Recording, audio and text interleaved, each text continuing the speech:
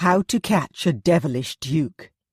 Book 4 in the Disreputable Debutantes series by Amy Rose Bennett.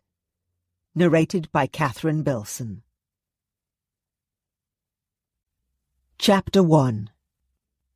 Even though the season proper is yet to begin, that doesn't mean the Bon Ton aren't already out and about town and getting up to all sorts of mischief.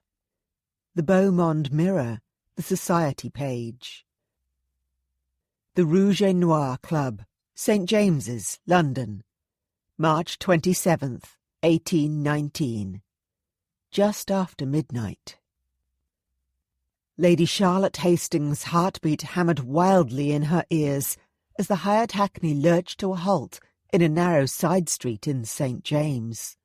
The entrance to the alleyway running behind the Rouge et Noir Club, a gaming hell-come-brothel that was highly popular with the Tons gentlemen, was barely visible through the thick shroud of scudding fog. Perfect, thought Charlie, as she peered through the cab's grimy window.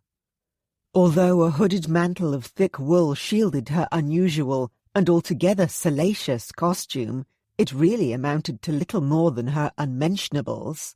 She was grateful the roiling miasma would also disguise her identity to some extent.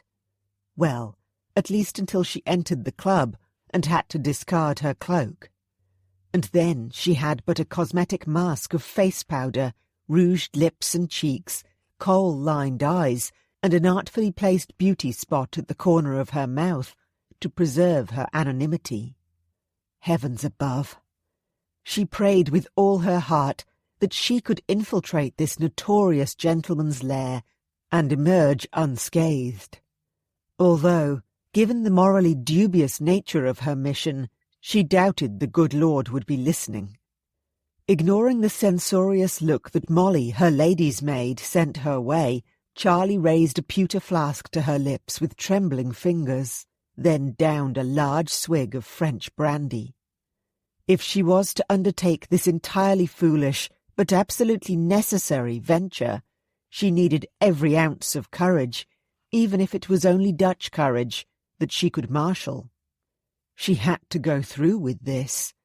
She had to succeed. Because if she didn't, the consequences didn't bear thinking about. Her dry throat sufficiently lubricated by the strong liquor, Charlie summoned her voice. "As we discussed, you must wait here for me, Molly," she said, as firmly as she could, considering her insides were quivering like a barely set jelly. "I've paid the driver well, so you'll be perfectly safe. If for some reason I don't emerge after an hour, you must go to Exmoor House in Grosvenor Square and ask for the Duke. He'll know what to do. He's a member of the Rouge et Noir Club, and no doubt has some sway with the management." "Yes, my lady. Only—" Molly's throat worked in a nervous swallow. "What if the Duke isn't in?" "He will be. I know he was dining with my brother, Lord Malvern, at White's earlier on, so he should be home by now." The maid nodded, but even by the feeble light of the hackney's carriage lamp, Charlie detected a worried flicker in her gaze. She wasn't convinced at all that the young woman would comply. "Molly, promise me you won't go to my family," she added in a stern tone. "They cannot know about any of this." "I give you my word, my lady." Charlie inclined her head. "Thank you." Indeed, the reason Charlie was undertaking this escapade was to prevent her family from ever finding out the terrible, terrible mess she'd landed herself in. All because of her foolish, reckless choices. To see the disappointment in her father's eyes if he ever discovered the things she'd already done and would do tonight. Charlie shuddered. Being expelled from a young ladies' academy 4 years ago for unbecoming conduct was bad enough for the Earl of Westhampton's daughter. She'd never survive another scandal of such monumental proportions. Yes, by hook or by crook, she had to extricate herself from this new predicament. However, if the very worst should happen tonight, and her plans went spectacularly awry, she knew without a shadow of a doubt that Maximilian Devereux, the Duke of Exmoor, her older brother's best friend, would step in to help her. Of course, she might very well expire from mortification if the man for whom she harboured a hopeless tendre ever learned of her shocking secrets.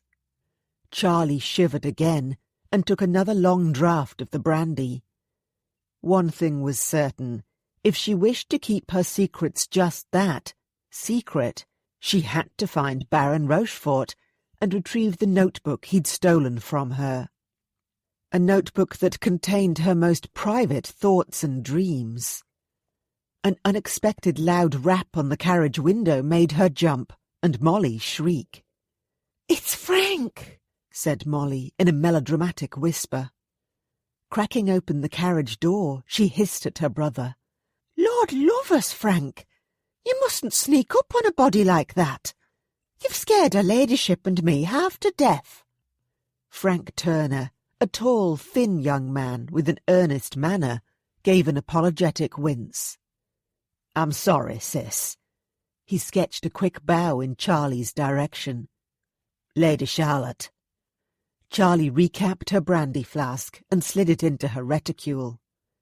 "No harm done, Mr. Turner," she said with a smile she hoped was gracious, given her face felt oddly stiff all of a sudden.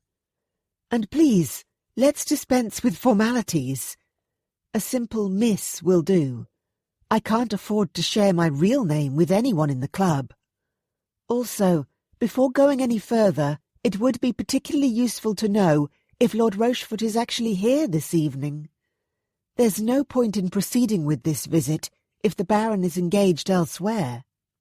"Right. Of course," said Frank. "Yes, Lord Rochefort is here. He was at the 21 table about half an hour ago, and I have reason to believe he's currently consorting with his regular mistress, Madame Erato. I spied them leaving the club floor around midnight." Excellent. Charlie's pulse quickened. For her plan to succeed, the Baron had to be distracted. And what could be more distracting than engaging in sexual congress with a practised Cyprian? "Thank you, Mr. Turner," she said. "That's very helpful. And I hope this is, too." She reached into her reticule and pulled out a coin. "This is to grease the doorman's palm. I trust a guinea will suffice." Frank opened the carriage door wider, letting in a blast of cold, damp air before pocketing the coin. "Yes, miss, that will do nicely." When he bent to let down the hackney's stairs, Molly reached out and squeezed Charlie's arm. "Godspeed, my lady. I'll be praying for your safe return." Charlie gave the maid a quick nod as she gathered her cloak about her. "Thank you, Molly. All going well, I'll be back before you know it." The servants' entrance to the Rouge et Noir Club lay at the bottom of a flight of narrow stairs below street level. An oil lamp cast a weak yellowish pool of light in front of the sturdy door of black wood fitted with studded iron hinges. As Charlie carefully picked her way down the steps, she tried to dismiss the thought that she was entering some hellish subterranean dungeon of depravity she had no hope of escaping. At Frank's knock, the door swung open, and the young croupier traded nods with a burly but decidedly bored-looking doorman. Money exchanged hands along with a few quiet words. Then Charlie was ushered into the dimly lit interior. Frank raised a quizzical brow. "Your cloak, miss. You'll stand out like a sore thumb if you wear that in the club." The doorman grunted in agreement and held out a meaty hand. Charlie pushed back her hood with shaking hands, hoping that her elaborately curled, Greek-inspired coiffure would pass muster. However, revealing her scanty apparel to a pair of strange men was confronting indeed, now that the moment was upon her. To think she would soon be parading through a gaming hell in front of a throng of foxed, tonish gentlemen with money in their pockets and lust on their minds. She gave an involuntary shiver as her fingers ineffectually fumbled with the knotted ribbon ties at her throat. In hindsight, perhaps she shouldn't have dismissed the idea of donning the disguise of a gentleman. But unless she'd lopped off all of her thick chestnut curls, added another 4 or 5 inches of height to her relatively short frame, and was somehow able to flatten her ample bosom and squeeze her generously curved hips into narrow breeches, she really didn't have a hope in Hades of passing herself off as a man. Her fingers stilled. But there's no doubt I'd be safer. Oh, God, what was she thinking? "Miss?" prompted Frank. He glanced nervously down the corridor to a set of narrow stairs. "I really do need to get back. And Mr. Fudge here doesn't have all night." At that moment, a narrow long-case clock at the far end of the corridor began to chime the 1/4 hour after midnight. Oh, dear. She really couldn't afford to dither about either. Drawing a steadying breath, Charlie ventured, "As I only intend to have a quick word with Baron Rochefort, it might be easier if I just leave my cloak on." The doorman, Fudge, gave a snort. "A shy woman in the Rouge et Noir Club? Now that's a novelty. You're sure to attract even more attention skulking about in that shapeless sack. Unless—" All of a sudden, his eyes narrowed with suspicion as his gaze travelled over her still shrouded form. "Oi, you don't plan on doing Lord Rochefort a mischief, do you?" he demanded. "I hope you ain't got a weapon stashed somewhere underneath there. Letting a young lady of quality like you in for a lark is one thing, but the club owner will have my balls for breakfast if anything happens to one of the customers here." Oh, no. Being denied entry to the club would be even worse than being leered at. Steadfastly tamping down her bout of missish nerves, failure was not an option. Charlie straightened her spine and forced herself to meet the doorman's gaze. "I assure you that doing Lord Rochefort a mischief is not my intention, sir," she remarked, in a tone that she hoped sounded cool rather than apprehensive. "As I said, I simply need to talk to him about a private matter." She shrugged a shoulder and prayed the doorman would believe her outright lie. Fudge smirked. "Talk? You can call doing the deed whatever you like, miss, but I wouldn't be doing my duty if I didn't check you were unarmed. Now, take it off, or it's back outside with you." He gestured at the door with his thumb. Charlie sighed. It seemed there was nothing for it. She was going to have to abandon her dignity along with her cloak. Her stomach aflutter, she roughly yanked at the tie. The knot at last came undone, and she shrugged off the garment entirely. And then Fudge said, "Cor blimey!" and Frank Turner's eyes popped wide open as he blushed to the roots of his hair. And so did Charlie. Heat washed over her from head to toe. Good heavens! If she'd provoked such a reaction from the Rouge et Noir's doorman and a croupier, who no doubt saw barely clad females every single day, what a sight she must look! She moistened her dry lips. "I trust that my attire is suitable, Mr. Turner? Your sister and I only had your rather loose description to go by, after all." Molly had helped her to assemble the two-piece ensemble, a figure-hugging ivory silk corset that barely contained her bust, and a pair of drawers fashioned from an old fuchsia-pink ball gown that was no longer à la mode. On her stockinged feet she wore low-heeled satin pumps embroidered with seed pearls. Given her face was also painted rather garishly, she looked nothing like a respectable young lady of the ton. Rather, the epitome of a whore from a French bordello. But she supposed it shouldn't surprise her that wealthy, titled men might be titillated by the idea of scantily clad women being at their beck and call for bed sport, or whatever sort of sport took their fancy. After all, most of them believed they owned the world and everyone in it. Lord Rochefort certainly did. Frank tugged at his cravat and looked everywhere but at her. Yes, I'd say it's suitable, my miss. Fudge simply grinned and didn't even attempt to raise his gaze from her exposed décolletage. Lady of quality or not, with tits that big, I'm sure you could get a job here if you wanted to, miss. I could put in a good word with the manager when I see him later tonight. Thank you, but that won't be necessary, Charlie said stiffly. While it was true that her bust was decidedly generous, especially after all the cakes and sweetmeats she'd eaten since Christmastide, and even during Lent, that didn't mean the man had to make such a crude remark. As I keep saying, I just need to have a word with Lord Rochefort, then I'll be on my way. Gathering the last remnants of her failing courage about herself, Charlie followed Frank up the stairs at the end of the corridor. When they reached a landing, he paused by a baize-covered door. "We're about to enter the club's gaming area," he explained in a hushed tone. "I must return to the hazard table, so you're on your own from here on in." Charlie nodded. "I understand. But perhaps you could tell me how to find Madame Erato's chamber.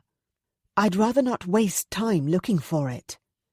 She'd locate the Baron, take back that which belonged to her while he was busy with the courtesan, and then all would be fine. Simple. What could possibly go wrong? Armed with the croupier's directions, Charlie donned an air of nonchalance as she skirted the club floor, heading for the main staircase that led to the brothel area. Massive chandeliers lit a high-ceilinged chamber, furnished with plush Turkish rugs and ornate mahogany gaming tables. Groups of well-dressed men, all strangers thank goodness, milled about, chatting and laughing with a handful of young women wearing attire not dissimilar to her own. Off to the far right, there was another arched doorway swathed in curtains of rich crimson damask. When a footman emerged, Charlie caught a glimpse of two bare-breasted courtesans sprawled upon a chaise longue beside a gentleman smoking a hookah pipe. Heavens above! The tableau brought to mind the folio of erotic etchings that she'd once discovered in Hastings House's library. Blushing hotly, Charlie hastily looked away. Thank goodness she didn't have to go in that direction. And then anger surfaced at the rampant misogyny on display. She was by no means a prude, but witnessing how these noble men thought nothing of indulging their fantasies of subjugating women made her blood boil. If she didn't have to hide the fact that she'd set foot inside the Rouge et Noir Club herself, she'd take her brother to task about his past habit of visiting places like this when he was a bachelor. And she'd jolly well admonish Max Devereux for coming here too. Even though she kept to the shadows as much as possible, she still managed to attract the attention of a middle-aged gentleman. With a glass of brandy in hand and his cravat askew, he was weaving his way toward a nearby settee. Ignoring his low whistle and clumsy wink, Charlie slightly altered her course to avoid further interaction. She didn't have the time or inclination to fend off unwanted advances from drunken knobs. Once she reached the stairs, she quickened her pace, and within a few moments she'd gained the first floor. Turning to the right as Frank had instructed, she soon found herself in a sumptuously decorated hallway that was thankfully devoid of lecherous noblemen, foxed or otherwise. The soft light of gilt wall sconces illuminated the flocked wallpaper, gleaming oak panels, potted palms, and claret-hued curtains. If it weren't for the paintings of frolicking naked nymphs and a rather well-endowed bronze statue of Bacchus, she could be at home.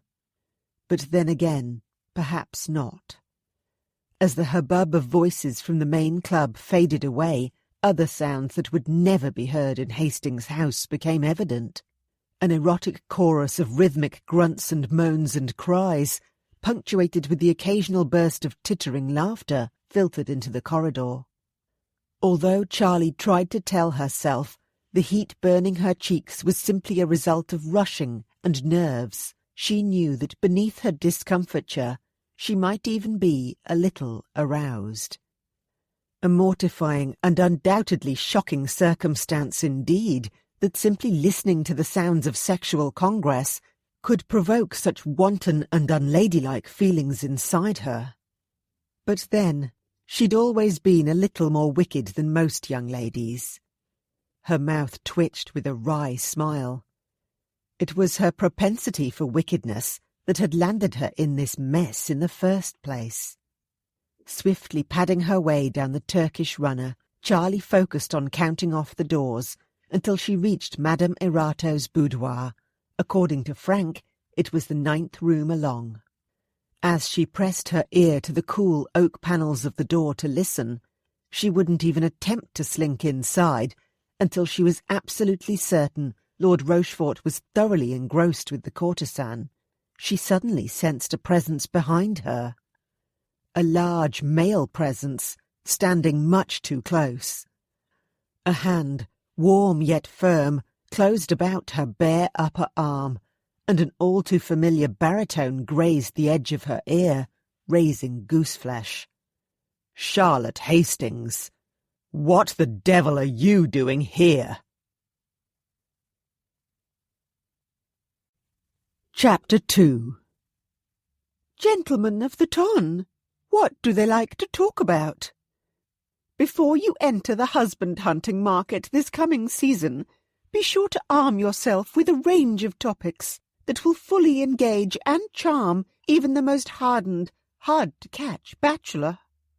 The Beau Monde Mirror, the essential style and etiquette guide. Oh, no. Dear Lord above, no! Sucking in a startled breath, Charlie spun around and came face to face with Maximilian Devereux, the Duke of Exmoor, her older brother's best friend. The man who frequently occupied her romantic daydreams and deliciously wicked fantasies at night. A man who was always amiable, perhaps even a little flirtatious on the odd occasion, but to her unrelenting disappointment, never more than that. Why, in the 6 years she'd known him, they'd never even shared a waltz. The indecently handsome Duke planted his large hands on the door on either side of her shoulders, caging her in as he stared down at her, a fierce scowl marring his perfect brow. From beneath the sweep of dark blonde hair, his sapphire-blue eyes seemed to pierce her to her very soul. Too flabbergasted to string a coherent sentence together, Charlie stammered, "How? What? You're not—" Somehow, marshalling her thoughts and her ire, it was one thing to know Max visited brothels, but it was another thing entirely to witness him doing so. She raised her chin and demanded in a furious whisper, "What on earth are you doing here? You're not supposed to be here." "I have more or less the same thoughts about you, my lady," he bit out. "Have you gone stark raving—" The sound of female laughter, loud and affected, drifted toward them from the direction of the stairs, and Max swore beneath his breath. Because rounding the corner and headed their way was a courtesan and a ton buck Charlie and Max both knew, Baron Egerton. Oh, dear God, if Lord Egerton recognized her! As horror and panic whipped the air from Charlie's lungs, Max sprang into action. Seizing her hand, he tugged her across the corridor, and after collapsing onto a gilt-legged settee, he dragged her down on top of him. "Straddle me," he commanded in a hoarse whisper as he grasped her hips. Without hesitation, Charlie complied, moving to sit astride his lap. Even though her back would be turned to the approaching couple, Max's hand came up to cradle the back of her head. "Hide your face in my neck," he urged. "Pretend to nuzzle my ear. Don't let Egerton see you." "But I'll smudge my—" "No buts," Max hissed. "I'm trying to protect you. Just do it. Now." Charlie immediately dipped her head and pressed her lips to a vulnerable patch of flesh beneath Max's ear. And almost at once, all of her chagrin and fear, embarrassment and uncertainty began to melt away. Oh my! Hadn't she dreamed of doing this more than once in the middle of the night? Being this close to Max, kissing him. Charlie revelled in the warmth of his skin, the steady beat of his pulse. His delicious scent, a heady combination of his cologne, the starch of his freshly laundered collar and cravat, and another entirely masculine smell she always associated with Max, enveloped her in a sensual cloud, and for a moment she almost forgot where she was and how much danger she was in. Yes, danger. Lord Egerton called a greeting to Max, and Charlie tensed. Her fingers dug into Max's shoulders, and her breath hitched. But then Max stroked a hand down her silk-clad back, as though soothing a restive beast about to bolt. "They've almost passed by. You're doing well," he whispered, before he offered the Baron a nonchalant greeting in return. "Evening, Egerton." Charlie forced herself to breathe. If she played the part of a courtesan with some conviction, she would have less chance of being noticed.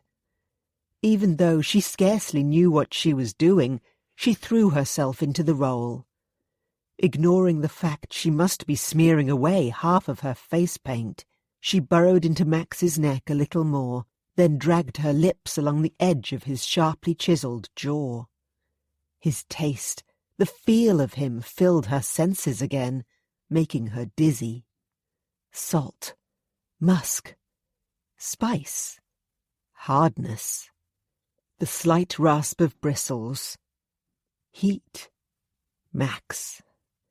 When her fingers sifted through the thick, silky hair at the back of his head and she gently drew on his earlobe, the Duke shifted restlessly beneath her. "Yes, that's it, sweetheart," he groaned. "Don't be shy." Good Lord! Was she really stirring Max so much that she'd made him groan? Or was he just pretending? In her heart of hearts, she really hoped he wasn't, because there was no doubt that sharing such an intimate, wholly inappropriate embrace with Max was affecting her in countless, very real ways. Her heart beat wild and fast, and desire fluttered to life, and gathered in all kinds of secret feminine places. Dare she trace the curve of Max's ear with the tip of her tongue? She was just about to, when Max's hand gripped her nape. "You can stop now," he murmured. "Egerton's gone." Gone? Slightly dazed, Charlie lifted her head. Oh, good. She reluctantly climbed off Max's lap and plopped onto the settee beside him. Beneath her relief, disappointment welled as she took in Max's far from pleased expression. "Yes, thank God." The Duke stood abruptly, as if he couldn't wait to put as much distance between them as possible. "And I expect Egerton will be otherwise engaged for the next half-hour or so, which means it's the ideal time for us to go." Charlie sprang to her feet too. "Wait! No!" Max's scowl deepened. "What the hell is wrong with you?" he demanded as he reached for her arm. "I need to get you away from here." I can't leave." Charlie shook him off and took a step back. "Not yet."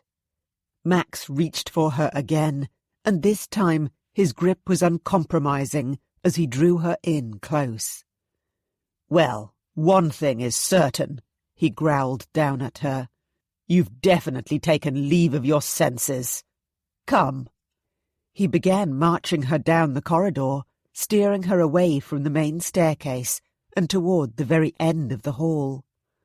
"We'll take the servants' stairs down to the rear entrance."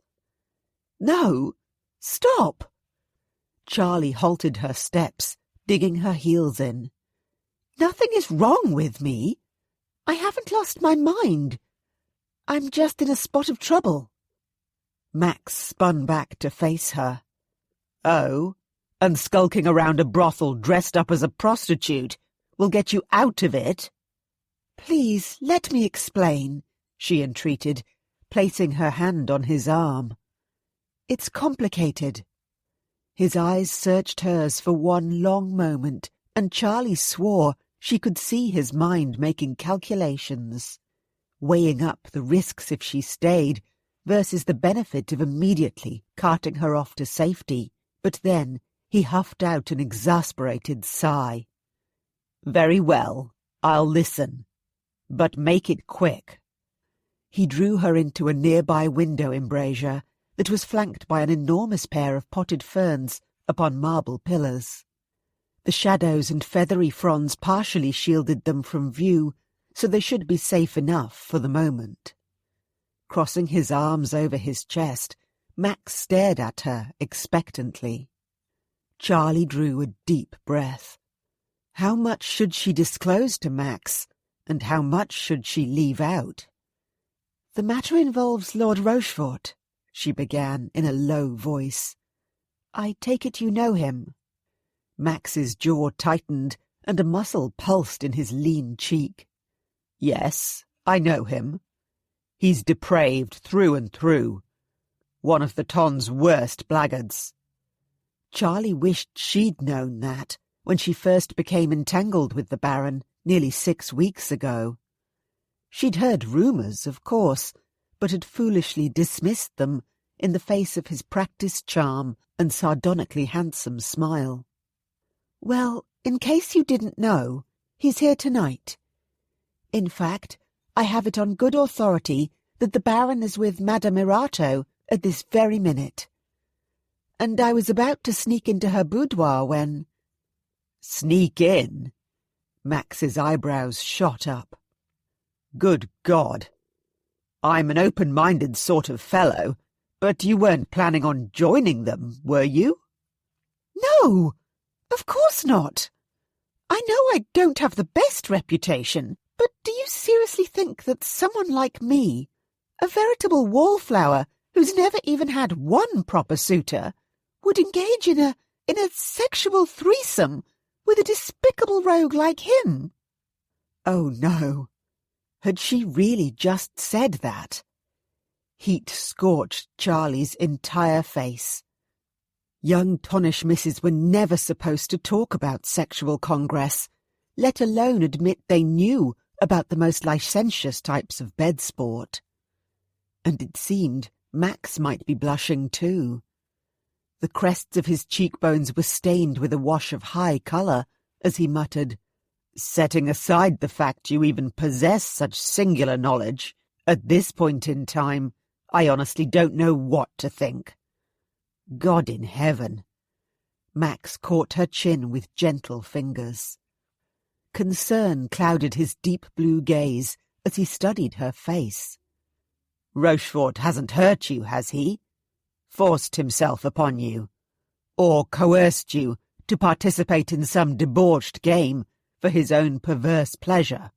Because if the bastard has—" Some sort of fierce emotion, something dark and dangerous, flickered like lightning in Max's eyes.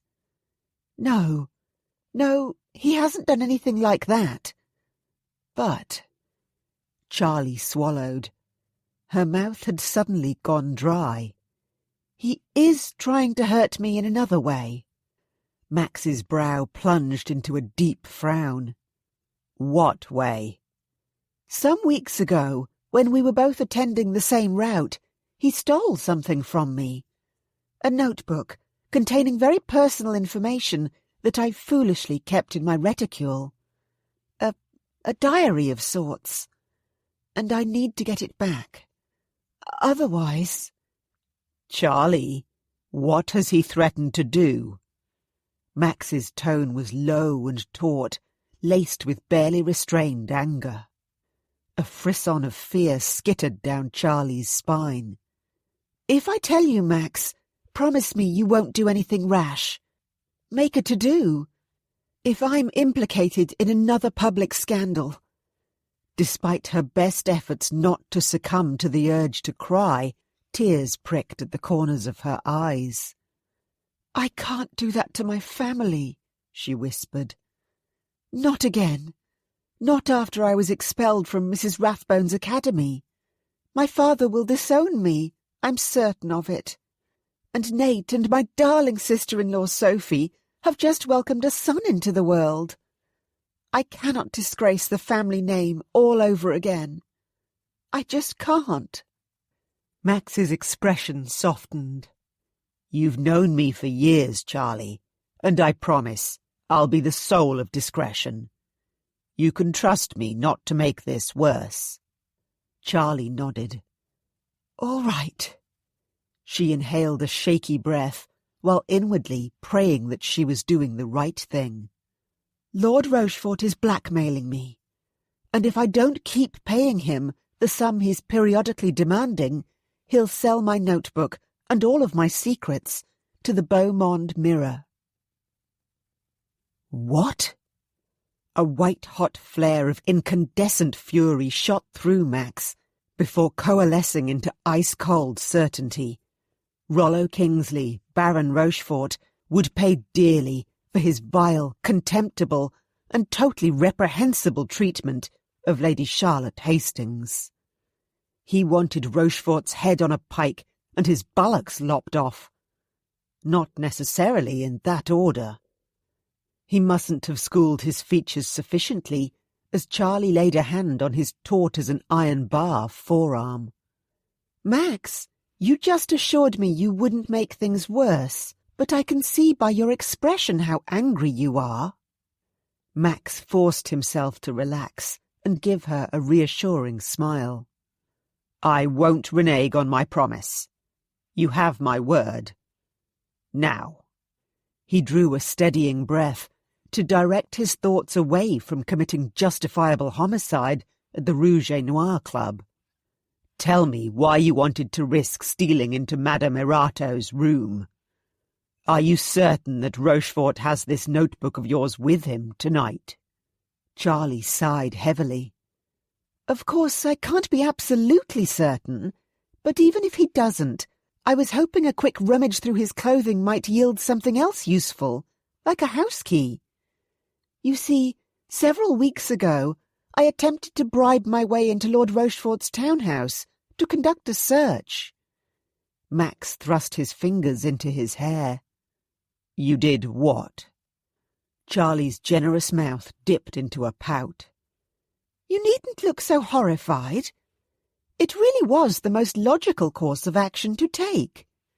Because Lord Rochefort is blackmailing me, it made me wonder if he might be short of funds, and thus underpaying his staff. But I quickly discovered that his servants are all incredibly loyal. Not one of the maids or footmen I approached could be swayed to let me in. Max snorted. Thank God for that. Given the rumours he'd heard, Max suspected it was more likely that Rochefort's staff remained loyal to their master out of fear rather than devotion. Just thinking about Charlie creeping about that perverted bastard's house all by herself made his insides clench. Charlie grimaced. Well, in hindsight, it wasn't the wisest plan. The very next day, Lord Rochefort waylaid me in Berkeley Square, right outside Gunter's tea shop. She swallowed, and a shadow of fear crossed her face. To say he was unhappy that I'd been trying to nose about his townhouse would be an understatement. In any case, he told me that he always keeps my notebook on his person, so I hadn't a hope in Hades of recovering it. Well, at least until he's satisfied that I've paid him enough. And then, to teach me a lesson, he doubled his price to stay his hand. Christ! Max had to unlock his clenched jaw to mutter, "How much has he demanded to date?" Charlie worried at her rouged lower lip for a moment. "I'd rather not say, but it's more than I can continue to pay on an ongoing basis. I've gone through all of my pin money, and I've had to pawn some of my jewellery." Tears welled in her golden brown eyes. "And I also gave Rochefort a pearl and diamond brooch that once belonged to my dearly departed mamma. But I can't go on this way, with this sword of Damocles constantly hanging over my head." She lifted her chin, and her gaze glittered with determination. "So, I decided to periodically follow Rochefort, and when I discovered that he often visits the Rouge et Noir Club late on a Friday evening, well, it seemed I had no other choice but to do what I'm doing tonight. Despite the danger." "Charlie, I wish you'd come to me soon." Without warning, Charlie threw her arms around his neck. "Someone's coming," she whispered urgently. "Quick! Pretend to ravish me." Pretend to ravish his best friend's sister. Again. Good God.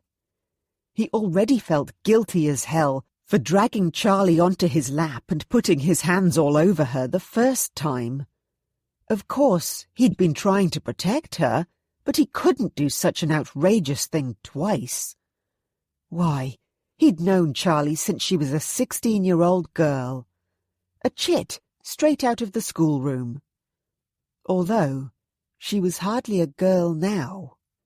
Charlie's spectacular breasts that he'd been trying very hard to ignore since he'd first laid eyes on her in her scandalous Cyprian's costume, were pressed firmly against him. Soft and warm, like two delectable plump pillows. If he glanced downward, Christ, that cleavage! Looking down was the last thing he should do. His hands slid to her waist, which was also a very bad idea, as he encountered a sliver of warm, silken, naked flesh between the bottom of her corset and the waistband of her drawers. Moving his hands farther south was obviously out of the question, so he placed his palms on her shoulder blades and rested his cheek upon her head, her thick chestnut curls tickling his jaw. It was a platonic embrace, nothing more. But then Charlie moved, her belly brushing against his hips, and despite his best efforts to remain unaffected, interest stirred within his trousers. Bloody hell! To make matters worse, it was clear that a copulating couple in the nearest bedchamber was approaching the climactic end of their amorous ride together. A headboard repeatedly banged against a wall, and a woman was gasping and frantically crying out the name of the Lord and several Christian saints over and over again. Think of something else, Maximilian Devereux. Anything. His horses. Yes. Max focused on the thoroughbred filly he would choose to race at Newmarket in a few weeks' time. And then there was that bay Arabian stallion he was thinking of buying to sire... Damn and blast. Don't think about mating of any kind, in any context. No, it was best to think about some other innocuous or even unpleasant topic.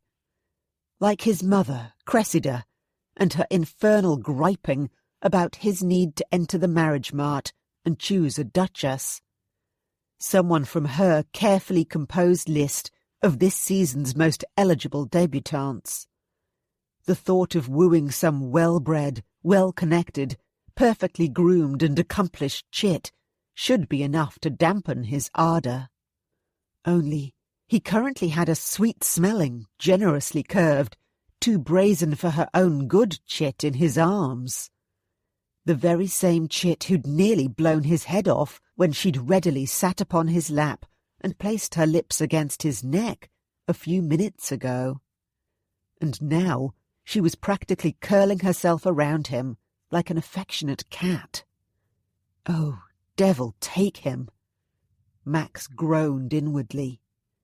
Now he was thinking about pussies. Whoever was in the hallway was drawing closer. He could hear the heavy, unapologetic thud of booted footsteps and the low rumble of a man's voice. A woman's peal of laughter was followed by a sharp slap and a squeal. God, he wished they'd both bugger off so he could get Charlie out of this den of iniquity. As the minutes ticked by, the odds that she would be recognized by some male member of the ton who knew her were rapidly increasing. A door slammed, then Max breathed a sigh of relief. Putting Charlie firmly away from him, he said, "You're sure Rochefort is in Madame Erato's room?" "I am. My informant, a croupier who works here, is the brother of my lady's maid. I have no reason to distrust his intelligence. Only—" She released a frustrated huff. "Only we've been dilly-dallying about so much, I'm worried Rochefort will have finished with Madame Erato before we've had a chance to steal inside and go through his clothes." Max cocked an eyebrow. "You are not to set foot in that room. I'll do it. And I wouldn't worry too much. Rochefort strikes me as the sort of man who likes to get his money's worth. With any luck, he's currently balls deep in—" God damn it! Had he really just said that? What was wrong with him? "My sincerest apologies for being so crude. I meant to say, let's hope he's currently occupied." Charlie gave a small laugh, her eyes sparkling with mischief. "I think you sometimes forget that I've grown up in a household full of males. Having 4 brothers, especially someone like Nate, who used to be a thoroughly wicked rake, does mean that one learns rather a lot about the opposite sex. And that includes inadvertently hearing all kinds of improper things.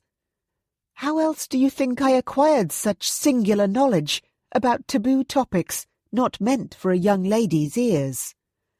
So I wouldn't be too concerned. I promise I won't gasp or faint with horror." Max nodded. "Right. Good. You stay here. This shouldn't take too long at all." He was about to step out into the hallway again when Charlie suddenly stood on tiptoe and kissed him on the cheek. Her lips were soft and warm and pliant. "For luck," she whispered. "And thank you." Max tugged at the cuffs of his evening jacket to keep himself from sweeping Charlie into his arms again. Jesus Christ! Where had all his studied, polite nonchalance gone? He'd been practicing amiable indifference around Lady Charlotte Hastings for years.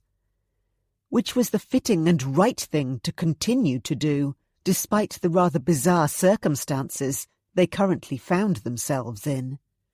And then, of course, he'd long ago promised Nate, her brother, and his former comrade in arms, that he'd never go anywhere near Charlie. Clearing his throat, Max murmured, "No thanks are necessary, my lady. As Nate's friend, it's my duty to see you safe." And he meant it. This injustice, Charlie's ill-treatment, could not continue. He would end it tonight if he could. "Yes." Her shy smile slid away before she added stiffly, "Quite." Setting aside the uncomfortable notion that he'd unwittingly hurt Charlie's feelings, Max approached Madame Erato's door. Like Charlie had done earlier, he pressed his ear to the wood panelling, then smiled to himself when he detected the unmistakable sounds of frantic fornicating. Excellent. He tried the handle, and was not at all surprised to find that it was locked. However, given Madame Erato had conveniently left the key in the keyhole, breaking in would be child's play.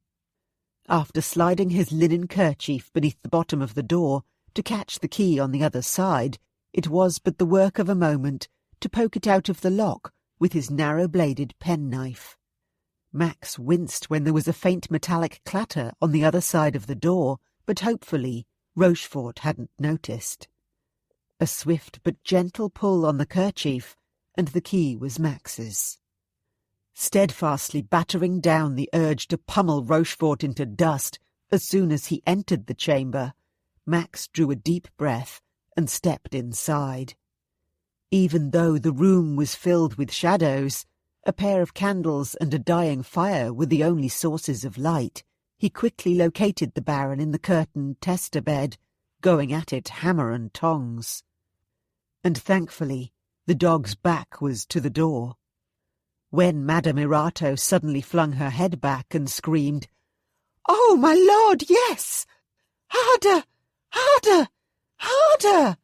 at the top of her lungs, Max suspected the courtesan wouldn't notice his intrusion either. A few furtive steps across the room was all it took for Max to reach the chaise longue where Rochefort's discarded clothes lay. Breeches, shirt, waistcoat, evening jacket and boots in hand, Max beat a hasty retreat, then locked Madame Irato's chamber from the outside. Charlie rushed over to him, her coal-rimmed eyes huge in her pale face. "You are simply amazing, Max," she breathed. "I didn't even consider that the door might be locked." Max shrugged. "You forget I've been here before," he said, then winced at the fact he'd all but admitted that he was familiar with the ins and outs of the brothel. Retreating to the window embrasure, he tossed Madame Irato's room key into one of the potted ferns. "Right, let's check these clothes and leave before Rochefort realizes he's been had." Charlie muttered something that sounded a lot like, "Damn, bloody damn," when they ascertained that Rochefort had clearly lied to her. It seemed the Baron didn't have her notebook on him at all times. They hadn't discovered a house key in any of his pockets either. "Now what do I do?" Charlie murmured in a quivering voice. Slumping against the wall, she looked up at Max with wide, haunted eyes. "I have to get that book back." Upon seeing her devastation, a hot wave of anger burned through Max. Frustrated beyond measure, he roughly yanked open the window and hurled Rochefort's clothes out into the street in disgust. "I'll think of something," he began, but then there was a shout, and a violent blow was levelled at Madame Irato's door. "Time to go." Grasping Charlie's hand, Max tugged her into the corridor, and they sped toward the servants' stairs. Within a few minutes, they'd reached the back door to the club. The doorman, Arthur Fudge, greeted Max with a wide grin. "Your Grace," he crowed. "What a pleasure it is to see you again. It's been a while, ain't it?" He then gave a knowing wink. "And I see you've chosen a fine little ladybird to keep you company tonight." Charlie stiffened, and Max only just stopped himself from planting a punch in the bruiser's smirking face. "If you don't mind, I'm in a bit of a hurry, Fudge," he said, gesturing at the door. "Of course. Sorry, Your Grace." The doorman pulled a thick woolen cloak from a peg and held it out to Charlie. "Don't forget this, miss." "I'll take it from here." Max draped the garment over Charlie's shoulders.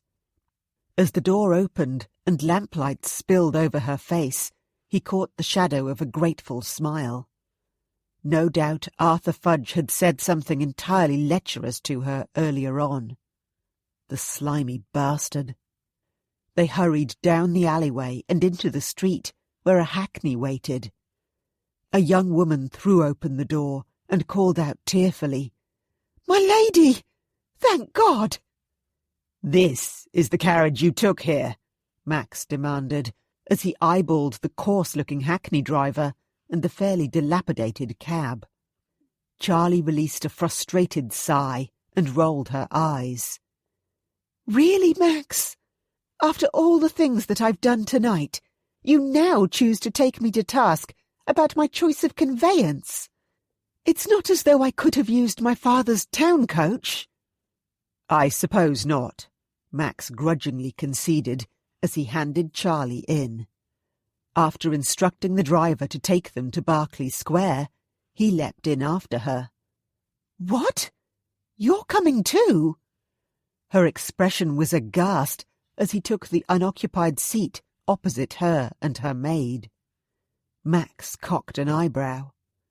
Really, Lady Charlotte, after all the things that I've done tonight, you choose to take me to task about this? As a gentleman and a family friend, it would be remiss of me not to see you home now, wouldn't it? Charlie gave a disgruntled harumph and settled back against the torn leather squabs. I suppose you're right, she grumbled, then directed her gaze out the window to the fog-shrouded London streets.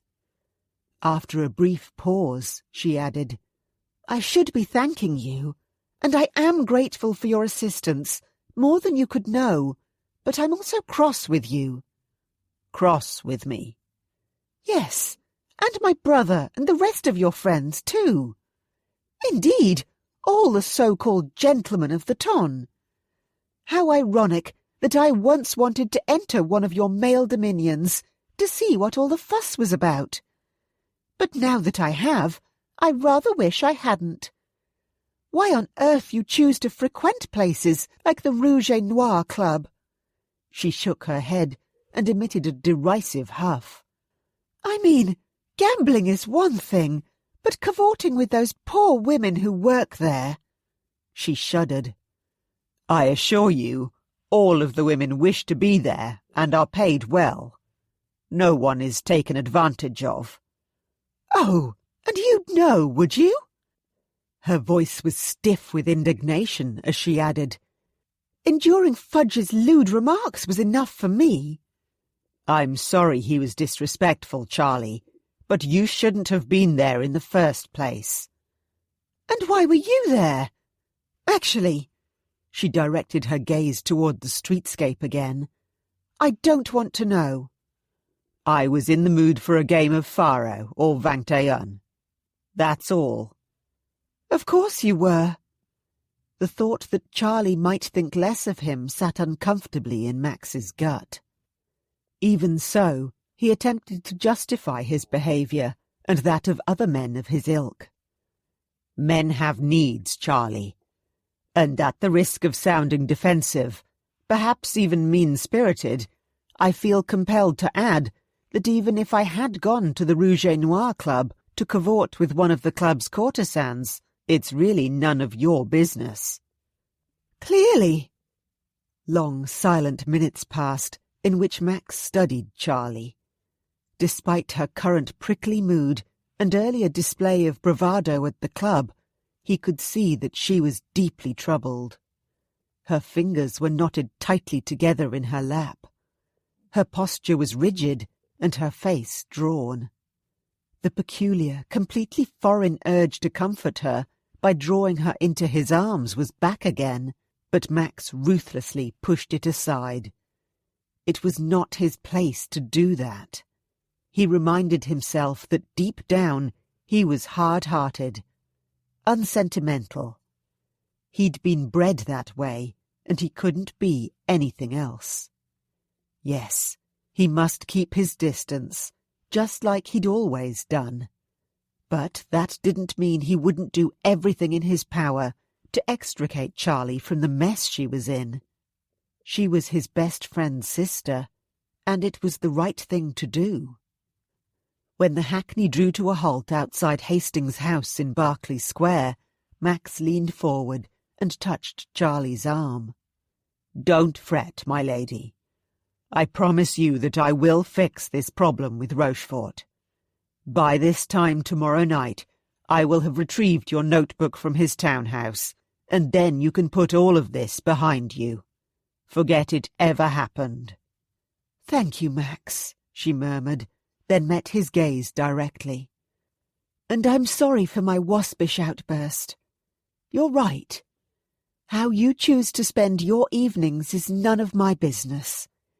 It's not as though I'm unaware of the different sets of rules governing the behaviour of the sexes. I might consider them to be unfair, but railing at you won't change how society works. And the last thing I want is for there to be any discord between us. If you hadn't been at the Rouge et Noir Club tonight, who knows how things would have turned out?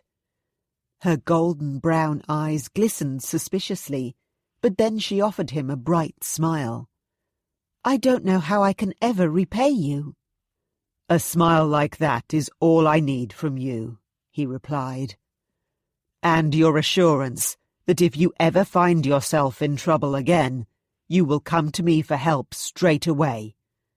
After all, that's what friends are for. Her expression grew shuttered, and for the second time that night, Max was struck by the uncomfortable feeling that he'd somehow inadvertently upset Charlie by underscoring their friendship. Well, given my propensity for getting myself into scrapes, I'm afraid you might regret such an offer. Her tone was laced with a trace of bitterness as she gathered her cloak about herself. One doesn't acquire the label of disreputable débutante without good reason. But I'll keep your kind offer in mind. Good night, Your Grace. Without waiting for him to open the door or hand her down, Charlie exited the hackney coach, then rushed up the stairs of Hastings House, with her maid scurrying in her wake. Bloody hell. Max ordered the driver to take him to Grosvenor Square, then slammed shut the hackney's door. Why were women so damned complicated? And Lady Charlotte Hastings was even more unfathomable than most. Brazen, beguiling, and infuriatingly problematic. Yes, problematic, and not because of this stolen diary and blackmail business. He'd just stated they were friends. But deep down, he knew that was a lie. Because after tonight's escapade, he could no longer deny that he wanted Charlotte Hastings. The smouldering ember of desire that he'd been valiantly trying to smother for so long had suddenly, and most inconveniently, flickered to life. Damn it!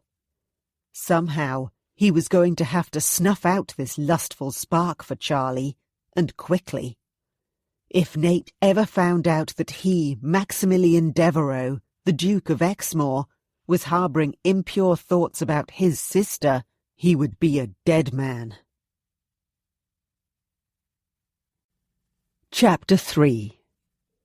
The season is fast approaching, and if you're an aspiring débutante, are your preparations well in hand? Competition to catch oneself an eligible gentleman of means is always fierce, and the wise débutante always plans ahead to ensure she is off to a good start that will put her ahead of the field. The Beaumont Mirror, the essential style and etiquette guide. Hastings House, Berkeley Square, March 27th, 1819.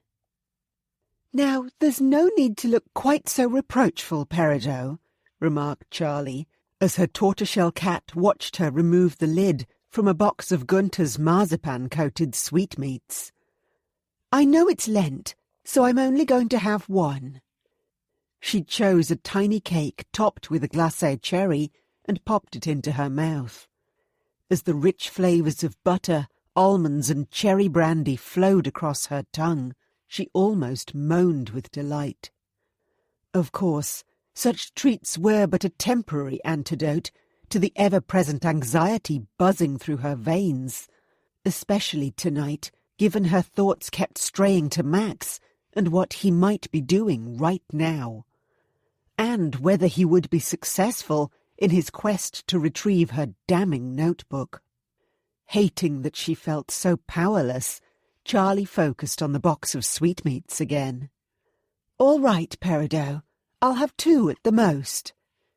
She licked her sticky fingers and perused the delectable array.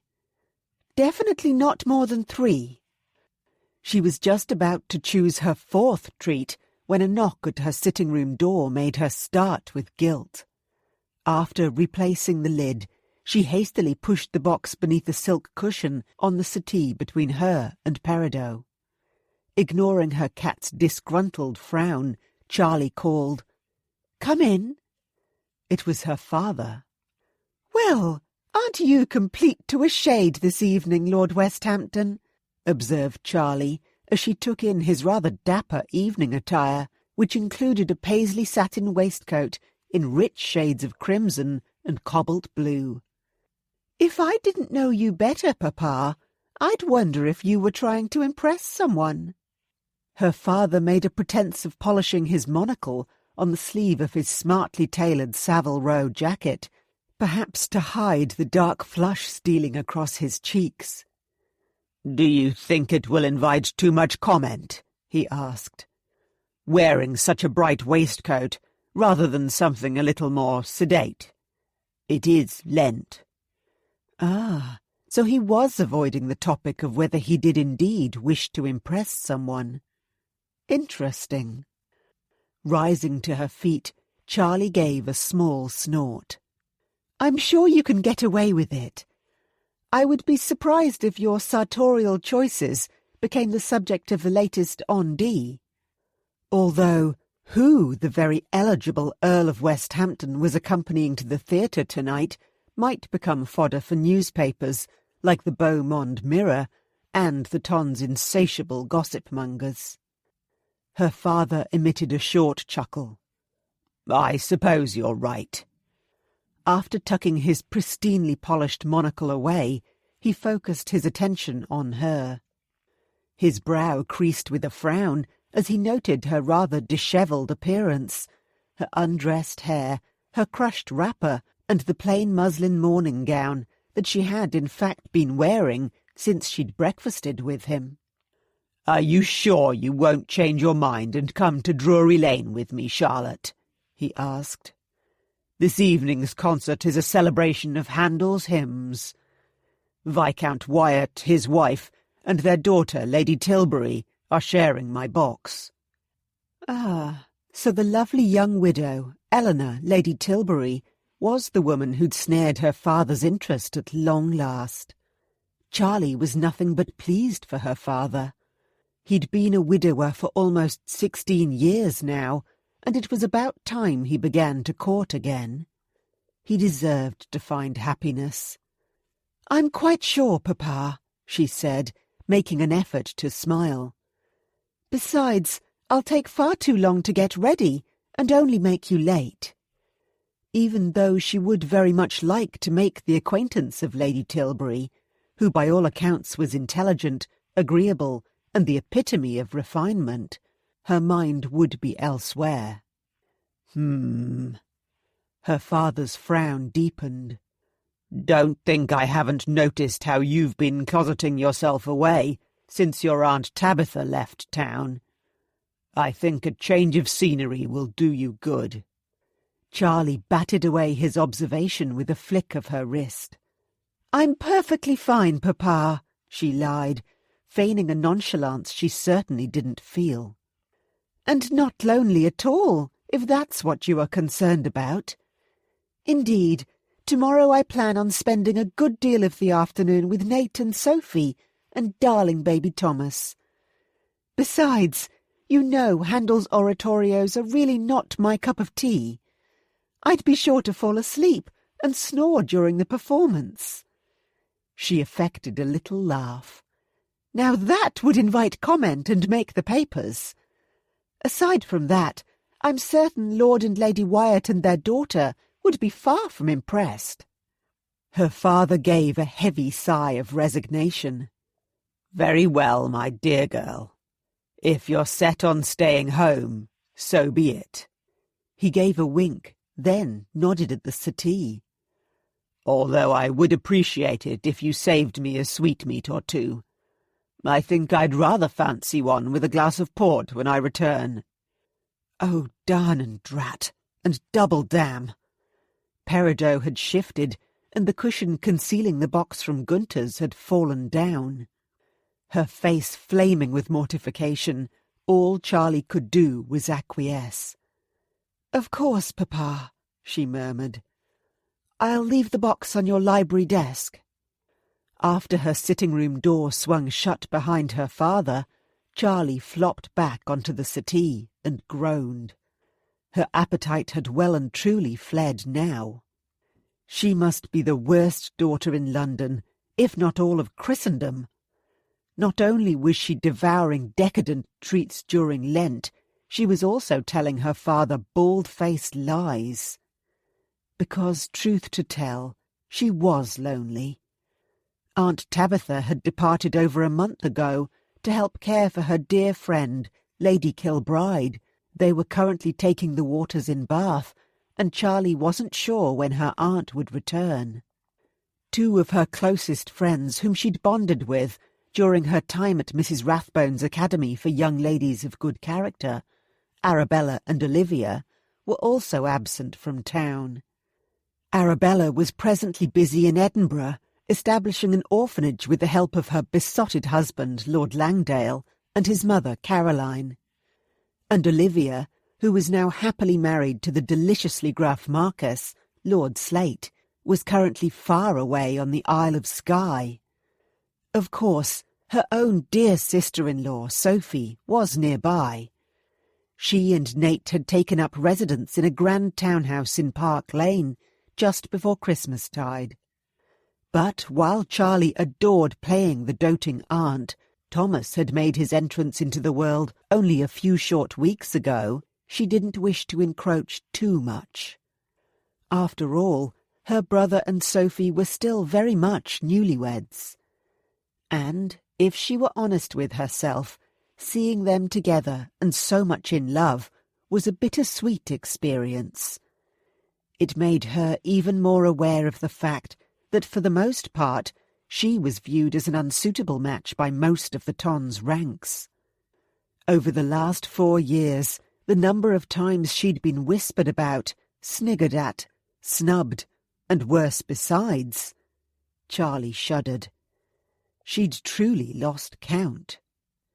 Yes, despite the elevated position of her father, aunt, brother, and friends, it seemed her ruined reputation followed her about like her own personal dark cloud of shame, forever casting her in dismal shadow. A target for the most sanctimonious, unkindest members of polite society. Unmarriageable. Disreputable. These were the less vicious barbs aimed her way. Fast. Loose. Hoyden. Slut. She'd heard those words too, and often from the tongues of supposed gentlemen, when she'd refused their lewd propositions in quiet corridors and shadowed corners. To make matters worse, she'd believed Lord Rochfort was different. What a fool she'd been to be gulled by his false flattery and easy smiles, his kisses and whispered words of praise. But then the predator had struck, and she still had no idea why he'd chosen her as a victim. Charlie's eyes burned, and she dashed an angry teardrop away from her cheek with impatient fingers. If only she could brush all her horrid memories and cares away so easily. While she missed Aunt Tabitha and spending time with her dearest friends, it was also a relief that she didn't have to constantly pretend that nothing was amiss in her world. But it most certainly was. After depositing the box of sweetmeats on her father's library desk and spending the next hour fruitlessly searching the shelves for a book to capture her attention, Charlie returned to her sitting room empty-handed. A current of dread still hummed through her veins, even though she'd drunk a nip of her father's brandy. As she slumped onto the settee again, her gaze strayed to the mantel clock. It was almost 9:30. She suspected Max wouldn't want to sneak into Lord Rochefort's townhouse too early. Even if the Baron was at one of his clubs or elsewhere, there would be far too many servants about. But Max wouldn't want to conduct his search when it was too late either, because Lord Rochefort might be home. Gah! Charlie thumped a fist into the silk cushion, earning another reproving look from Peridot. "Sorry, Puss," she murmured, and patted the cat's silky head. Sitting around fretting about what Max may or may not be doing right at this moment was giving her heart palpitations. And then another, altogether disquieting thought filtered through the fog of her anxiety. Max had no clue at all what her notebook looked like. Its size, the type of cover. What, if anything, was printed on the outside? How could he possibly conduct a swift search if he had no idea what he was actually searching for?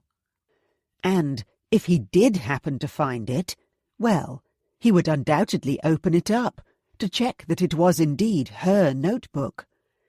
He'd peruse the contents. Oh, God! Charlie flew across the room to the bell pull to summon Molly. Grosvenor Square, Mayfair. Little more than half an hour later, Charlie stood on the front doorstep of Exmoor House. As to whether Max was in, Charlie couldn't be certain. All the curtains were drawn, but slivers of light spilled out from between the chinks in the heavy fabric. Thank goodness he lived alone. His mother, Cressida, the formidable Dowager Duchess of Exmoor, resided in nearby Curzon Street, with Max's widowed sister-in-law, Diana. At least she would only have to contend with Max's perennially flustered but amiable butler, Chifley, when she summoned the courage to knock on the door. One of Hastings House's footmen, a strapping young man named Edwards, waited on the pavement below, shifting nervously from foot to foot. She beckoned him closer.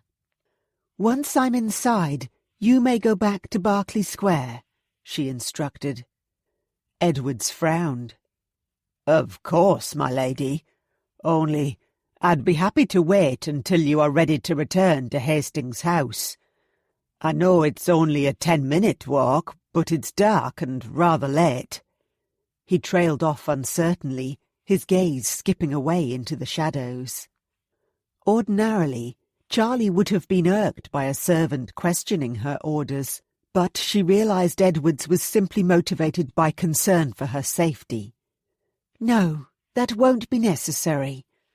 Her tone was kind but firm. Whatever the outcome tonight, Max would provide her with a suitable escort to see her home. As Charlie expected, Chifley failed to contain his surprise when he discovered who was visiting at such a late hour. "Lady Charlotte!"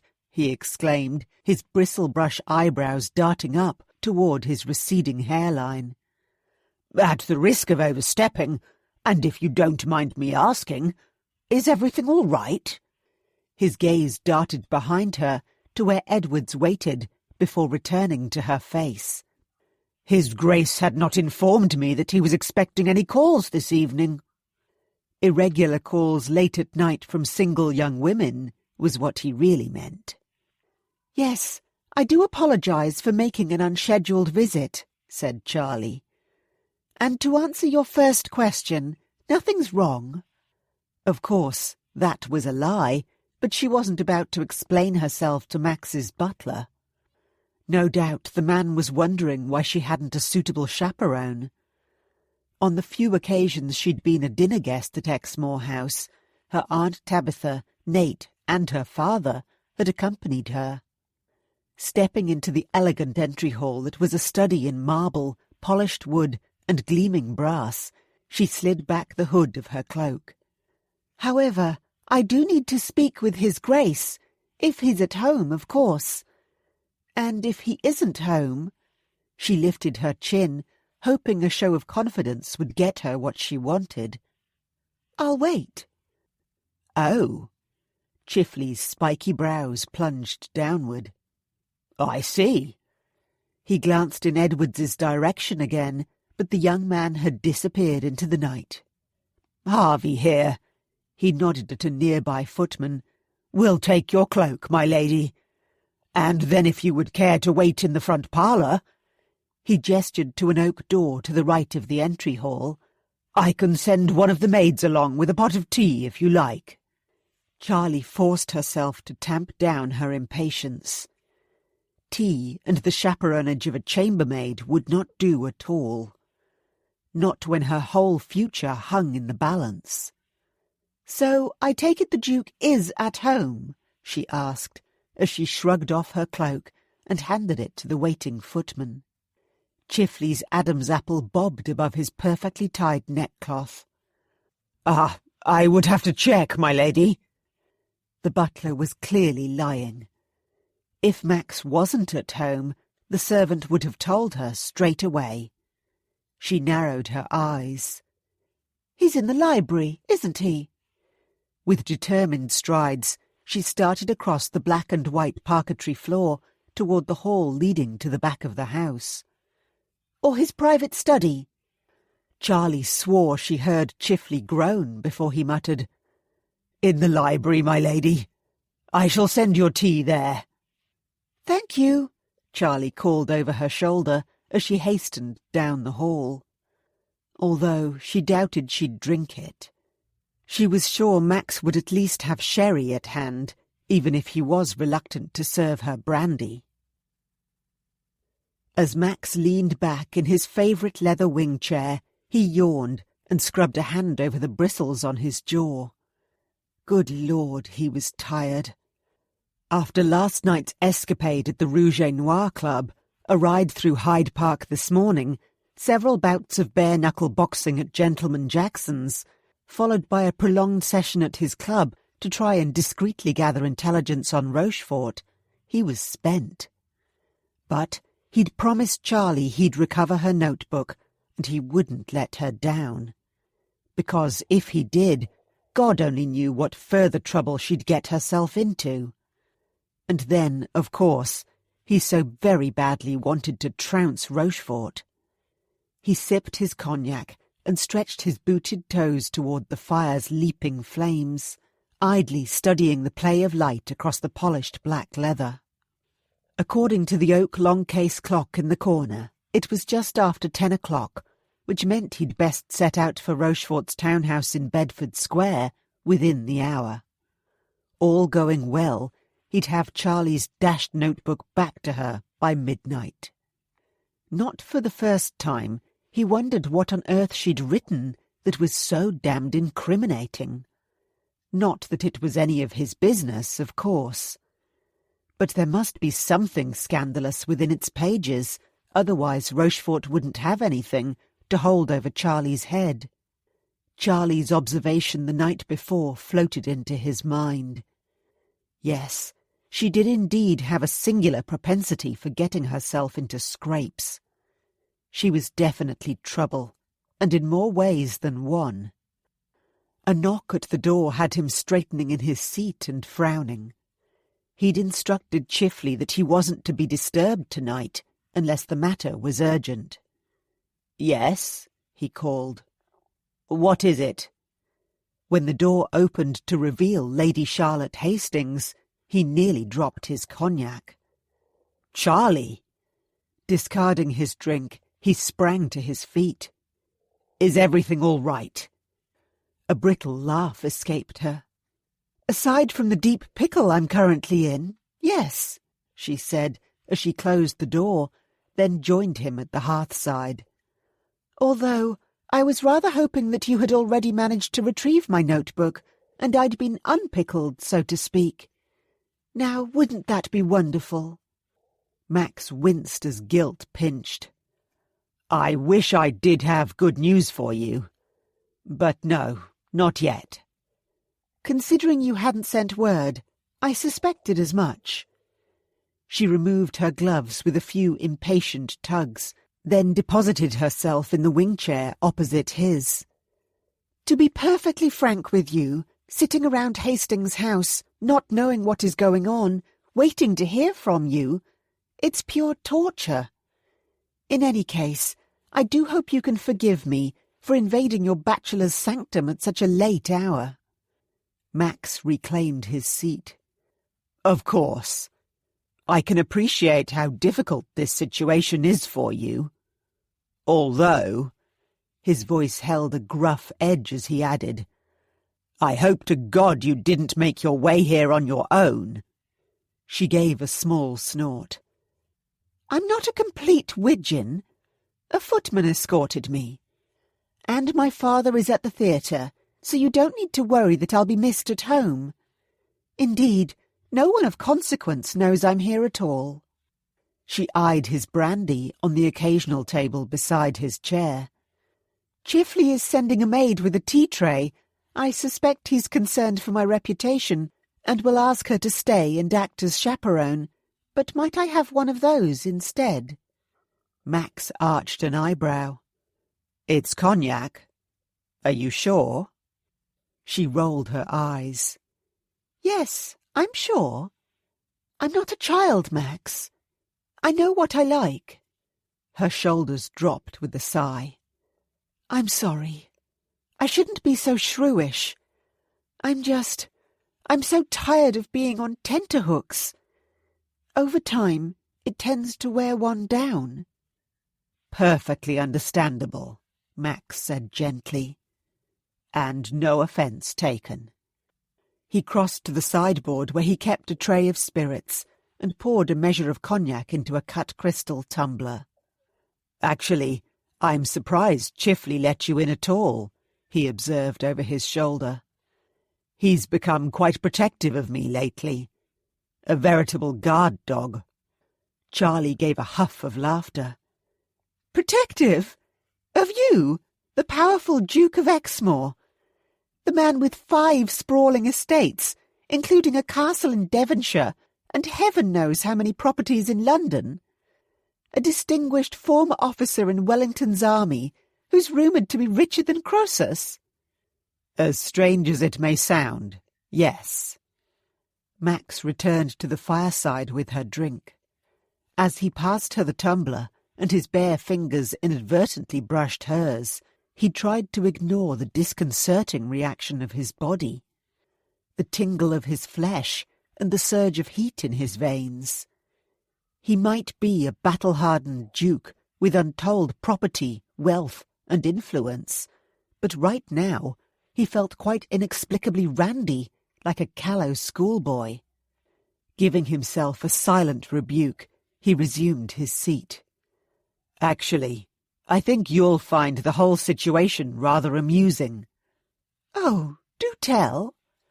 Charlie's eyes gleamed with expectation as she regarded him over the rim of her glass.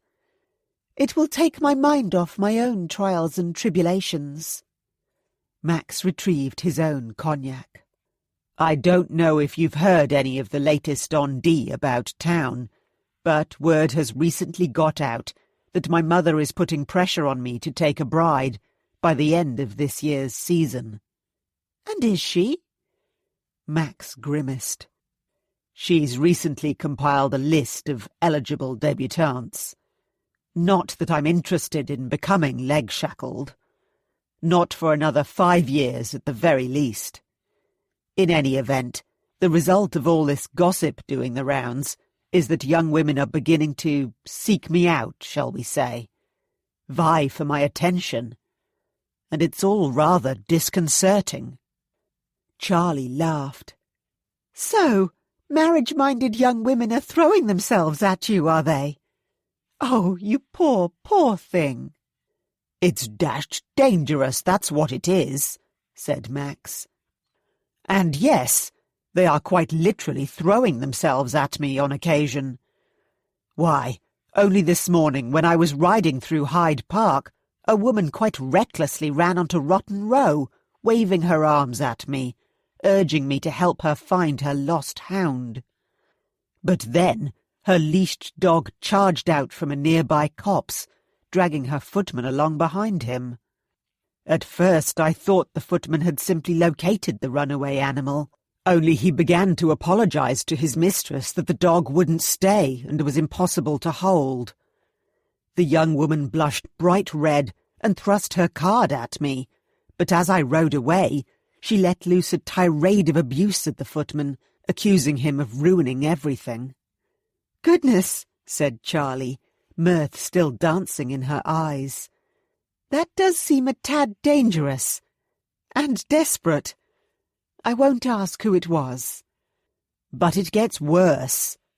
Max pointed at his desk. "See that pile of correspondence on the end? In the past week, I've received an inordinate number of perfume-drenched poems and letters from secret admirers. One of the missives even had a silk ribbon garter pinned to it, and another contained a lock of hair. And this evening, while I was out at my club, my valet discovered a young woman in the lime tree outside my bedroom window.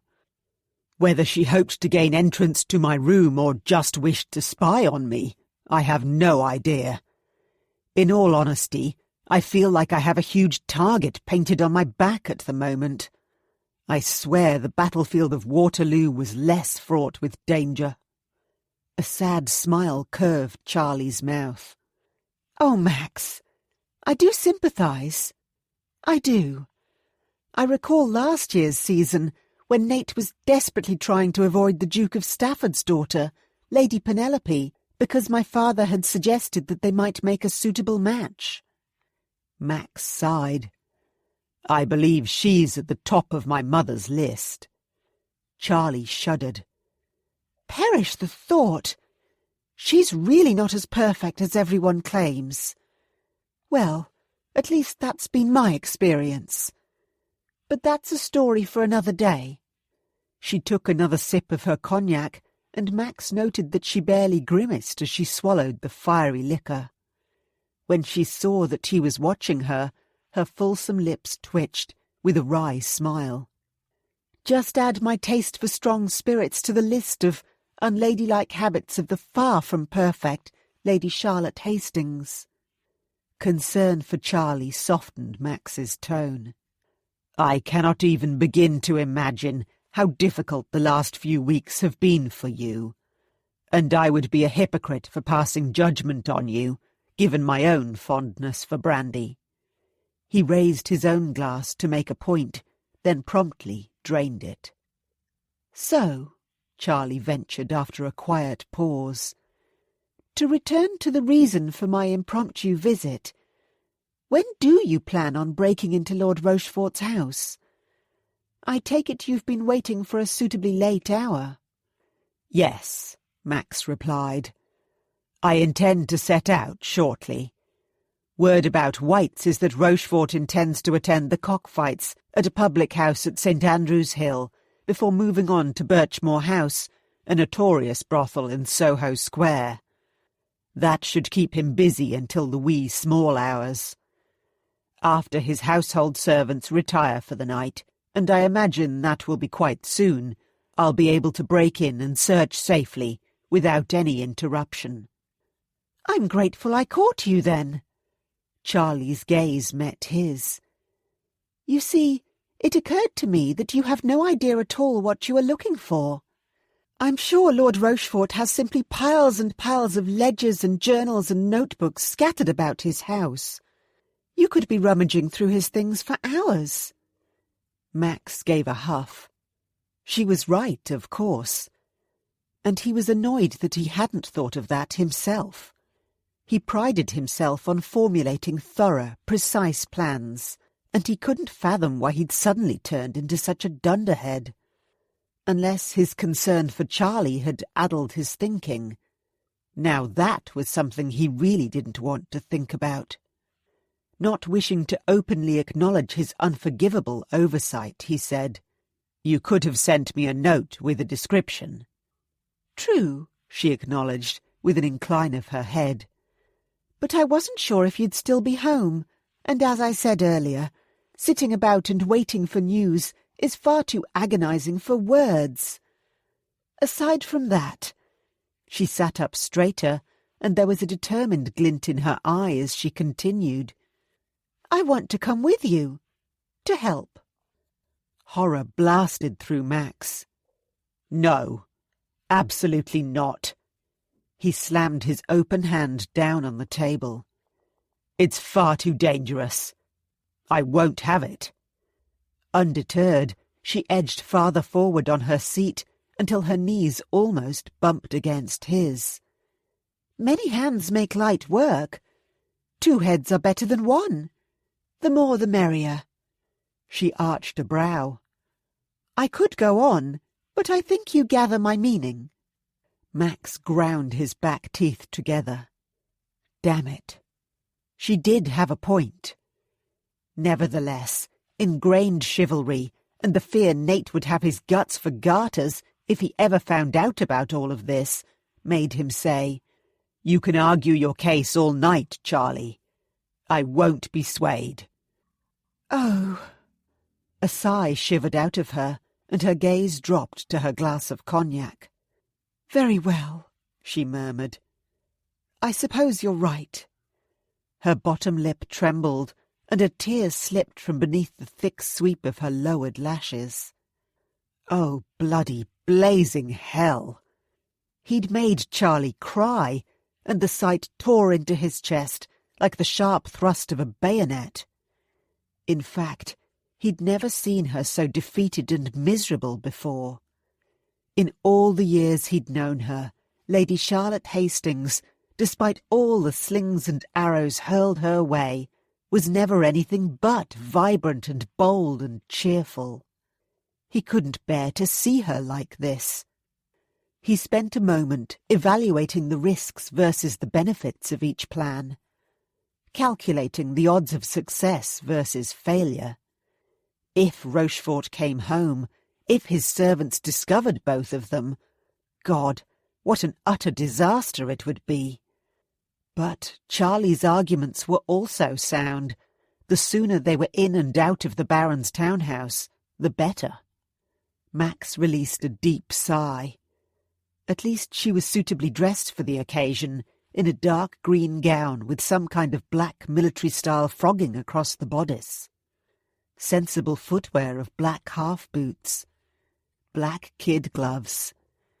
Even her wild chestnut curls were suitably restrained for once. Despite his bone-deep reservations, he relented. "All right," he said, his voice rough with feelings he didn't wish to examine. "You can accompany me to Rochefort's residence.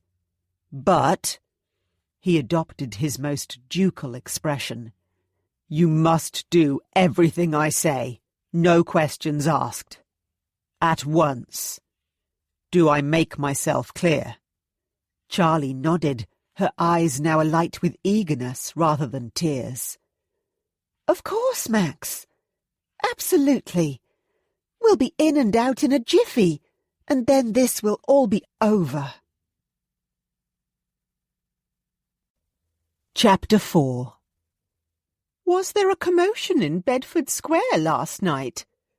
There have been unconfirmed reports of shouts, screams, and shadowy figures in and around one of London's most prestigious addresses. One wonders what went on." The Beau Monde Mirror, the Society page. Bedford Square, London.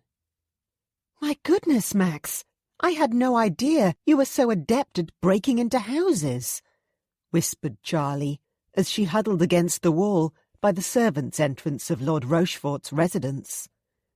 Given the deep shadows, she couldn't discern a great deal, but she could definitely hear faint metallic scraping sounds as Max worked at unpicking the lock. "Wherever did you acquire such skills?" Max, who was squatting on the ground, emitted a quiet chuckle. "I'd rather not say," he murmured. "You might think ill of me if I confess my secrets. Chalk it up to a misspent youth." "I very much doubt that I would ever think ill of you." Charlie pushed back the hood of her cloak and leaned down, squinting at what Max was doing, wishing she could see more. In the wash of moonlight filtering through the branches of a nearby plane tree, his bare hands were as pale as an apparition's, the movement of his long fingers controlled and delicate. "Indeed, I'm sure your misspent youth couldn't be any worse than mine, given my expulsion from Mrs. Rathbone's academy. As far as I'm aware, You were never expelled from Eton or Oxford. True, but I'm certainly not a saint. And you know as well as I that many of my scandalous exploits have appeared in gossip columns far and wide. Max jiggled and twisted his tools, a thin-bladed penknife and lockpick. Talking of scandalous exploits and secrets, you still haven't given me a description of this troublesome notebook of yours. Charlie sighed. For a troublesome notebook, it's quite small, actually. Palm-sized and easy to fit into a reticule. And the cover is a lovely deep crimson leather with an embossed gold filigree pattern around the edges. My Aunt Tabitha gave it to me on St. Valentine's Day, a parting gift, before she left for Bath a few days later. She wrote a sweet little farewell note to me on the end paper at the front of the book. If Lord Rochfort takes it to some horrid newspaper— Charlie shuddered. There's no mistaking who it belongs to. There was an encouraging click, the sound of the lock tumbling. Then Max rose to his feet. He tucked his knife and lockpick into a pocket of his coat, then leaned forward to gently grasp her elbow. Well, very soon it will be safely back in your hands, he murmured, his warm breath softly brushing against her ear. Are you ready, my dear Lady Charlotte? Charlie's pulse began to race, and it wasn't just because she was about to do something both illegal and dangerous.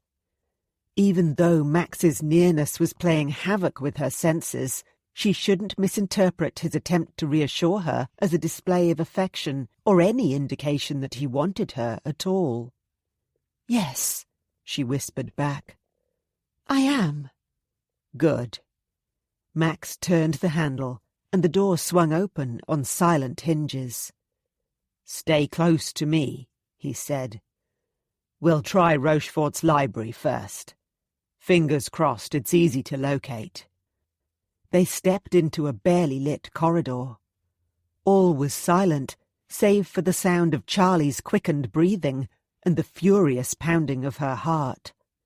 The rustle of her skirts and the slight creaking of the floorboards beneath their feet as they crept toward a darkened stairwell at the very end. The only door that was ajar revealed a kitchen.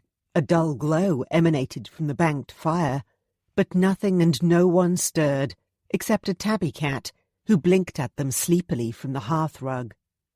"Let's hope the servants are all abed," whispered Max, as they began to climb the stairs to the next floor. "But just to be safe, we'll take extra care near the front door, in case there is a footman still on duty." "Eminently sensible," agreed Charlie, picking up her wool skirt so she wouldn't trip. When they reached a closed door at the top of the staircase, Charlie's heart was in her mouth, and it felt like a swarm of butterflies had taken up residence in her belly. She prayed Lord Rochfort was indeed out. She didn't wish to see the man ever again, let alone be caught in the act of breaking and entering his house. Max paused on the landing and pressed his ear to the door's wooden panels before cautiously opening it a fraction. "All clear," he murmured, before stepping into the corridor and beckoning. The light of a nearby wall sconce glanced off his artfully ruffled dark blonde hair. There was no fear in his eyes, and as his wide mouth tilted into a slight smile, Charlie was oddly reassured that everything would be all right.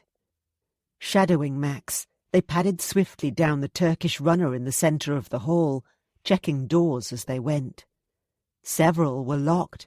One led into a darkened room containing a billiard table, and then they came upon a high-ceilinged entry hall.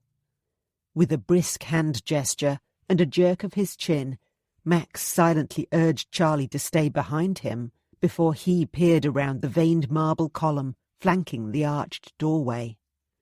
Turning back, he whispered, "There's no night footman," and Charlie released the breath she'd been holding. Standing on tiptoe to peek over Max's wide shoulder, she surveyed the entry hall too. The candles in the chandelier burnt low, but there was sufficient light to ascertain that there were 2 sets of grand double doors, a pair either side of the central marble staircase, that they would need to try. "So, my lady," murmured Max, "where should we look first?" "I vote we try the doors closest to—" Charlie broke off as the sound of footsteps on creaking floorboards directly above their heads penetrated the quiet night. Max cursed beneath his breath. Before Charlie could blink, he'd tugged her behind a nearby set of heavy velvet curtains concealing a window embrasure. One strong arm circled her waist, and he pressed a long finger to her lips. Charlie nodded to indicate she understood the need to be absolutely silent, and stared into his deep blue eyes. A silvery shaft of moonlight caressed the strong planes along one side of his too handsome face, and, just like the night before at the brothel, she was transfixed. By the shape of his perfectly chiselled lips, the line of his nose and his high-cut cheekbones, the sharp angles of his square jaw and the small cleft in his strong chin, his intoxicating masculine scent. She forgot where she was and how much danger she and Max were in. For the space of several heartbeats, she allowed herself to pretend that this noble, charismatic, powerful man was hers. That they weren't merely friends or temporary partners in crime, but lovers. No, more than just lovers.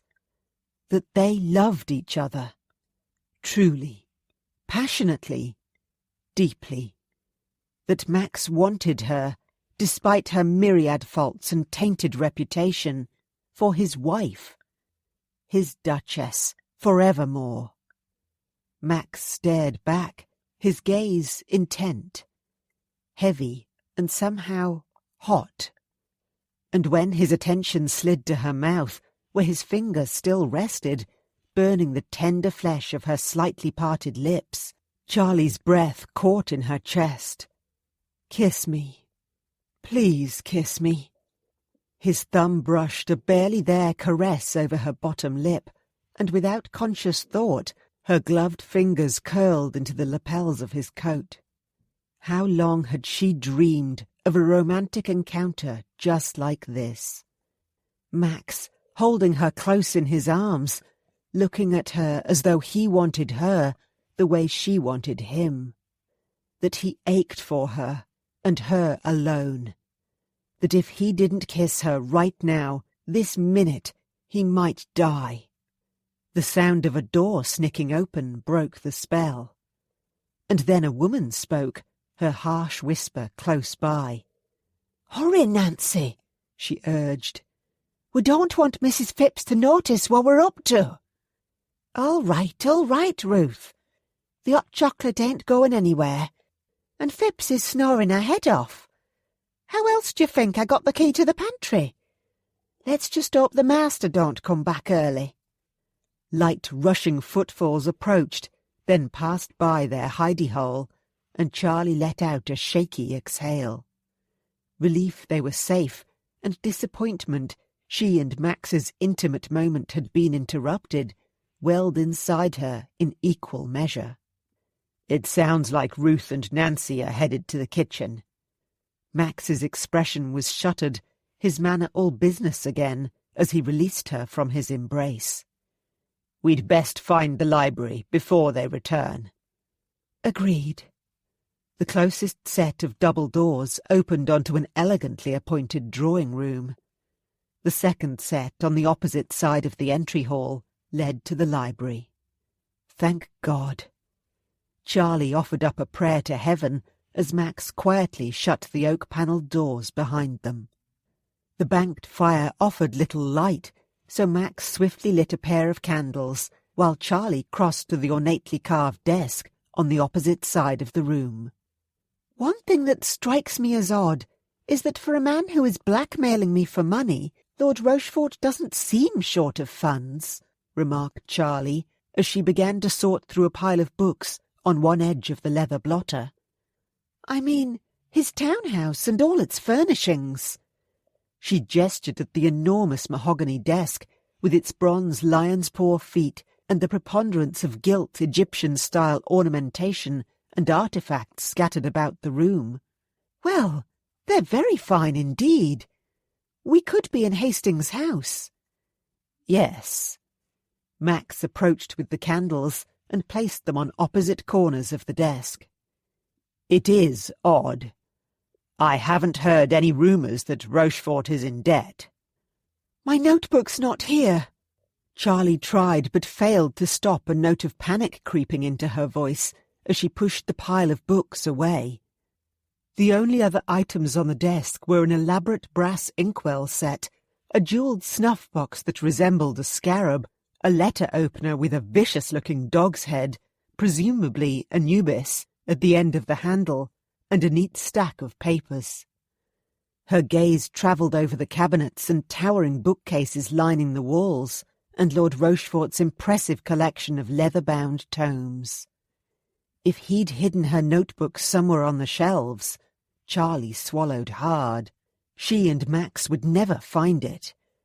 Not before Rochefort returned home, anyway.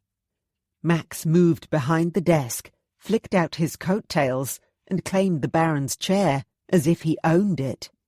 "Fear not," he said, as he began to try all the drawers. Then he huffed out an exasperated sigh. "Damn it, they're all locked." But not for long. Flashing a grin at Charlie, he seized the letter opener, then wedged the slim blade between the edge of an upper drawer and the top of the desk. A quick wiggle, a thrust and a twist, and there was a click. Charlie joined him as he pulled open the drawer. A swift rummage revealed nothing but papers, a penknife, sealing wax, and a few pencils. "Blast!" muttered Charlie. According to the Boule mantel clock, it was almost 11:30. "I do hope your intelligence about Rochefort's movements tonight is correct, because this search is going to take a lot longer than I thought." "There are still 8 drawers to go," said Max, as he began to lever the next one open. "Perhaps you could look through the shelves in one of the glass-fronted bookcases by the fireplace." Charlie lit a bunch of candles on the mantelpiece and set to work, carefully checking the spine of every volume upon each shelf. But no palm-sized notebooks covered in crimson leather leapt out at her. With each passing moment, her anxiety kicked up a notch. And then she heard Max release a low whistle. Charlie spun around, hope flaring inside her chest. "Have you found it?" "I'm sorry, no," said Max, his tone grave. "But I've discovered something else of interest." His gaze was riveted to the piece of parchment he was in the process of unrolling. A document, perhaps. Curiosity pricking, Charlie approached the desk. "What is it?" "It's a deed." A muscle twitched in Max's lean jaw. "To a townhouse not far from here, in Bloomsbury Square." Charlie frowned. That didn't sound terribly interesting, but Max's reaction to his find certainly was. She'd never seen such a grim expression upon his face. She propped her hip upon one corner of the desk and folded her arms. "I suspect there's some sort of story associated with this property, then." "Yes." The light in Max's eyes was hard and unflinching as his gaze met hers across the desk. "It belonged to a young woman, and I hope you'll forgive me for being indelicate, who was once a paramour of our mutual friend, Hamish." "Euphemia Harrington," murmured Charlie. Olivia, Hamish's new wife, had told Charlie a little about her last year. "She's the mother of Hamish's former ward, Tilda, isn't she? And I believe she's now employed at one of your country homes."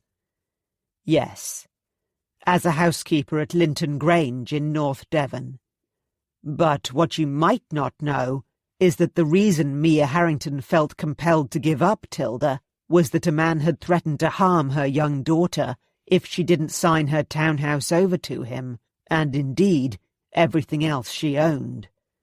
The poor woman was so terrified of this man, she would not divulge his identity to Hamish or myself. But little Tilda had informed your friend Olivia that her mamma referred to this blackguard as the Baron. "Oh, my God!" breathed Charlie, as horror lanced through her. "So, do you believe this despicable Baron character is Lord Rochfort?" Based on the fact he has the deed to Mia's townhouse in his possession, it would seem so. "Oh!" Charlie felt the blood drain from her face, and her knees were suddenly as insubstantial as water. "Oh, he's vile! I wish I'd known all this last month when—" Max's gaze sharpened. When what? What did Rochfort do to you, Charlie? Charlie swallowed. "Nothing I haven't already told you." Are you sure? Heat scalded her cheeks. "Yes," she lied. Max gave a humph. Now, why don't I believe you? I think you'd best tell me the unvarnished truth, Lady Charlotte Hastings. Charlie sighed. "I don't think we have time for the unabridged version. If we could just find my notebook, this will all go away." Max crossed his arms over his chest. The abridged version will do. I want to know exactly what I'm dealing with here. As your brother's friend, and yours, I deserve nothing less. Ugh. Why did he have to keep reminding her that they were nothing more than friends? Charlie shot him a mulish look. "Very well. Before my Aunt Tabitha departed for Bath, she persuaded me to attend the St. Valentine's Masque at the Earl and Countess of Penrith's residence. She was convinced it would be good for my spirits, and it was true they had been flagging a little, given Olivia and Arabella were far away, and Sophie had just entered confinement." Max frowned. "I'm sorry, Charlie. I had no idea you'd been so lonely." She waved his comment away, determined to put on a brave face. The last thing she wanted was Max's pity. "Really, it's neither here nor there. In any case, I attended the masque with my aunt, and the evening was progressing rather swimmingly." Another lie, but Max wasn't to know that. It was too humiliating to admit that for most of the evening she'd been a wallflower. And even though she'd worn a domino mask, anyone who was anyone in the ton recognised the disreputable Lady Charlotte Hastings and kept well away from her. Unless they wanted to have a sly little dig at her, or proposition her, which was nothing out of the ordinary. However, at one particular point, I realised I was quite tired. Too much dancing, I suppose. She feigned a little laugh. In any case, I repaired to my host's library, and as I rested my feet— Another lie. Her feet hadn't been sore at all. I decided to take the opportunity to record some of my thoughts in my brand-new notebook. Aunt Tabitha had actually presented it to me in the carriage on the way to Penrith House, and I was just itching to use it. This part wasn't a lie, at least.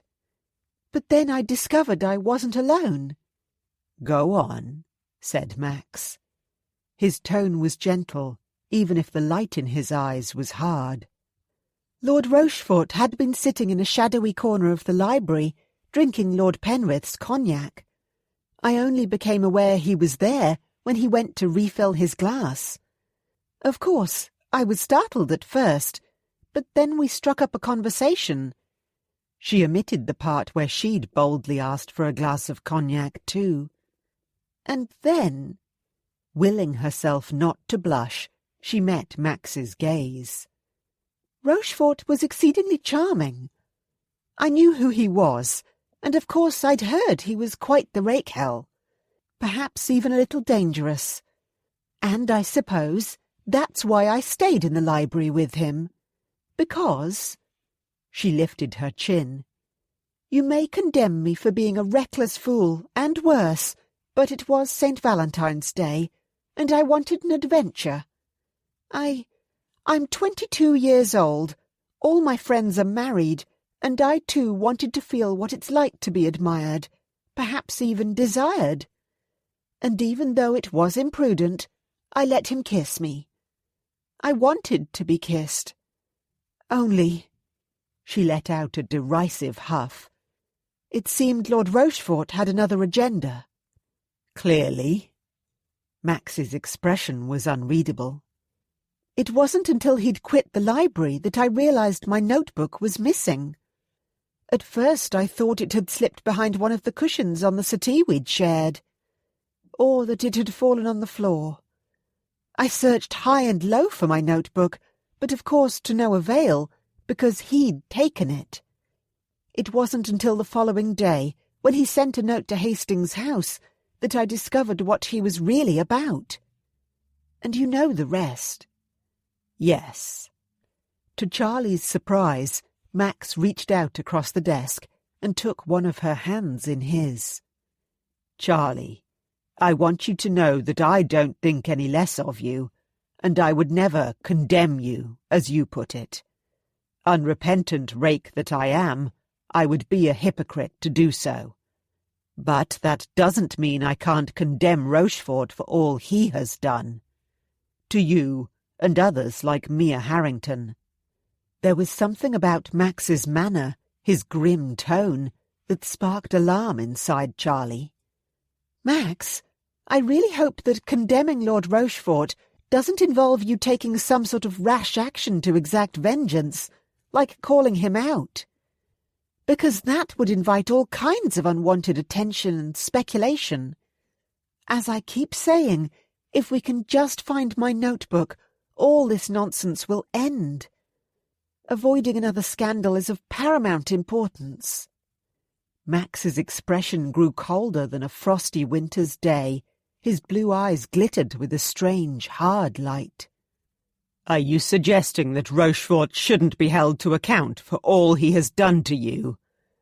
By God, when I think of that depraved excuse for a man being anywhere near you, let alone touching you—" Max pounded his fist on the edge of the desk so hard it shook.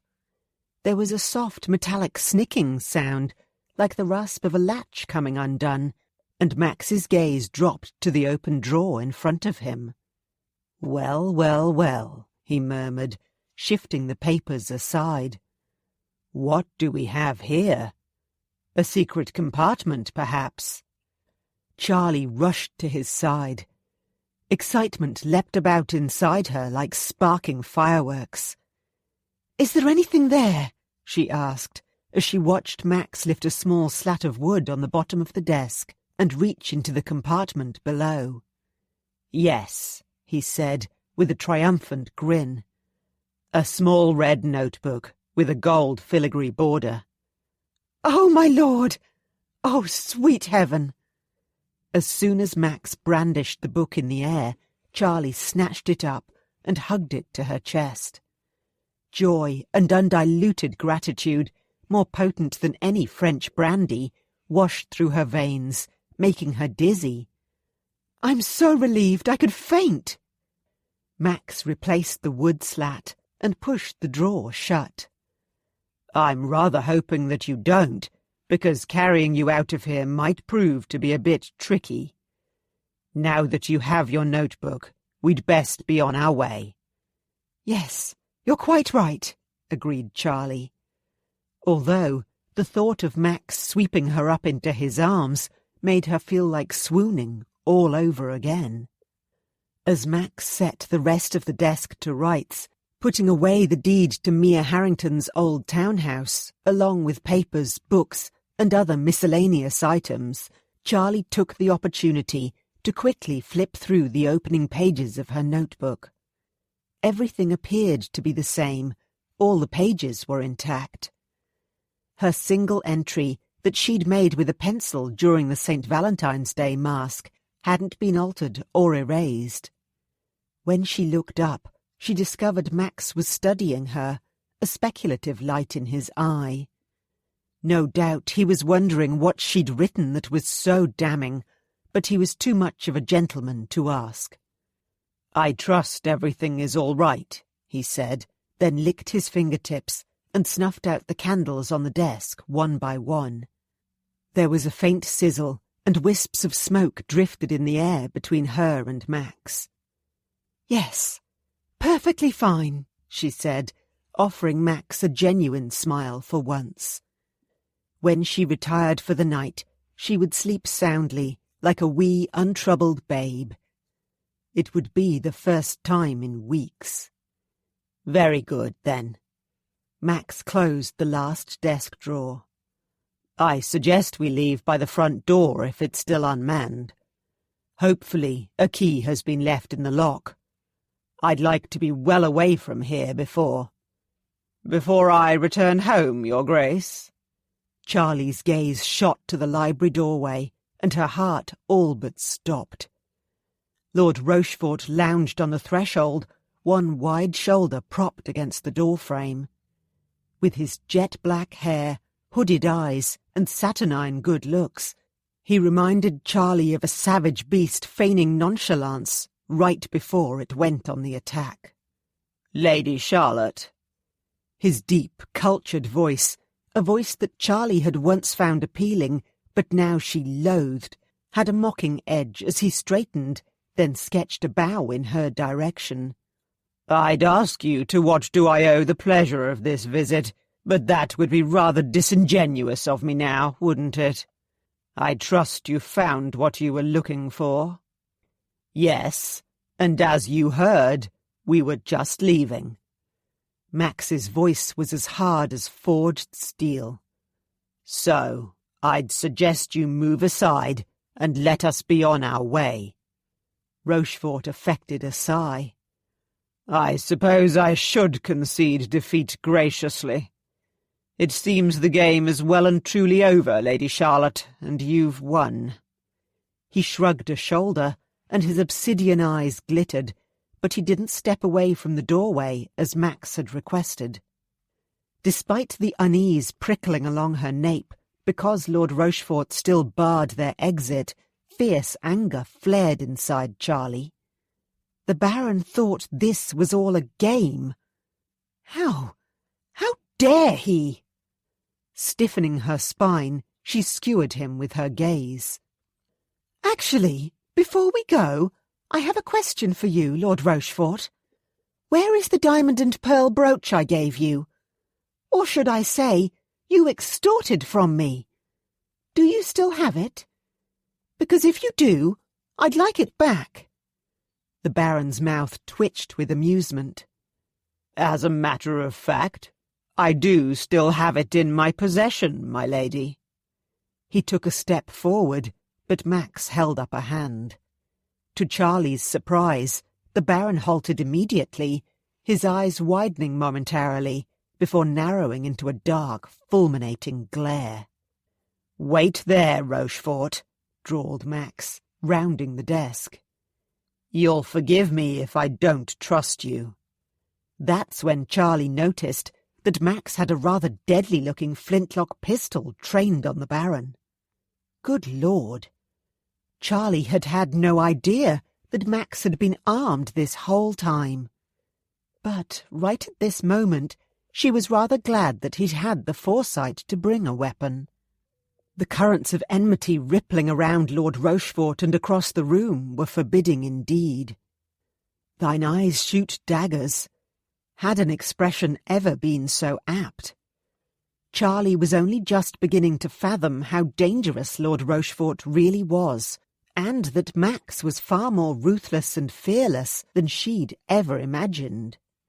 Now, Your Grace. There's no need to behave in an uncivilized manner," said Lord Rochefort, in a silky, menacing tone that set shivers racing across Charlie's skin. "There's a lady present, after all." Max's blue eyes flashed, but his manner was smooth and unhurried, perhaps even a little bored, as he said, Stop equivocating. Just tell Lady Charlotte where her brooch is, Rochefort. That's all you need to do. The Baron gave a dramatic sigh. Very well. His unsettling gaze moved to Charlie. It's in a silver casket inside the lacquered cabinet behind the desk, my dear. Top shelf. Neither are locked. Charlie bristled. Just so we're clear, I'm not your dear, she bit out, before retrieving her mother's en tremblant brooch. Her heart swelling with relief and gratitude, she ran her fingertips over the delicate floral spray wrought in silver, and the diamond and pearl inlaid blooms trembled for a moment before she slid the treasured keepsake into the pocket of her cloak. Turning back to Max, she caught his eye. "I have it," she said. "We can go. I gather the front door is unlocked?" This remark she directed at Lord Rochefort. "Actually, I have the key right here." The Baron began to reach for the inner breast pocket of his evening jacket. Again, Max bade him stop. "I don't know what you have concealed in there, Rochefort. If you'd be so kind as to remove your coat slowly, then toss it onto the floor near Lady Charlotte. She can check it." Rochefort shook off his coat of black superfine with a violent shrug, and once Charlie had retrieved the key, Max jerked his chin in the Baron's direction. "Move into that far corner, Rochefort," he directed, his pistol hand as steady as the tick of the mantel clock, marking the last 10 minutes to midnight. Rochefort rolled his eyes, but nevertheless complied. "Is this really necessary?" "Yes, it is." Max's tone was so cold, clipped, and positively ducal, it was evident that he was accustomed to being obeyed without question. "Lady Charlotte, if you wouldn't mind stepping out into the entry hall, the Baron here is about to part ways with the rest of his evening attire." He smirked. "Again. Ha! So it was you who stole my clothes last night," growled Rochefort. "You prick." "You mean, you prick, your grace," Max amended, droll amusement lacing his voice. "But needs must when the devil drives, as they say. Charlie." He cocked an eyebrow. "I'd suggest you leave this very minute, so you don't see rather more of Lord Rochefort's person than you'd like. Perhaps you can make sure that the key does indeed work. I'll be with you shortly." To Rochefort he said, "Strip." The Baron began to tug at his cravat with rough movements. His dark eyes blazed with fury. "I'm not going to give chase," he spat. "I've already conceded defeat. And as I said before, I don't trust you." With the key and her notebook in hand, Charlie beat a swift retreat to the entry hall and unlocked the grand double doors that led out to Bedford Square. "The key works," she called out to Max. "Excellent," he called back. Another minute passed, in which Charlie could hear Lord Rochefort muttering all kinds of foul imprecations. Then Max emerged with a bundle of clothes under one arm. He gave the library door a decisive kick shut, then hastened over to Charlie. She couldn't help but laugh as he dumped the Baron's clothes on the front doorstep. "Oh, Max, you are too wicked!" At that moment, a female shriek and a loud bellow erupted from the depths of Rochefort House. Max pulled the front door closed, then caught Charlie's elbow. "I suspect poor Nancy and Ruth have come upon their master en déshabillé," he remarked, as they hurriedly descended the short flight of stairs to the square below. Max's carriage waited on the other side of the private park.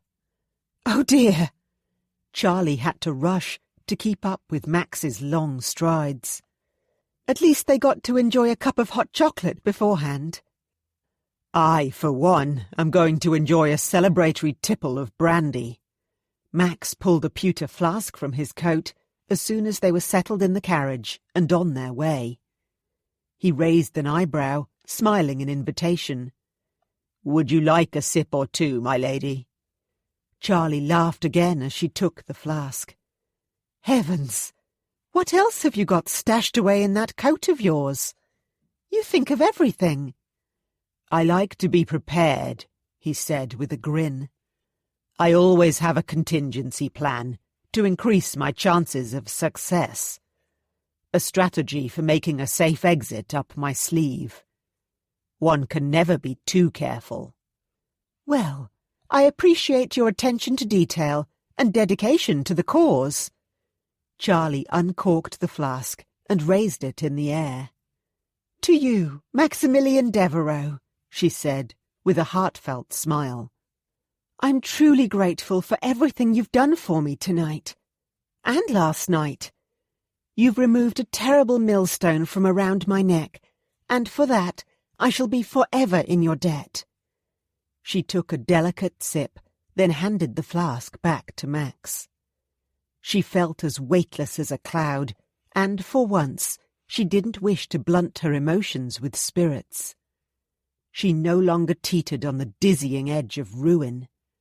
The torturous, ever-present worry that Lord Rochefort might expose her, subjecting her to ridicule and miring her in shame, was gone. No one, not her family or friends, nor society or Max, would ever know her innermost secrets. She was free. Chapter 5. Portraits. Have you ever considered sitting for one? If you are a member of polite society, it goes without saying that your likeness should be preserved on canvas for generations to come. Look no further than this article for a comprehensive list of London's preeminent portrait artists. The Beaumont Mirror, The Fine Arts. Westhampton House, Park Lane, Mayfair. March 28th, 1819. "He's simply gorgeous, Sophie," murmured Charlie, as she sat upon a damask settee, carefully cradling her drowsy month-old nephew, Thomas Nathaniel Hastings, in her arms. A pale shaft of afternoon sunlight, filtering through the silk gauze curtains at her back, softly illuminated his little face. His chubby cheeks were flushed with sleep, and his brow was squished into a slight frown. Her sister-in-law, who sat beside her, smiled, and her blue-as-a-midsummer-sky eyes shone with maternal pride and tenderness. "He is, isn't he? I'm quite transfixed by how perfect he is." "Well, I'd like to think you're talking about me. I suspect it's baby Thomas who has you both turned about his little finger," remarked Nate, as he sauntered into the drawing-room and winked at his wife. Looking up as he approached, Charlie couldn't help but roll her eyes. "How perceptive of you, dear brother." Now, you two," said Sophie, ever the peacemaker. "I think we all can agree that Thomas is a lovely, healthy boy, and that's all that really matters."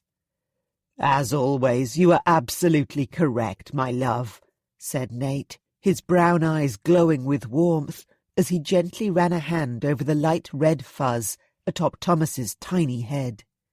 "Although I will add that the reason he is so perfect is quite obvious." His gaze lifted and connected with Sophie's. "He takes after you, my dear Lady Malvern." A flush of pleasure suffused Sophie's fair complexion. "Won't you sit down and take tea with us?" she murmured, and gestured at the low table by the settee, where a delectable array of cakes and sandwiches was assembled, along with a fat china teapot and a silver coffee-pot. "Charlie and I can hardly eat all this. And look, I had cook make your favourite strawberry tartlets with clotted cream." I'm sorely tempted," replied Nate, with a lopsided smile that Charlie could tell was meant only for his wife. But I'm afraid I have an appointment with my man of affairs. Egads. He scrubbed a hand through his thick auburn hair. Look what you've done to me, Sophie. Turned me into an upstanding fellow who not only takes his responsibilities seriously, but tends to them with alacrity. This time last year, I would rather have stabbed myself in the eye with my cravat pin than attend such a meeting. Charlie had to suppress a wistful sigh before she observed. She's effortlessly transformed you into a blissfully happy husband and doting father. That's what she's done. For once you and I can agree, dearest sister, replied Nate. His adoring gaze met his wife's once more before he leaned down to bestow a gentle kiss on Thomas's tiny forehead. The babe's brow wrinkled. He squirmed a little. Then he planted his minuscule thumb firmly in his cherub-like mouth. Nate gave a soft chuckle. Why don't you join us for dinner, Charlie? It feels like ages since we've had a good tete-a-tete. Oh, yes, please do, said Sophie. Nate, I can send a note round to Hastings House to invite your father too, if you like. That's a capital idea. When Nate rounded the settee, then bent to give Sophie a kiss, Charlie had to look away. While she was over-the-moon happy for her best friend and brother, she couldn't help but feel a small pang of envy whenever they displayed their affection for each other so overtly. It made her own heart yearn to find the same kind of romantic connection and idyllic domestic contentment with someone, too. Someone like Max. As if Sophie was attuned to her private thoughts, her friend said, "Perhaps we could also invite Max to dinner. It seems like forever since he's visited us here at Westhampton House." She cast a sly look at Charlie before continuing. "He would even out the numbers for dinner quite nicely." Nate leaned down and picked up a strawberry tartlet. "I'm afraid he won't be able to," he said, as he dolloped a large spoonful of clotted cream on top of the plump strawberry. "I saw him this morning at Gentleman Jackson's, and he was lamenting the fact that he's obliged to attend a dinner party at Devereux House. It seems his mother has arranged it, and we've all heard what a virago the Dowager Duchess can be. Apparently, Lady Penelope Purcell, along with her brother Lord Mowbray, and their parents, the Duke and Duchess of Stafford, are on the guest list." Sophie's fine black brows dipped into a frown. "Lady Penelope Perfect? Oh dear, that doesn't augur well. It sounds like Max's mamma is attempting to matchmake." Nate grimaced. "Yes, it would appear so. Poor sod." "Well, I, for one, still haven't forgiven Lady Penelope for publicly insulting you so dreadfully last year, Sophie," said Charlie with a huff.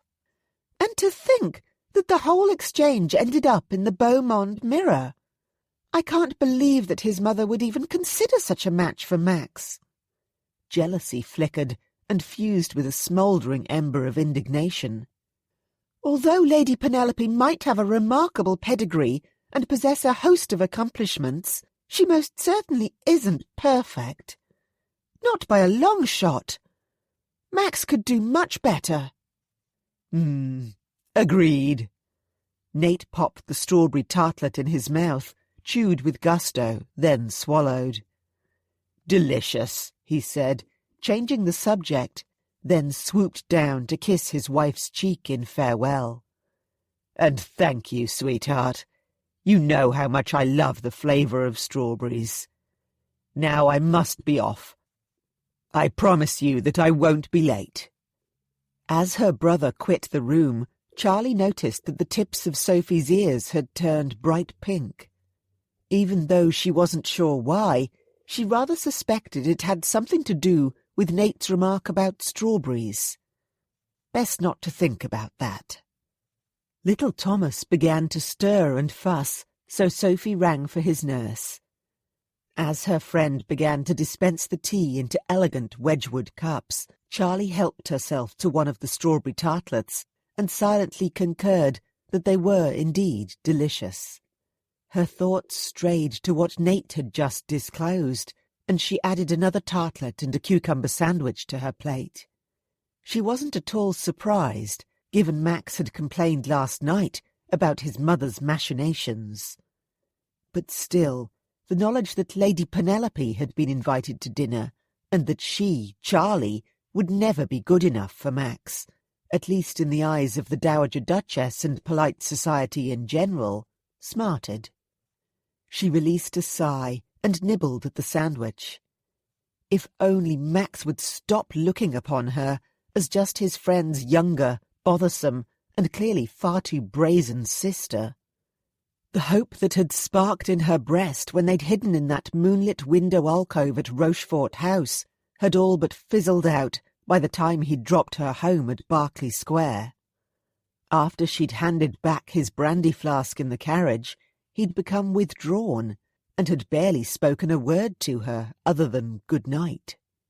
The initial elation she'd felt at recovering her notebook had dimmed too. When she'd been safely tucked up in bed with Peridot at Hastings House, she'd perused the pencilled notes she'd made during the Penrith St. Valentine's Day masque and realised how futile her fantasies were, how silly her list of secret wishes and dreams. So she must find new dreams and different aspirations, she decided, as she added 2 sugar lumps to her tea and gave it a vigorous stir. Another purpose. Reinvent herself. Fashion a brand-new Lady Charlotte Hastings who wasn't lonely or bored or ashamed or lovesick. Yes, she was utterly weary of foolishly mooning over a man who seemed determined to leave her in the do not ever touch category forever. If, after all this time, Max Devereux felt nothing at all for her and couldn't view her as a prospective wife, well, he could just jolly well go and jump in the Thames. "Penny for your thoughts, Charlie," Sophie said softly. "Is everything all right?" Charlie hastily swallowed her peak, along with a quick mouthful of her tea, before she replied, "Oh yes, never better." She was pleased that for once her pronouncement wasn't an outright lie. She put down her cup and glanced at the ormolu mantel clock. "My apologies for being so distracted, but I need to keep an eye on the time. As much as I'd like to stay until dinner, I have another appointment in an hour. In Half Moon Street, so not far." "Oh?" Sophie arched an eyebrow, and her eyes twinkled with mischief. "Something exciting, I hope." "Well, yes, it is a little." Charlie felt her cheeks grow warm with an uncharacteristic blush. "Would you like to come along? I'd value your opinion, actually." Sophie beamed. "Absolutely. I'd love to." 17 Half Moon Street, Mayfair. "Heavens, Charlie, I had no idea that you'd been up to something as exciting as this. I'm quite speechless. Flabbergasted, in fact. And also in awe." Sophie gazed with wide-eyed wonder at the series of charcoal sketches fanned out upon the polished rosewood table in the elegant parlour of Madame Louise de Beauvoir, portrait artist extraordinaire. "I mean, how did all this come about? How did you hear about Madame de Beauvoir?" She touched a finger to one of the pictures. "She's quite talented, isn't she? You're breathtakingly gorgeous." Charlie laughed. "You're too kind, my dear friend. And to answer your questions, it was Aunt Tabitha who arranged the sittings, just before she quit town."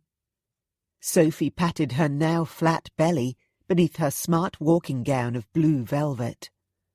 "Ah, while Nate and I were still rusticating at Deerhurst Park." She fixed Charlie with a narrow-eyed look. It seems you've been keeping secrets from me." To hide her guilt, Charlie gave an arch smile. "Only the most scandalous ones. Now, in all seriousness," she directed Sophie's attention back to the sketches. "Which one do you like best? I have to make a choice this afternoon, so Madame de Beauvoir can begin work on my portrait. I'd like it to be finished before Aunt Tabitha returns to London." Sophie sifted through the drawings and chose one in which Charlie wore a low-cut dress and her curls were piled high on her head. "What about this one? The style of the gown suits you well. It's very Grecian. And with the elegant marble colonnade in the background and the way you're balancing that urn on your hip, you could be Circe, or one of the three Graces. You don't think I look a little too Rubenesque? You see, after Christmastide, I discovered I needed a new wardrobe." Charlie affected a laugh. "You were increasing because you were with child, but I was increasing because I'd eaten too much cake and pudding and too many sweetmeats. In any event, when Aunt Tabitha noticed how down in the doldrums I was, because none of my clothes fit properly, particularly across the bust, she dragged me off to the modiste as soon as we returned to London. And before she departed for Bath, she also decreed that I should have my portrait painted, a la Lady Hamilton, so I could see that I wasn't as frightfully plump as I thought I was." "Plump?" exclaimed Sophie. "What a thing to say! You and your curves are divine, Lady Charlotte Hastings. I've only seen a few portraits of Emma, Lady Hamilton, all by George Romney, and while she is pretty, I would venture to say that you are even lovelier. You don't think these sketches are a little, well, as the French would say, risqué?" Charlie picked up another sheet of parchment. "I mean this one, for instance. I'm supposed to be a water nymph, and I'm not wearing any undergarments beneath my white silk muslin gown. At all." She'd posed side-on, bunching up her skirts so that her bare lower leg was exposed and her toes were pointed, as though she were about to dip her foot into a pool of water. Madame de Beauvoir also insisted that I rub oil into my skin. Then her assistant dampened the muslin so that it clung everywhere. The side of her breast, the cheek of one buttock, her thigh. I'm worried it's a little too salacious." Sophie took it from her and studied it. "I like it," she pronounced after a thorough inspection. "Very much. It's tastefully risqué, rather than ribald, like Thomas Rowlandson's etching of Lady Hamilton. Now that's the epitome of a salacious picture. She hasn't a stitch on." Charlie raised her eyebrows. "You've seen it?" Sophie laughed. "And more besides. Why do you think a folio of Rowlandson's etchings was stashed in your father's library at Hastings House? The folio you brought to our very first meeting for the Society for Enlightened Young Women at Mrs. Rathbone's Academy. It was Nate's." A telling pink blush suffused her cheeks as she added, "He reclaimed it long ago." "Ah, well, I rather suspected that it might be his." Charlie gave her friend's arm a playful nudge. "I told you he was wicked."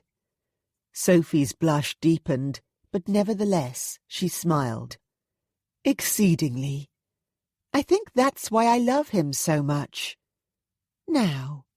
She placed the tastefully risqué etching back on the table, then tapped her chin. "I've decided. This one is my favourite. Because we only see part of your profile, and you're looking down, and the way your curls fall across your cheek, it gives you quite an ethereal air. You're both beguiling and mysterious. It's cleverly done. If it were featured in the Royal Academy of Art's annual exhibition, everyone would be abuzz with excitement as they tried to guess who the artist's muse might be. Oh, Madame de Beauvoir is an excellent artist, but this won't be displayed in any art gallery. Just my private sitting room. And even then, I might have to have it enclosed in a special cupboard," said Charlie. "Or hide it behind curtains. I hate to think what my father would say if he saw it." A shiver of horror passed through her. "He might never speak to me again." "Oh, stuff and nonsense. The ambiguity of the subject is so marked, your identity so well concealed. I'm sure you would be able to display it in the entry hall, or indeed the drawing-room of Hastings House, and no one would even raise an eyebrow." "Are you certain?" Charlie wasn't at all convinced. Sophie gave an emphatic nod. "Most definitely." "Very well. I will ask Madame de Beauvoir to paint this one."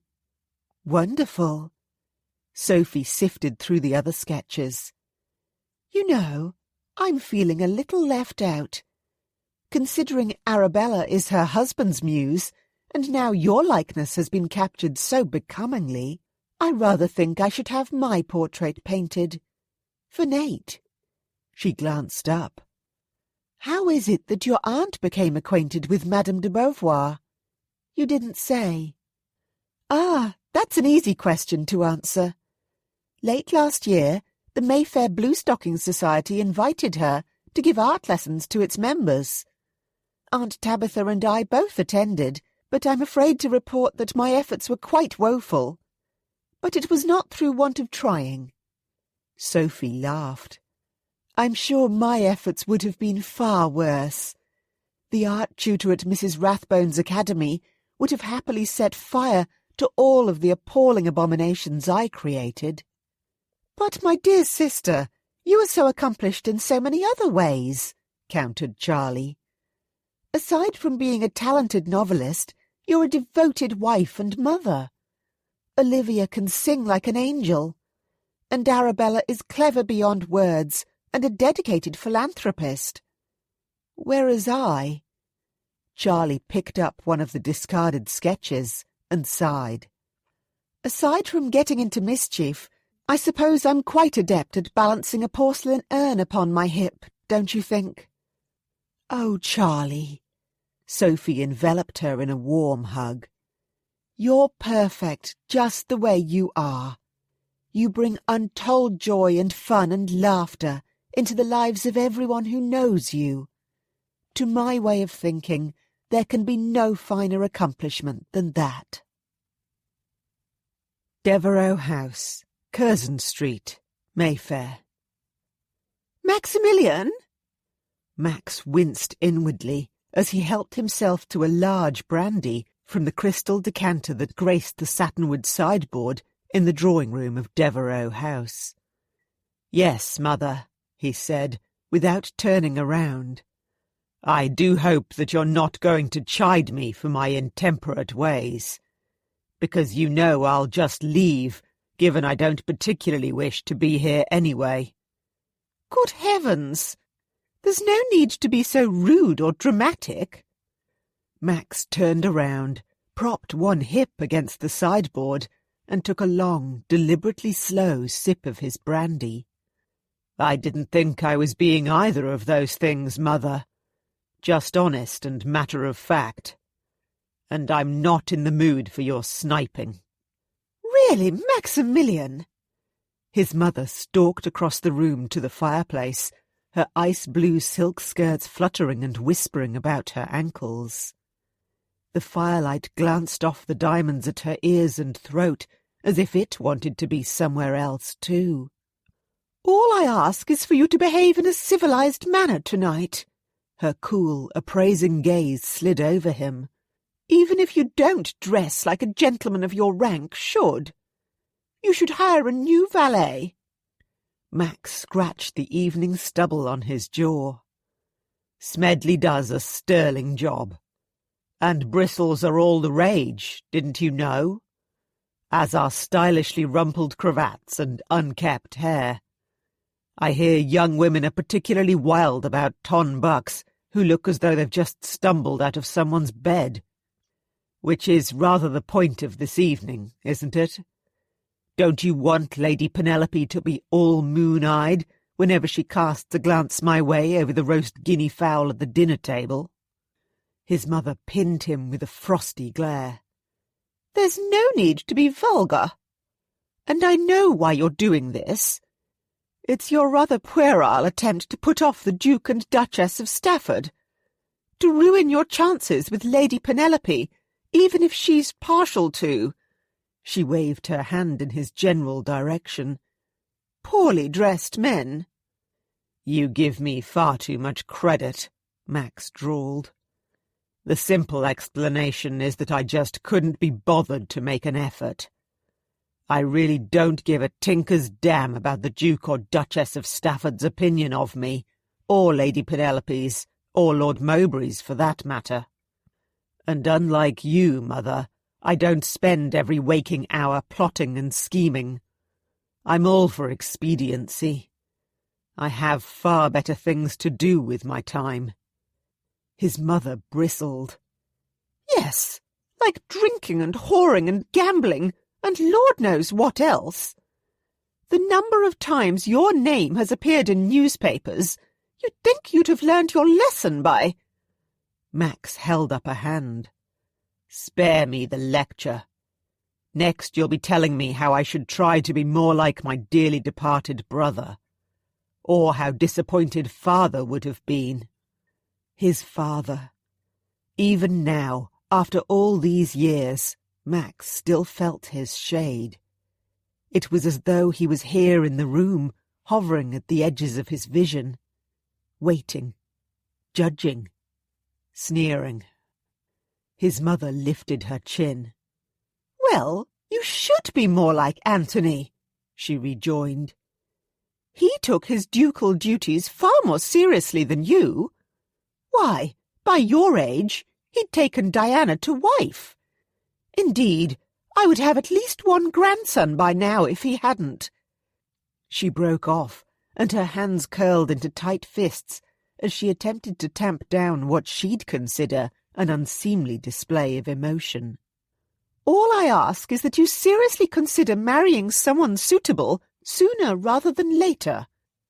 You're almost 29, Maximilian. And since your father died, God rest his soul, you've had years and years playing the role of licentious rake and war hero, sowing your wild oats far and wide. It's time for you to settle down with someone like Diana. And I happen to think Lady Penelope Purcell fits the bill." Diana, his brother's widow. A sliver of guilt pierced Max's armour-plated heart whenever he thought about the circumstances surrounding his brother's death nearly 4 years ago. Diana, who had no immediate family left to speak of, still resided with her mother-in-law here at Devereux House. The two were on amicable terms, and Max suspected that his mother really did wish him to wed someone exactly like the quietly confident and agreeable young widow. Indeed, his mother had hand-selected the well-bred debutante for Anthony 6 years ago, so when he, Max, had decided to do his duty for king and country and joined Wellington's army, it wouldn't have mattered if he'd perished on the battlefield. The dukedom was in safe hands. Anthony would sire an heir and several spares with Diana. As if his thoughts had conjured her up, Diana appeared in the drawing-room's doorway. As fair and slender as her mother-in-law, she was attired in a gown of dove-grey gauze and satin, with pearls at her throat and in her hair. "Good evening, Maximilian. Cressida," she said softly, before advancing into the room with elegant, measured steps. "I hope I'm not interrupting." "No, of course not," replied the Dowager Duchess. "I was just telling Max." "Mother was just extolling the virtues of Lady Penelope Purcell in an effort to convince me the chit is worth courting." With studied grace, Diana lowered herself onto a gilt-legged settee. "She does have much to recommend her. I believe she's very accomplished, and attractive as well as amiable." "Amiable?" Max sipped his brandy. She wasn't particularly amiable when she encountered Lady Charlotte Hastings's friend, Sophie, in Gunter's tea shop last year. His mother's gaze could have cut glass. Lady Charlotte Hastings is a shameless hoyden, and from what I hear, the new Viscountess Malvern is little better. By all accounts, she's a veritable nobody, who just happened to possess sufficient guile and a pretty enough face to ensnare Lord Malvern's interest. But everyone knows how fickle he is. Now that he has his heir, undoubtedly his attention will wander. Careful, growled Max. You will not insult Lord Malvern, his wife, or his sister in my presence. You do not know them like I do. His mother sniffed. And I do not wish to. Thank goodness you've never shown any real interest in Lady Charlotte. If you ask me, Lord Westhampton should have taken her in hand long ago. But then, her low-born mother, Elizabeth, didn't have much to recommend her either. And by all accounts, her aunt, Lady Chelmsford, has radical views. No wonder the girl has turned out the way she has. Further discussion on the management or lack thereof of Lady Charlotte was precluded by the arrival of his mother's guests. Max managed to bury his chagrin and greeted the Duke and Duchess of Stafford, their son Nigel, Lord Mowbray, and Lady Penelope with due deference. Several other well-heeled Ton families arrived, again acquaintances of his mother's, and when they all trooped through to the dining-room, there was not a seat to spare at the mahogany table which had been set with 20 places. His mother had clearly decided to dispense with the usual formalities at dinner, although that didn't mean she hadn't put a great deal of thought into the seating arrangements. Indeed, every guest was positioned as strategically as any chess piece upon the board. Lady Penelope took her seat to Max's right at the very end of the table. Lord Mowbray was to his left. The Duke and Duchess had pride of place at the far end, where his mother presided. Although Max had steadfastly tried to ignore thinking about Charlie all day, especially after he'd almost lost his bloody head and nearly kissed her last night, now, as he attempted to make pleasant yet idle conversation with Lady Penelope, he could think of nothing and no one else. Comparisons kept leaping about in his head like damned randy jackrabbits, distracting him. Even though Lady Penelope was certainly pleasing to the eye, flaxen-haired and blue-eyed, her neat, slender form was attired in a tasteful gown of pale pink silk. It seemed Max couldn't stop envisioning Charlie in her shocking harlot's costume. The way her luscious curves had all but spilled from the confines of her tight corset. How his hands still itched to cup her magnificent breasts, seize her generous hips, and drag her onto his lap again.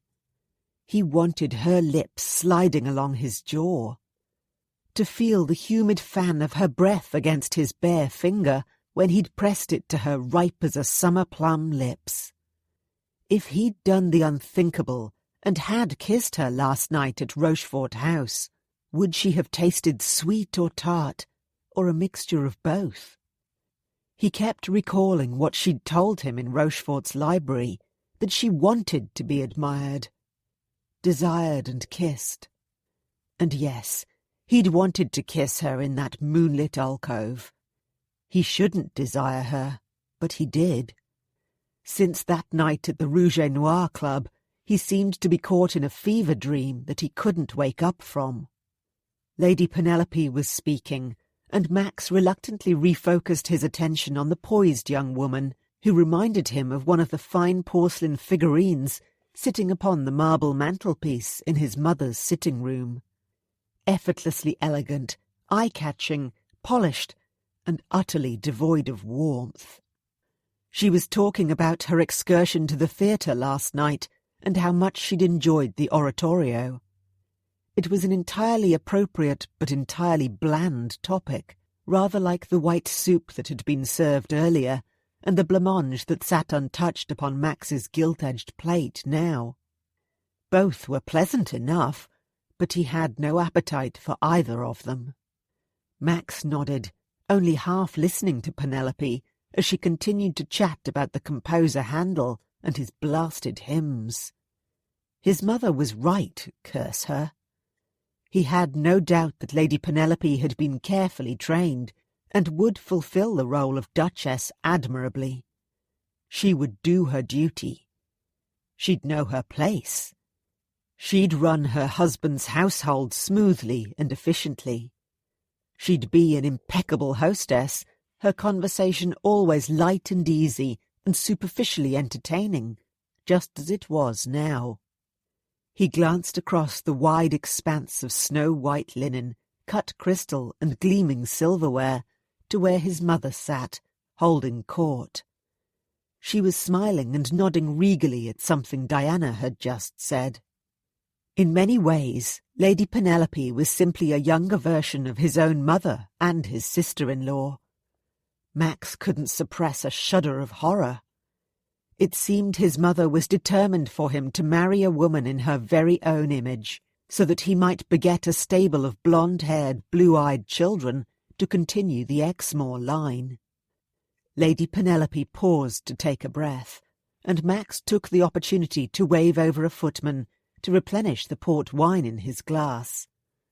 As he picked it up to take a sip, the candlelight from a nearby candelabra momentarily illuminated the golden-brown depths, and he couldn't quite decide if the hue reminded him more of Charlie's eyes or her wild chestnut curls. Or perhaps the deep amber shade of his favourite brandy would be a better match. "Your Grace, I believe you have a first-class stable." This time it was Lord Mowbray who spoke. He'd obviously given up on trying to charm the stuffy countess to his left. "My sister likes to ride." He gave a wink, then added, "Don't you, Penelope?" "Yes, I adore it." Lady Penelope's pale blue gaze connected directly with Max's. "Although it might be frowned upon by some, I do like to ride hard and fast, especially in the mornings. A bout of vigorous exercise first thing is most refreshing. Wouldn't you agree, Your Grace?" Sweet Jesus! Max nearly choked on his port before he managed to respond with a non-committal answer of, "Quite." Did the chit know what she was saying? He studied her face for any hint of guile and saw a momentary flash of triumph in her eyes. Her rosebud mouth twitched. Yes, she'd said something deliberately provocative to recapture his wandering attention. And it seemed her brother was in on the plan, because he was the one who'd introduced the topic and prompted her to respond. The whole idea that the pair had premeditated and then coordinated such an exchange suddenly made Max feel quite ill. Penelope's slippered toe brushed his ankle beneath the table as Lord Mowbray reclaimed his attention with another question about his horses and an upcoming sweepstakes. Good God, the girl was determined to test the waters. Max pushed away his port and tucked his own foot farther beneath his chair, out of reach. It seemed she was more brazen and dangerous than he'd hitherto thought. He'd best be on his guard for the rest of the night, because the last thing he wanted was to be caught in a compromising position with Lady Penelope Purcell. She might be poised and perfect and amenable and amiable, but Max suspected it was all for show, that deep down Lady Penelope was another kettle of fish entirely, manipulative and calculating. As ambitious and cold-hearted as his mother. As cold-blooded and ice-hearted as he'd become. All superficial charm, and no care for anyone or anything except his horses, and his former brothers-in-arms, Nate Hastings, Hamish McQueen, and Gabriel Holmes Fitzgerald. And he was determined to keep things that way, despite the fact he couldn't seem to get his best friend's sister, a hoyden with brandy-hued eyes, out of his damned head. Chapter 6. My list of secret wishes and dreams. 1. Sneak into a gentleman's club to see what all the fuss is about. 2. To be kissed, with passion, in the moonlight by a rake. 3. Or in the rain, either will do. 4. Ride hell for leather down Rotten Row at least once, preferably not in the rain, unless there's any chance said passionate kiss happens straight afterward. 5. Sea bathe, naked. 6. Sit for a licentious portrait a la Lady Hamilton. 7. To be thoroughly ravished in a carriage. 8. Waltz the night away at Almack's. 9. To experience a grand passion that I will remember long into my dotage. 10. The man, or should I say Duke, of my dreams falls in love with me. Hastings House, Berkeley Square, March 29th, 1819. Charlie yawned, stretched, and rolled over in her wide tester bed, dragging the amber silk counterpane with her. Smiling, she hugged a fat, fluffy pillow to her chest. All was right with the world, and this morning she was going to be an unashamed slugabed. Eventually, she'd ring for Molly to draw back the curtains to let in the spring sunshine, and after the fire was restoked and leaping merrily in the grate, she'd send for a breakfast tray stacked with her favourite things: hot chocolate, buttered and honeyed crumpets, and perhaps a fruit bun sprinkled with cinnamon sugar. She'd peruse the mail and the papers, maybe wallow in a steamy hot bubble bath until she resembled a prune, read a novel from cover to cover while petting Peridot, and she would not have a single thought about that vile blackguard Lord Rochefort, or wonder when she'd next see the steadfastly invulnerable Duke of Exmoor. An hour later, all was going to plan. She was propped up in bed with her breakfast tray, sipping hot chocolate, and she was smiling because she'd just read several heartwarming letters, one each from her younger brothers Jonathan, Benjamin and Daniel, who were all due to quit Eton and come home for Easter. She couldn't wait for the halls of Hastings House to ring with their boisterous laughter, even if it was only for a few short days. The Countess of Langdale's letter was characteristically succinct and no-nonsense. Arabella mentioned that she was still as busy as could be, setting up her orphanage in Edinburgh, but that both she and Gabriel hoped to be in London by mid-April at the very latest. Charlie decided that as soon as Arabella returned, she would seek her out and ask if there was some way that she, Charlie, could become more involved in philanthropic endeavours during the season. After her chat with Sophie yesterday, she realised she was far too indolent and hoped that engaging in charity work, being useful, might help to fill the void in her life. Charlie opened the Marchioness of Chelmsford's letter and began to eagerly peruse the contents for all of her aunt's latest news, and her heart fell. Charlie had been so looking forward to her aunt's return, but it seemed she would be staying in Bath for the foreseeable future to help with Lady Kilbride's convalescence. However, Charlie quickly turned the page. All going well, her aunt was proposing a trip to the continent in the summer with another set of friends from the Mayfair Bluestocking Society, and she would love it if Charlie joined their travelling party. Charlie put down the letter and worried at her bottom lip. She wasn't sure how she felt about such an invitation. It was so unexpected, and Europe was so very far away. Of course, her father would acquiesce to such a proposal, so that wouldn't be a problem. There really was only one thing to do.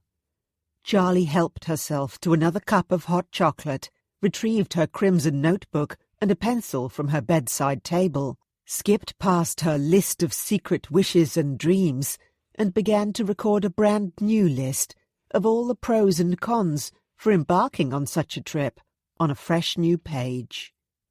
Cons. If she went, she'd miss her family and friends. She'd miss Peridot, and as much as she didn't want to admit it, she'd probably miss Max. Blast him. Pros. She'd have some wonderful adventures, and she might meet another eminently eligible gentleman.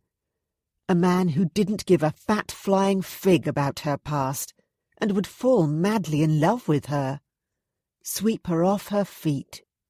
Someone who really would make her forget all about Max Devereaux and his sapphire eyes, his heart-stopping smile, and the way he made her laugh.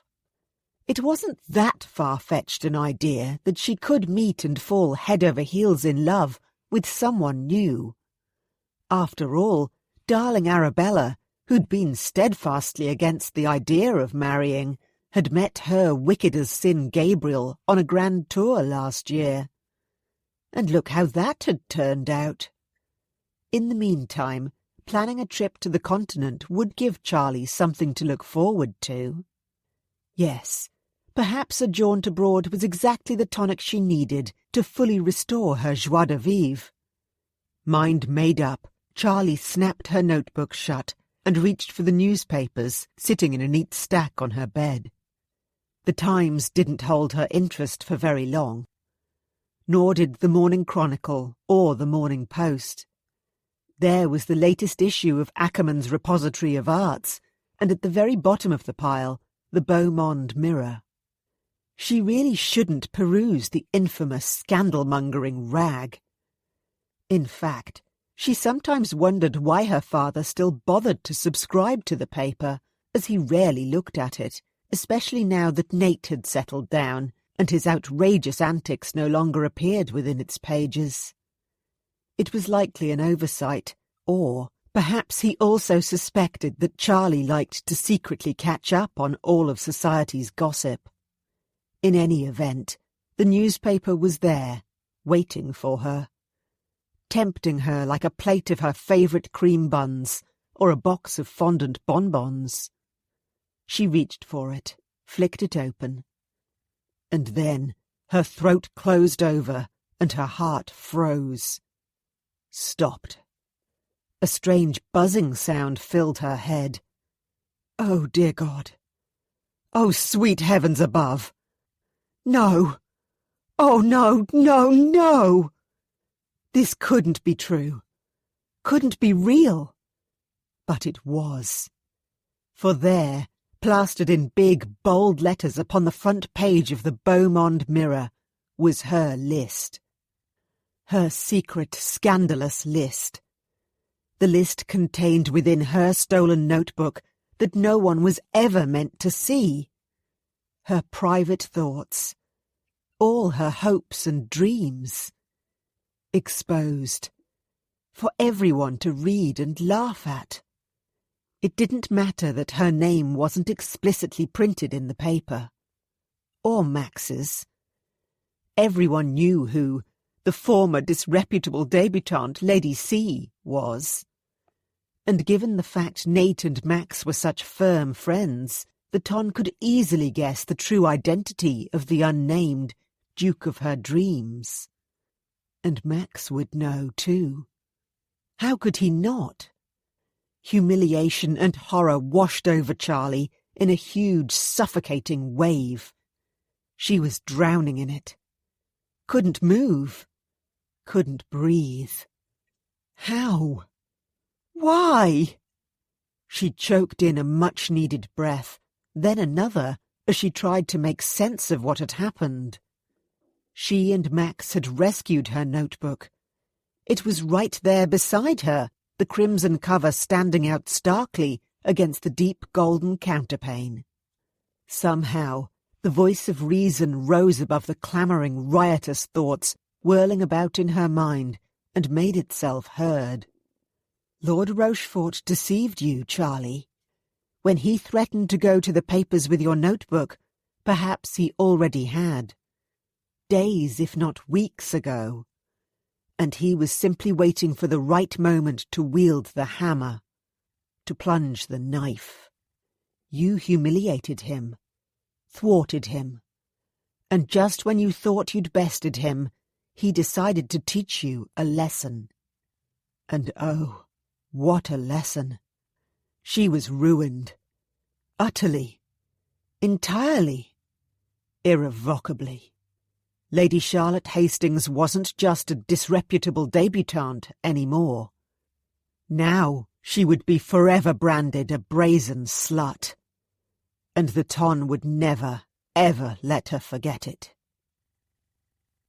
Gentleman Jackson's Saloon, 13 Bond Street, London. When Max strode into Gentleman Jackson's boxing saloon, he wasn't just looking for a fight. He was looking to maim someone.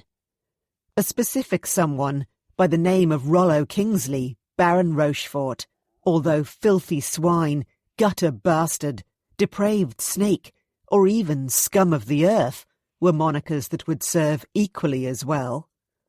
Not long for this world also sprang to mind. Even though Max believed his intelligence was accurate, it hadn't taken more than a few coins and a few short, sharp words for one of Rochefort's footmen to cough up his master's whereabouts. It wasn't the Baron who he first ran into on the floor of Gentleman Jackson's. It was Nate. Curse him. "What's wrong?" asked Nate, as he waved away his sparring partner and wiped the perspiration from his brow with his bare forearm. "You look livid." Max swore beneath his breath and drew closer. "You haven't heard or seen the Beaumont Mirror this morning?" Nate frowned and flexed his cloth-bound knuckles. "No, I don't subscribe, although I have been getting some rather strange looks since I arrived here." His face suddenly paled. "Why? What's happened?" Bloody hell. It was clear Nate didn't know about any of this blackmail business, or what Rochefort had just done to Charlie, or the horrific scandal headed his family's way. Max swallowed and gripped his friend's sweat-slickened shoulder. "I think it's best if we go somewhere quiet. One of the rooms out the back, perhaps." Already, other men were watching their exchange with interest. A viscount who Max vaguely recognized from White's, Locksley perhaps, smirked. Rochefort was nowhere in sight, but perhaps that was for the best at the moment. Once they reached the relative quiet of one of the private changing rooms, Max drew a deep breath. "A few days ago, Charlie came to me for help," he began, and then proceeded to tell his friend a highly edited version of all that had ensued. It wasn't the absolute truth, but Max didn't see the sense in making things worse by sharing every unvarnished detail. He especially didn't wish Nate to suspect that he had been lusting after Charlie ever since that highly charged night at the Rouge et Noir Club, or that she'd been with him when he'd broken into Rochefort's townhouse. When Max disclosed what he suspected Rochefort had done in retaliation after his blackmailing scheme had been foiled, that he'd instructed the Beaumont Mirror to go ahead and publish Charlie's scandalous list of desires to humiliate and punish her, Nate's dark eyes turned black with fury. "I'll kill him," he muttered, heading for the door, but Max caught him by the shoulder. "No, you won't." His voice was low, urgent. He had to make his friend see sense. "You have a wife and son now. Your duty is to them. So let me enact vengeance on your family's behalf. It will be my way of repaying the debt I owe you." Nate shook him off, but he released the door handle. "You owe me nothing. What I did because we are friends. There is no debt to be repaid. Yes, there is. You went above and beyond the night my brother died, So let me do this. For you and for Charlie. I may be a self-serving, ruthless bastard at the best of times, but you know how much I loathe injustice. Of any kind. Rochefort must be punished for his despicable acts. Nate's eyes narrowed with suspicion. What do you plan on doing? The only thing I can do in a situation like this. Call Rochefort out. No. Now it was Nate gripping Max's shoulder. You can't. You will only make things worse. For yourself and for Charlie. How could it possibly be any worse for Charlie? You know this will destroy her socially. Your father, who has always striven to maintain an impeccable public record and prides himself on his standing in Parliament, will be devastated too. Are you sure you're only motivated by friendship? Whatever do you mean? Your sister has been wronged most grievously. Yes, but that's the point, asserted Nate, his expression grim. She's my sister. You do realize what will happen if you go down this path, don't you? When word gets out that Rochefort was behind this story in the paper, and that you sought vengeance, there will be speculation. People will wonder why you decided to step in and become Lady Charlotte Hastings's champion. I know. An uncharacteristic feeling, guilt perhaps, cramped Max's gut. A few days ago, he'd promised Charlie he wouldn't make this worse, but that's exactly what he was about to do. He would be feeding the scandal, turning it into a raging bonfire. Unless... A mad idea suddenly occurred to him. Max's jaw tightened as he braced himself for Nate's reaction to what he would say next. However, I have a plan. Nate listened, and by the end he indicated his agreement with a short, sharp nod rather than the bare-knuckled facer Max had been half expecting. "I'll hold you to your word," his friend said, his voice edged with steel. "And so help me, if you go back on it, I will be obliged to call you out." "I understand, and knowing you as I do," Max said with suitable gravity, "I wouldn't expect anything less." "Good." Nate blew out a heavy sigh. "You know I'll be your second." But Max shook his head. "I can't accept. Must I remind you yet again that you have other, more important familial responsibilities? I'll ask Egerton. He's a good shot and can be counted upon." "I concur." Nate snagged a towel off a nearby bench and blotted his face and neck. "So, when do you plan on confronting Rochefort?" Max paused a moment, gauging his friend's mood before he answered. "Now. Word is that Rochefort is here, but I take it you haven't seen him."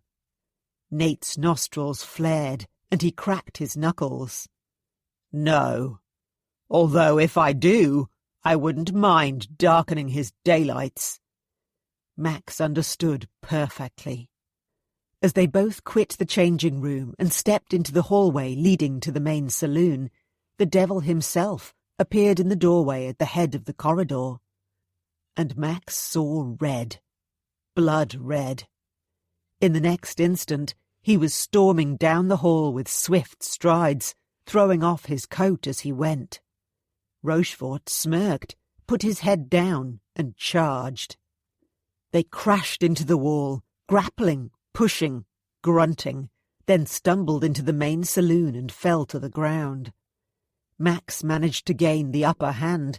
Pinning Rochefort to the wooden floor with the weight of his body, he drew back his fist, then drove it into the dog's jaw with an almighty crack.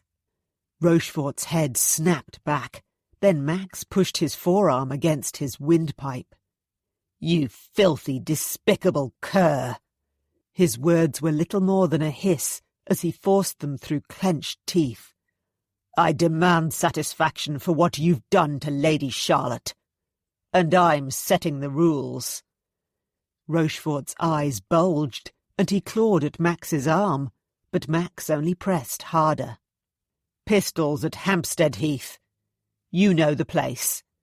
I'll see you there with your second in 3 hours' time. At dusk. No excuses. We fight until one of us can no longer stand. Because as much as I'd like to end you—" Max pushed on Rochefort's windpipe again, enjoying the fact that the Baron's face was beginning to turn an alarming shade of purple. "I'd rather not be tried for killing you. A pound of flesh will suffice." Rochefort bucked. They rolled once, twice, and then one of his fists landed a glancing blow across Max's cheek. Then several pairs of hands were on Max's back, gripping his shoulders, and he and Rochefort were prized apart and dragged away from each other. Barely restrained by 2 other men, Rochefort swiped a hand across his split lip and spat on the floor. "I'll be there, Exmoor," he snarled through bared, bloody teeth. "And the only one who will be stripped of any flesh is you." "I wouldn't be so cocksure." Max shook off the hands holding him. "You forget that I was at Waterloo and lived to tell the tale. I'm certain the most action you've seen has been here at Gentleman Jackson's. I hope you're ready for the sound arse-whipping you so roundly deserve." With that, he accepted his discarded jacket from Nate, stalked from the saloon, and strode down Bond Street in the direction of Grosvenor Square. He had better things to do than trade barbs with Rochefort. He needed to make sure his affairs were all in order, in case the worst should happen, despite his bravado. He had to speak with Egerton, check his brace of Manton duelling pistols, and he had to procure a surgeon. As much as he wanted to see Charlie, to see how she was faring, and reassure her that everything would be all right, their meeting would have to wait until after the duel. His resolve was as strong and sure as his aim. One way or another, Rochefort would pay. Chapter 7. Hampstead Heath, a rural idyll on the outskirts of London. A playground for poets, writers, and artists. Why not escape to the country this season for a picnic, to take Hampstead's medicinal waters, or to simply admire the arresting views? After the hustle and bustle of town, no doubt many of our readers will find such leisurely activities to be a restorative tonic for the soul. Just beware of the duellists. The Beaumont Mirror, General Health and Medical Miscellany. Hampstead Heath. Dusk.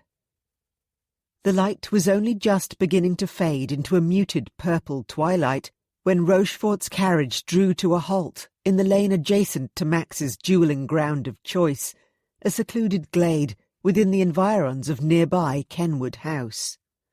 Situated at the northern edge of Hampstead Heath, a vast and ancient wooded parkland just outside of London, the shadowy clearing was exactly 40 paces across, and the perfect place for men to settle matters of honour, away from prying eyes. By all accounts, it had been the scene of many a duel for centuries. Max knew the place well. Not because he made a habit of duelling. No, it was simply because he owned a nearby property. Heathcote Hall was only half a mile away. "Thank you for being here, Egerton," said Max, as he watched Rochefort alight from his conveyance with his second, Viscount Locksley. "I really do appreciate it." "Think nothing of it, Exmoor," replied the Baron, his eyes dancing with good humour. "London is frightfully boring this time of year, and there's nothing like a good bit of blood sport to liven things up. Aside from that, everyone knows Rochefort needs a good ballocking. Given all the rumours about his unsavoury tastes and unscrupulous dealings, I'd say he's had it coming for a long time." Max's interest was piqued. "You know something of his business dealings? His financial affairs?"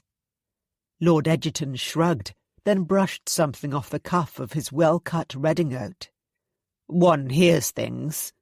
He's not short of blunt by any means.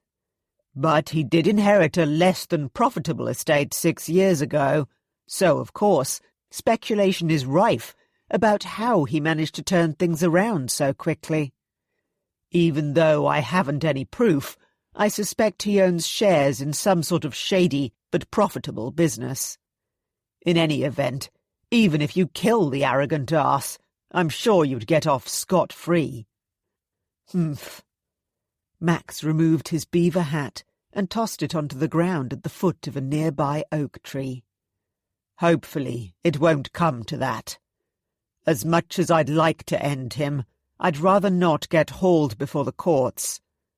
A bit of bloodletting, Rochefort's blood, not mine, of course, should satisfy me.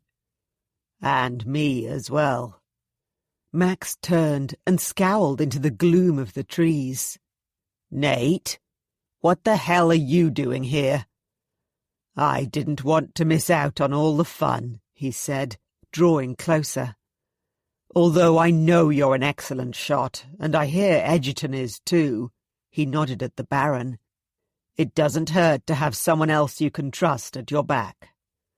Max inclined his head. "Thank you. I appreciate your support." Nate's mouth quirked with a wry smile. "Besides, to be perfectly honest, I'm worried that Charlie will kill me if I don't look out for you. You know how protective she can be of her friends." Charlie. Max's heart constricted with a peculiar sensation he suspected was a combination of sympathy and regret. Sympathy that she was suffering, and regret that he hadn't been able to stop Rochefort from publishing her highly personal list of desires. Desires a gently bred lady should never admit to in public. It didn't matter that she was only referred to as Lady C. Given her past history, anyone who was anyone would believe Lady Charlotte Hastings was the author. Somehow, some way, he had to make everything better. And punishing Rochefort was but the first thing he intended to do. Rochefort's second stepped into the clearing and beckoned Lord Egerton over. Egerton nodded and took Max's brace of pistols with him for the other man to inspect. All the while, Rochefort waited in the shadows of a beech tree, sending a glowering stare in Max's direction. If the Baron hoped to unnerve him, it wouldn't work. Max's father had used a similar bullying tactic on him so many times in his youth to intimidate and toughen him up that Max had become inured to it. "I'm pleased to see you have Mr. Havers standing by." Nate nodded in the direction of the surgeon, who stood several yards away near his own carriage in the laneway. Max nodded. The surgeon had stitched up their friend Hamish McQueen after he was grievously wounded at Waterloo, and Max firmly believed the man had saved the Scot's life. "He's also offered to give the signal to fire. Shouldn't be long now." "It had better not be," rejoined Nate, "or soon it will be too bloody dark." Obviously satisfied with the condition and quality of Max's firearms, Locksley called Rochefort over to choose his weapon. Max followed suit, and after Egerton reminded both combatants of the agreed-upon conditions, that shots would be exchanged until one of them could no longer stand, Rochefort and Max both retreated to opposite ends of the clearing to wait for Mr. Havers to give the signal with the drop of his kerchief. As Max checked his weapon one last time and took up his position, he centred his anger. It sat like a cold, hard stone deep in his gut. Uncompromising. Unwavering. Charlie deserved so much more than the hand she'd been dealt, and Max would do this for her because... He swallowed. He didn't have time to be distracted by useless, mawkish sentiment. He was doing this because it was the right thing to do. That was all. If he felt fear, he was not aware of it. Tension tightened his muscles and sharpened his senses as he drew a steadying breath and raised his pistol. Took aim at Rochefort, who stood at the ready, his firearm trained steadily upon Max. Attired all in black, save for his white cravat and high-point collar, his opponent's frame almost blended into the shadows of the dense copse at his back. Time slowed down. Stretched. Max could measure its passing in heartbeats, breaths, but there seemed to be a century between each one. And then Mr. Havers gave the signal. His snow-white kerchief began to flutter to the ground, and Max pulled the trigger. The sharp crack of weapons discharging rang out, and in the very next instant, Max was reeling backward, staggering to keep upright. Fuck! Devil take me! He'd been hit. Winged. His left upper arm was ablaze. But as he clutched at the wound, pistol still in hand, he became aware of activity at the other end of the clearing. Rochefort was down, on his knees, gripping his shoulder. His pale face glowed with a strange spectral light above his perfectly tied cravat. And just as Havers and Locksley reached his side, the Baron toppled over. Hastings House, Berkeley Square. "My lady! My lady!" Molly was rapping at the door of Charlie's bedroom, lightly but insistently. "My lady, you have a visitor. Lady Malvern." "My lady?" Groaning, Charlie rolled onto her stomach and dragged a pillow over her head. She had no idea what time it was, but she'd let Molly draw the curtains, light the candles, and stir the fire to life several hours ago. While part of Charlie wanted to see Sophie, her soul was still too raw, too crushed and humiliated, to even seek comfort from a dear and trusted friend. Why wouldn't the ground open up and swallow her whole? In fact, the only person Charlie had seen today, besides Molly, had been her father. Lord Westhampton had visited her rooms in the early afternoon, and while he hugged her and patted her back ineffectually, she clung to his superfine-clad shoulder like a limpet, offering incoherent apologies between racking sobs. When her fit of crying had eventually abated, he'd mentioned that he would speak to his man of affairs about the possibility of suing the Beaumont Mirror and Lord Rochefort for libel. Charlie had confessed who she thought was behind the ruinous article, but her father doubted it would come to much, given the paper had been careful not to actually print her name in full. And, if anything, bringing legal proceedings against the publication would undoubtedly prolong the life of the scandal. A public court case might drag on for months and months, and her father would understand if she couldn't abide it. Because he'd been so sweet and understanding, and not angry at all, it had made Charlie feel doubly worse. Her anguish and guilt were so smothering, so heavy and overwhelming, she wasn't sure if she'd ever be able to fight her way through to the surface and breathe freely again. And now sweet Sophie was here. When it was clear that Molly would keep knocking until she was ordered to go away, Charlie flung off the pillow, sat up, and then the door opened. "Charlie! Oh, my darling friend!" Sophie entered the room, her blue eyes soft with love and understanding. "Please say you'll forgive me for the intrusion. But I just had to see you." A shadow crossed her countenance, and her expression shifted into one of concern. I have news." A frisson of panic rippled through Charlie. What else could possibly go wrong? "What is it?" she asked. Rising from the bed, she took a step forward and brushed a tangled lock of hair out of her eyes. Is everything all right with you and Nate and Thomas? Yes, yes, we're all perfectly well. Sophie crossed the Orbison rug and took both of Charlie's hands in hers. Nate and I are worried about you, of course. And I'm so angry that the Beaumont Mirror has impugned you so maliciously. But the reason I've come is... She drew a deep breath. It's about Max. He's fine. Charlie frowned in confusion. Why wouldn't he be fine? The alarm flickering inside her burst into flame. What's happened? Sophie squeezed her hands. As I said, he's fine, and I'm sorry that I'm not explaining this very well. She glanced at the bedroom door to make sure it was closed, then drew Charlie over to the bed. Let's sit. Now, she continued, her expression still grave.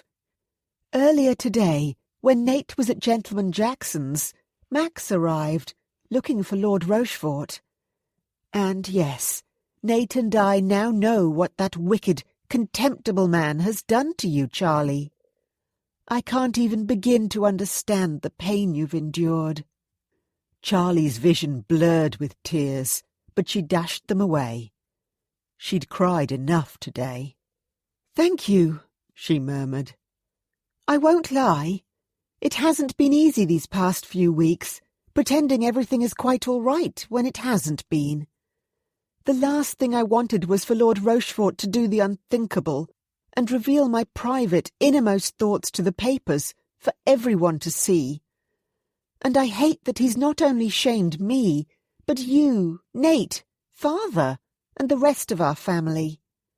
Sophie gathered her into a warm hug. Do not worry about the rest of us. It's you who needs our support right now. Drawing back, she studied Charlie's face. But I digress. Yes, you were telling me about Max, and that he was looking for Lord Rochefort. Charlie gasped. Oh, my God! I'm almost too scared to ask what happened. Did Max find him? Sophie nodded. Yes, and he challenged him to a duel right in the very middle of the boxing saloon, and Rochefort accepted. Pistols at Hampstead Heath at dusk. She winced. They've already fought. Oh! Charlie was suddenly very glad she was sitting down. Incomprehension warred with wonder and a modicum of anger. Oh! I cannot fathom. How? She closed her eyes for a moment and tried to organize her riotous thoughts and emotions. Max shouldn't have.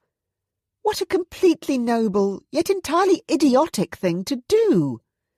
If he'd been killed because of me and my stupid list. She pressed a hand to her stomach, not even wanting to contemplate such an outcome. But you said Max is all right, didn't you? Yes, both he and Rochefort agreed that the duel would end when one of them could no longer stand. Max has a relatively minor injury. A bullet grazed to his upper arm. Charlie inhaled a shaky breath. And what of Rochefort? Max's bullet lodged in Lord Rochefort's shoulder, but didn't hit anything vital according to the surgeon who attended him at the scene. Word is, he should recover. Although, Sophie's mouth twitched with a wry smile, Nate suspects Rochefort's pride might not.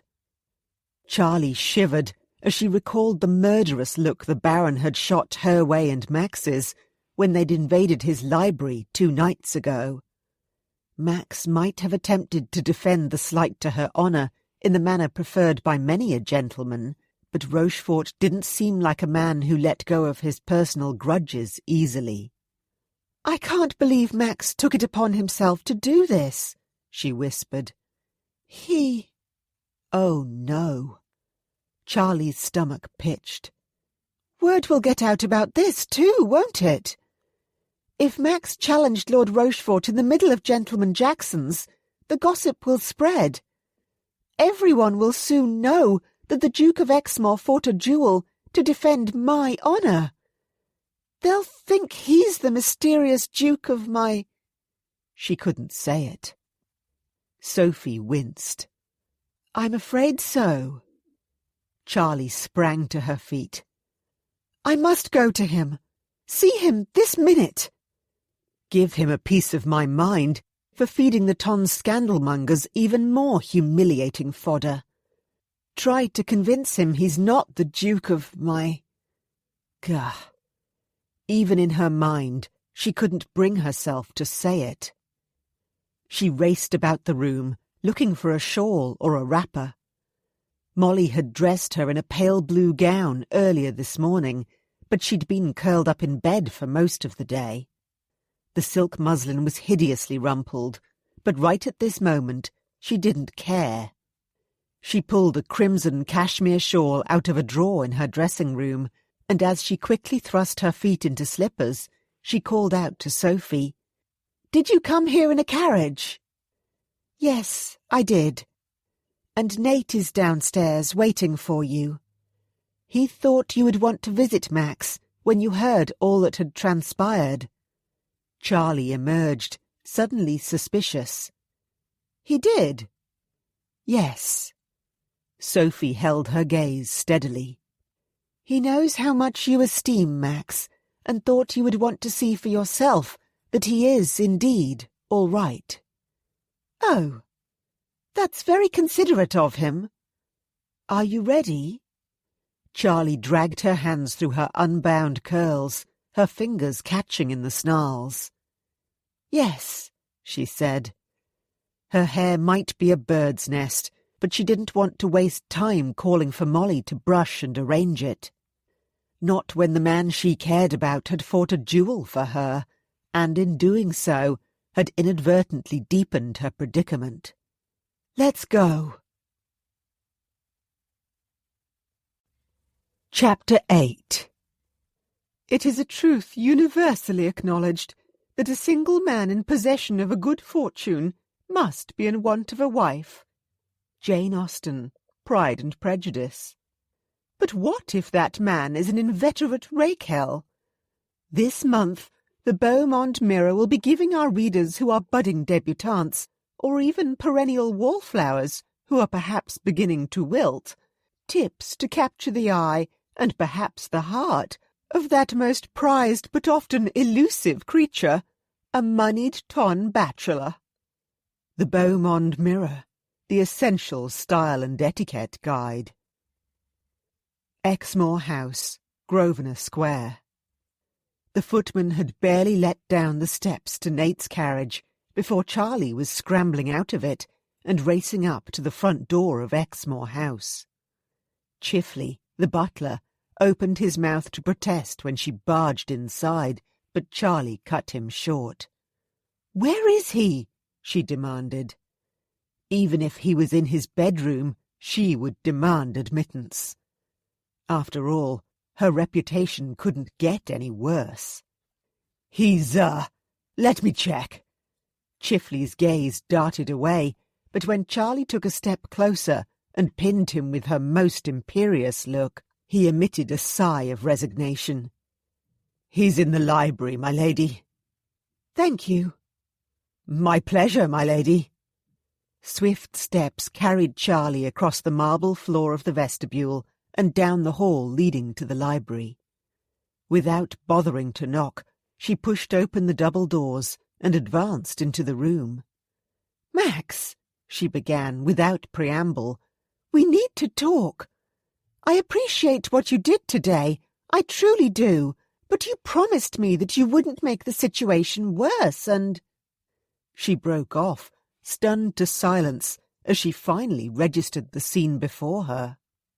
Max was standing by his desk, his back to the door, wearing nothing but buckskin breeches and top boots. A liveried servant, perhaps Max's valet, hovered nearby, with a cobalt-blue silk banyan draped over his arm, and another gentleman, middle-aged and well-dressed, was carefully wrapping a linen bandage around the Duke's bulging bicep. Lady Charlotte, Max said, glancing over one impossibly broad shoulder. May I introduce you to Mr. Havers, physician and a Fellow of the Royal College of Surgeons here in London? Of course. Charlie inclined her head as a burning blush marched across her cheeks. How she must look, barging in unannounced without a chaperone, dressed like a slattern. Mr. Havers.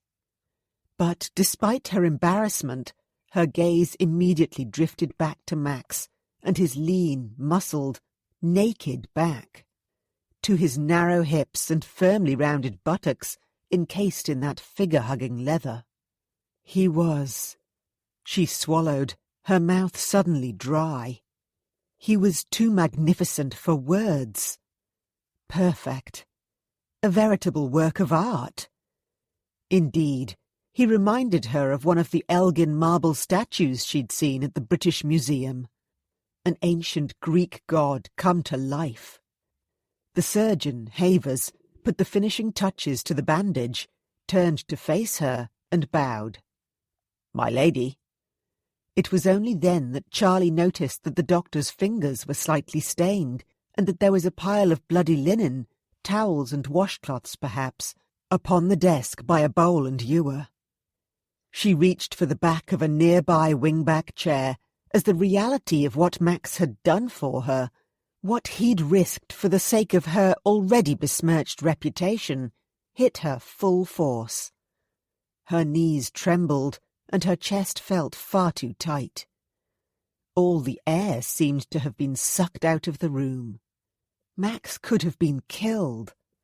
And all because of me and my silly list. After Max declined Mr. Havers's offer of Kendall's Black Drop, a laudanum concoction to reduce the pain of his injury, he thanked the surgeon, then bid him farewell. The manservant was dismissed too. After draping the banyan over the back of another chair when Max waved it away, the servant then collected the soiled linen and Max's discarded coat, shirt and waistcoat, which lay in a rumpled pile at his master's feet. As the double doors shut behind him, Max, still shirtless and apparently oblivious to his scandalous state of undress, crossed to the sideboard where his tray of spirits sat. "I'm having a cognac, Charlie. After the day I've had, I certainly need one.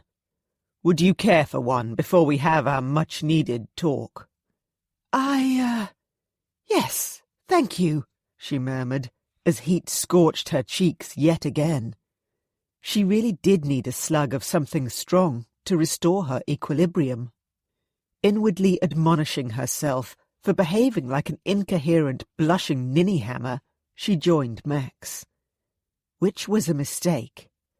A sideways glance sent her pulse racing, and another wave of breathlessness assailed her.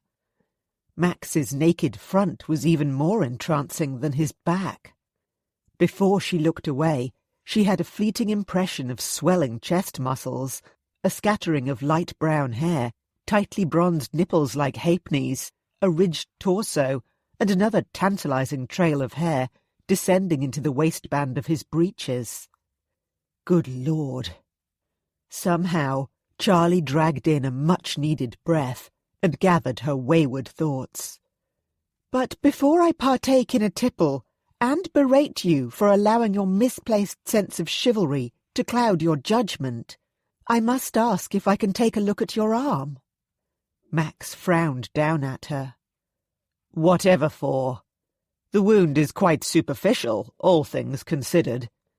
And Havers has an excellent reputation." "I'm sure he does. And yes, Nate and Sophie told me it was only a graze. But did Mr. Havers apply alcohol to the wound before he bandaged it? Something strong like whiskey or brandy?" Max scowled as he dispensed a decent measure of his cognac into 2 crystal tumblers. "What? No. Why would anyone waste good alcohol on treating a wound?" Charlie lifted her chin. "Arabella once told me that doing so helps prevent purulence. Her grandfather, also an esteemed physician, used to recommend such a practice. Arabella doesn't know why it works exactly, but she assures me that it does. I'd hate to think what would happen if infection set in." She caught his gaze and gave him a reproving look as she added, "It's either that or I can apply a hot poker, Your Grace. Apparently, that works too. Your choice." Max grunted. "All right, then. Brandy it is. But not cognac. I'm not wasting that." Charlie discarded her shawl on the way to the desk to retrieve a clean cloth. When she returned to Max's side, he'd already removed Mr. Havers's bandage. She winced as she took in the sight of the stitched graze. It looked angry and red and puckered, and rather than a neat straight line, it was jagged. "You'll have a decent scar," she remarked, as she reached for the bottle of brandy, uncorked it, then poured some onto the folded linen washcloth. "And describing it as a superficial wound seems like a gross understatement.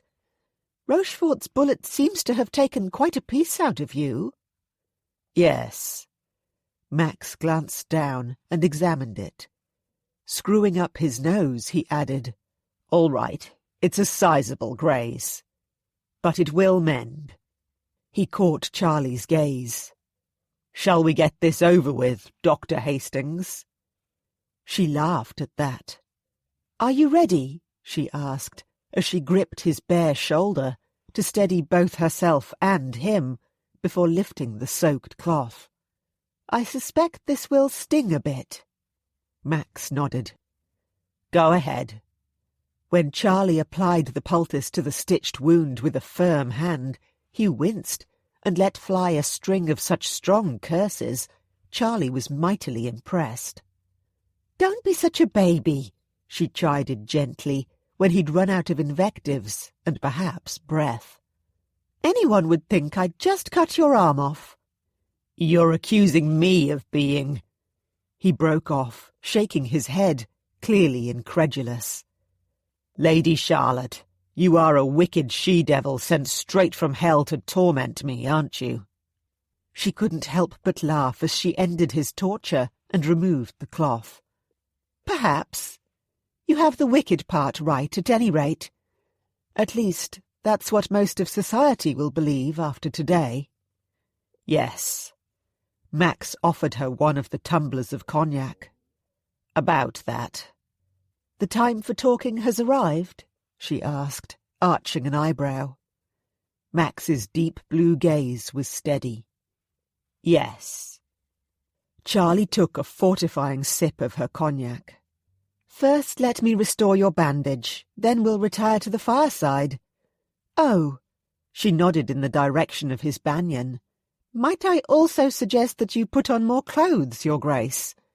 I wouldn't want you to catch your death of cold."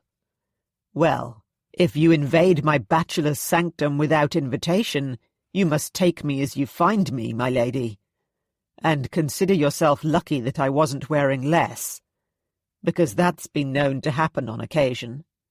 "Wearing less? In the library?" Charlie shook her head as she gathered up the discarded bandage and began to unravel the knots. "I just think you're a terrible tease, and trying your hardest to set me to the blush, Your Grace." "Perhaps. But I don't think I'm the only one in this room who isn't dressed appropriately," said Max dryly, as Charlie began to wind the untangled strip of linen around his arm again. Charlie wrinkled her nose. "All right, I'll concede I came here in a rush and my hair is a mess. There's no need to rub salt into the not insubstantial wound of my embarrassment." Max's eyes twinkled with amusement. "It's not really your hair that's the issue. The just tumbled out of bed look suits you. It's your shoes." "My shoes?"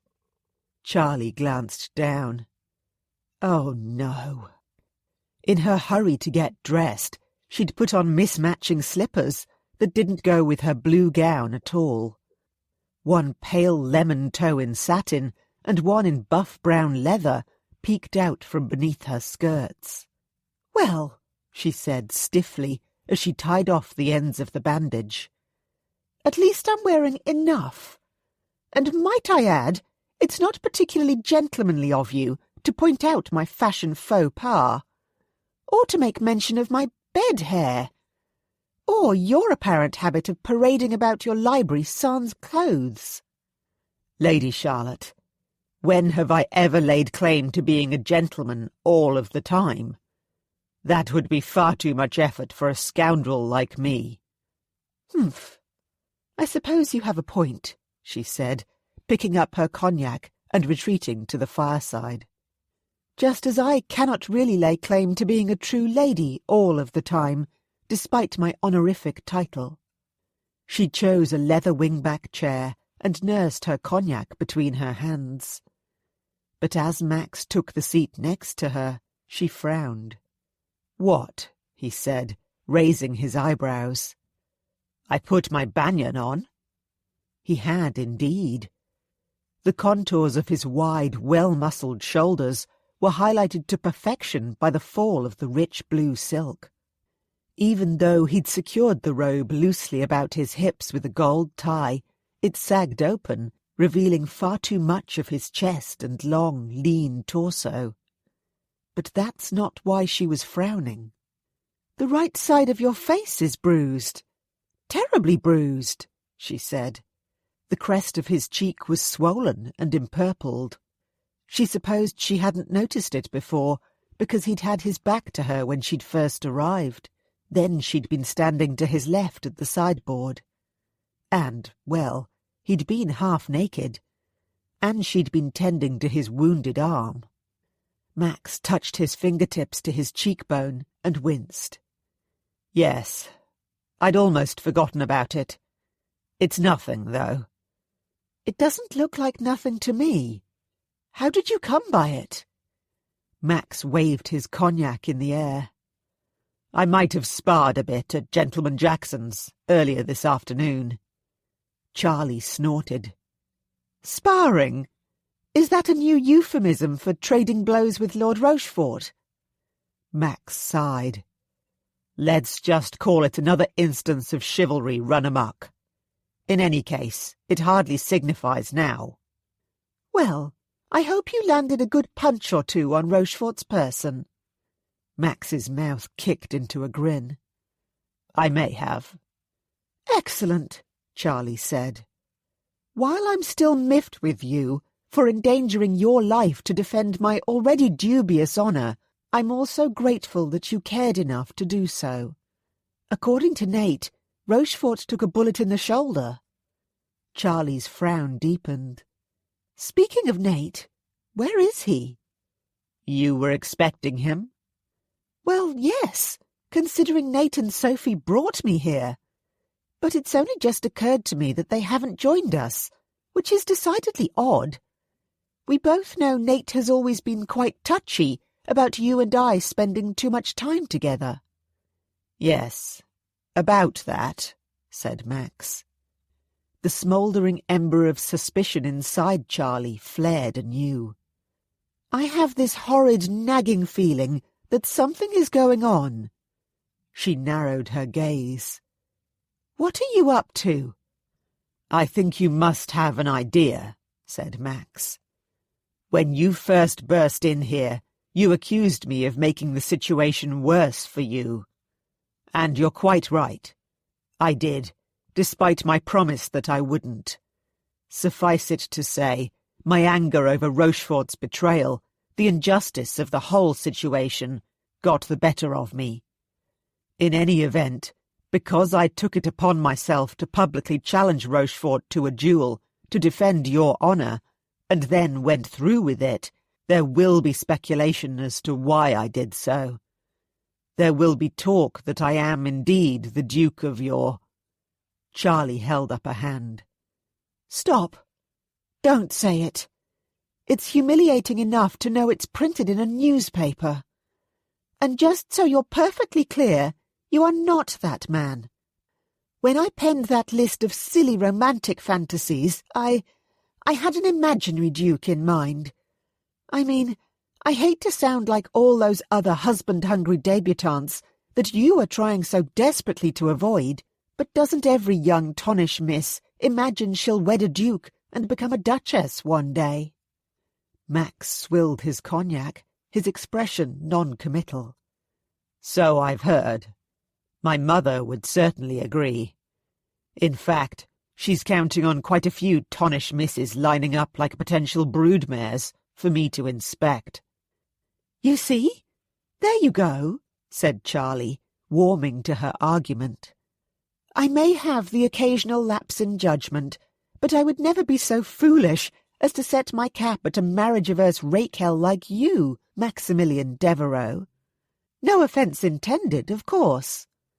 She had no idea if he'd believe her lie, but she had to try to salvage some remnants of her shredded dignity. If Max suspected for one moment that she really did harbour a deep and abiding affection for him, that she desired him, might even love him, in spite of the fact it was becoming clearer by the moment that he didn't feel the same way. Oh, the horror! Max's mouth twitched. Of course. Be that as it may, it won't stop everyone else from assuming the worst, that I actually am that duke.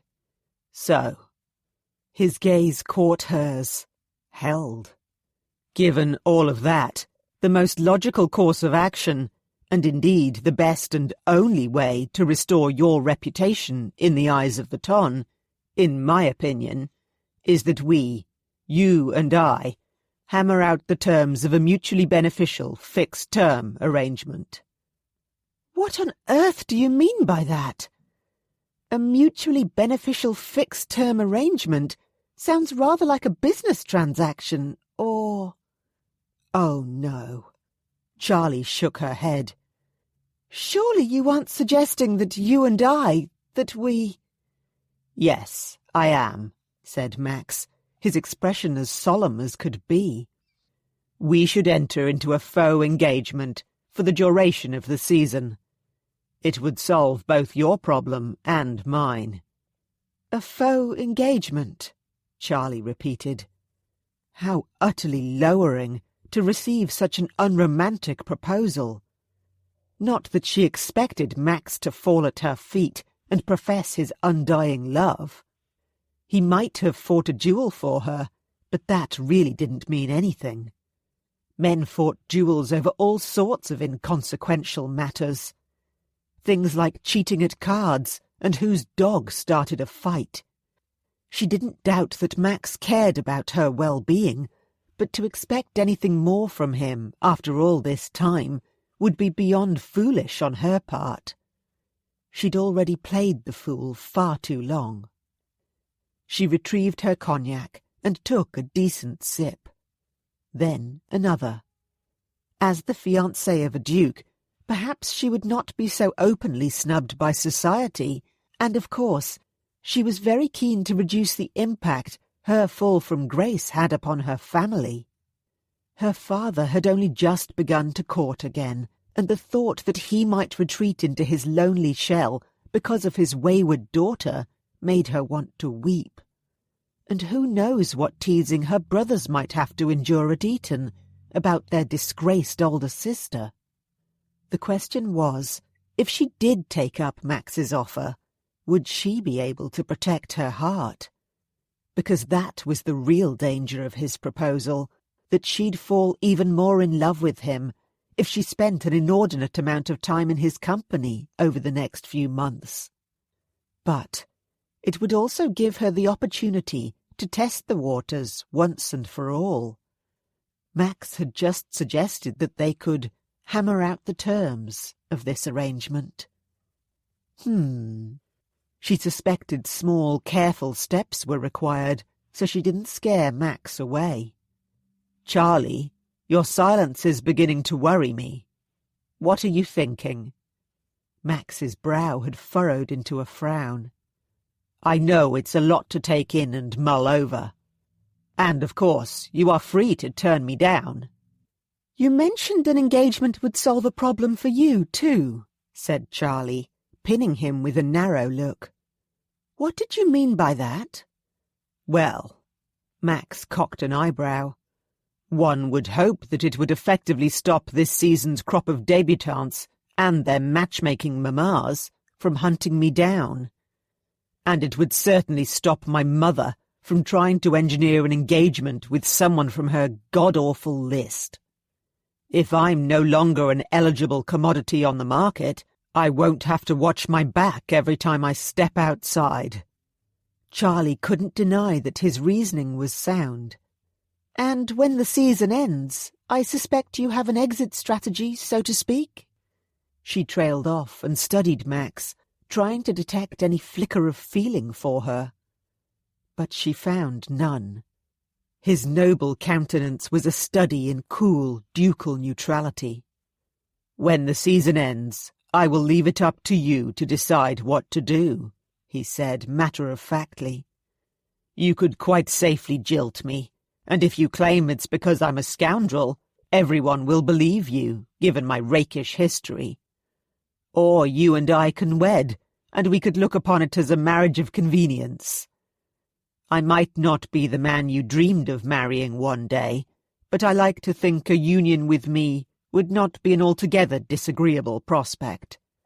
We do rub along rather well together, and I would be a generous husband. But, as I said, I will leave the decision as to whether we wed or not entirely up to you." "Oh, well, that makes all the difference as to whether I accept your entirely practical, perfectly sensible proposal. Or not." Charlie couldn't hide the bitterness in her voice. "But I think there is a glaring flaw in your plan. My father might give his consent to our betrothal, but what of Nate? He's always been against the idea of you and I." She released a heavy sigh. "He thinks that you and I will not suit because we want different things. You don't really wish to wed, and when you do, I'm sure you have an accomplished young woman with a pristine reputation in mind. And wicked hellion that I am, I'm foolishly holding out for a love match with a duke who doesn't exist anywhere but in my fantasies. So I can't imagine that Nate will be happy about it. Are you willing to ruin your long-standing friendship?" "He already knows." "What?" "I've already spoken to him about the prospect of you and I entering an engagement in name only, and he is amenable to the idea, if you are. He agrees that such an arrangement might help to dissipate the scandal, which can only be good, all things considered." "Oh." Charlie abandoned her chair and stalked over to the fireplace. Lifting the poker, she jabbed at the logs, and sparks flew up the chimney. "It seems it's all been decided, then." "Of course it hasn't. I've made an offer, and I know it probably isn't the one you've always dreamed of, but it only has to be a temporary arrangement, if you so choose." "I see." Charlie put down the poker and wrapped her arms about her middle. Despite the fact she was standing right by the fire, she suddenly felt chilled to the bone. "If I accept your proposal, Max, your mother will be furious. She's never liked me. And after today—" Charlie shivered. Memories of scathing looks Cressida, the formidable Dowager Duchess of Exmoor, had sent her way, flitted through her mind. The woman had blue eyes, but unlike Max's, hers were as hard and frosty as Arctic ice. Max followed her over to the fireplace and leaned his uninjured arm against the black marble mantel. Charlie was conscious of the fact his robe had fallen open, so she kept her gaze carefully fixed on the burning logs and the leaping flames. "I'll make sure my mother lends you nothing but her full and unstinting support," Max said gently. "She's one of the Bon Ton's doyens. She can ensure polite society's doors are opened rather than shut against you. And so can my sister-in-law, Diana.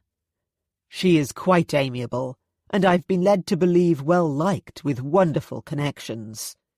Between them both, I'm certain they can smooth the path for your re-entry into society." Charlie thought she'd much prefer to walk barefoot across broken glass than down any path supposedly cleared for her by Cressida or Diana Devereux. Nevertheless, she couldn't deny that yet again Max was doing his very best to sort out this awful mess they both found themselves in. She looked up from the fire and studied him. The way the flickering light illuminated all the strong contours and planes of his handsome profile. How his deep blue eyes drew her in, tempting her to drown in them forever. How she wanted to reach out and brush a light caress over his bruised cheek and say thank you for caring about her honour, and her family's honour too. For a brief moment she allowed herself to imagine what it would be like to be married to the Duke of Exmoor. To spend every single day with him, laughing and talking about anything and everything. To join him in the marriage bed every single night. To kiss him and run her hands over his hard, sleek body, exploring. Worshipping him with her own body. Desire flared, bright and burning. Max was proposing an engagement in name only, but he was a man with strong passions. She recalled the look in his eyes in the moonlit alcove at Rochefort House as he'd pressed his finger to her lips, and she'd sensed he'd been tempted to kiss her. Would he be able to resist temptation once they were betrothed? Or would he go behind her back and continue to visit places like the Rouge et Noir Club? Would he continue to seduce widows or even married women when he thought she wasn't looking? Of course, she knew he'd practiced such habits for years, that he'd bedded countless women, and all the while she'd watched from the wings, waiting and hoping one day he'd pick her to join him, and that when he did, she'd be more than just a passing fancy.